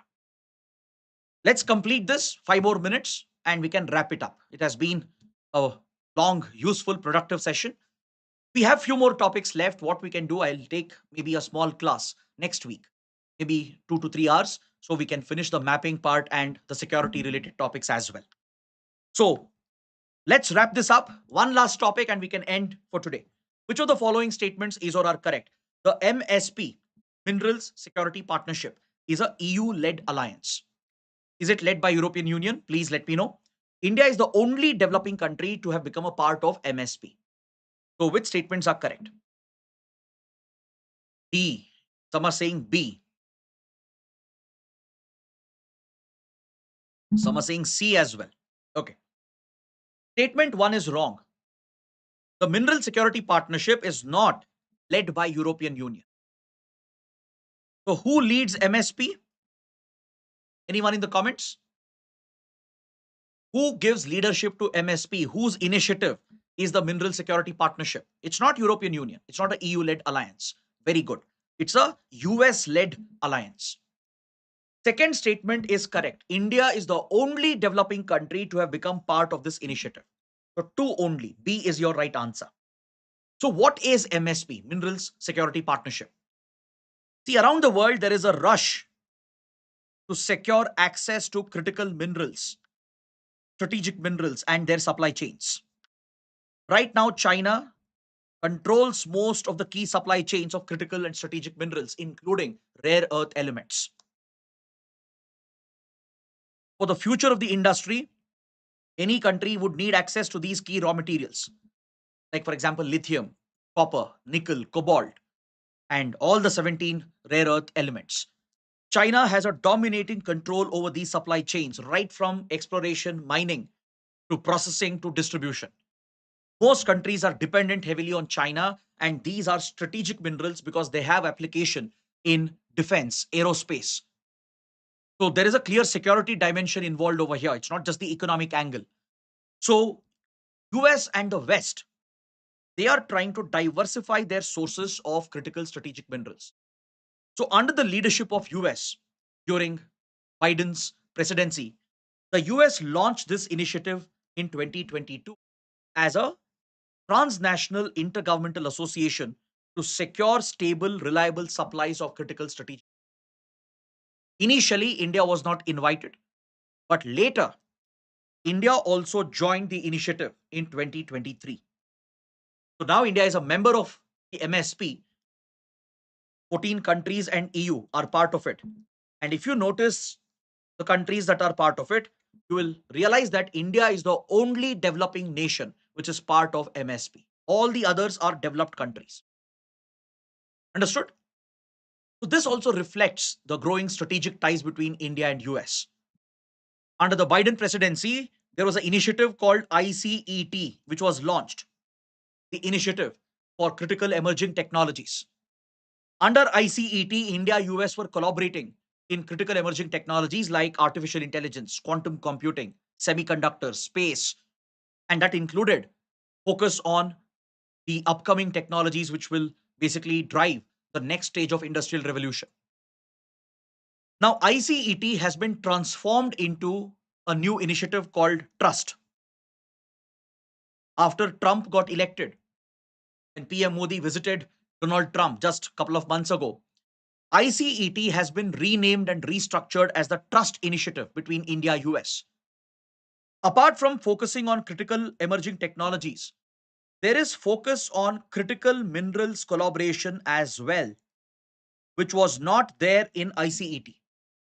ICET was limited to collaboration in research and development, innovation, to help each other in key technologies that are coming up. Advanced communication like 6G networks, open RAN networks, quantum computing, semiconductors, AI, robotics. These were the priorities. It would bring the public research organizations together with private companies and startups and universities as well. That is the whole idea of ICET, to bring the governments, private sector, and anyone else, any other stakeholder together from India, US to focus on these priority areas of research. This initiative has been retained by the Trump administration, but they have renamed it as the Trust Initiative. And they've added a new component, which is securing the supply of critical minerals as well, which was not there in ICET. So this explains India's involvement in MSP, Minerals Security Partnership, which seeks to diversify the supply chains for critical minerals. So with this, I would bring today's discussion to an end. It's already 11:30. I think it's more than enough because the next segment has around 4 or 5 topics. Then we have mapping. Mapping shouldn't take much time, but I would need at least 1.5 hours, maybe let's say 2 hours. So there's no point in stretching beyond 12. So let's end for now. Next week, I'll notify you. Maybe I'll take one small session to finish some of the last remaining topics. So I hope you guys have enjoyed the session today. I know it's been a long marathon. These sessions have been happening from last few days, but I genuinely hope that you guys are satisfied and I hope you guys are understanding everything.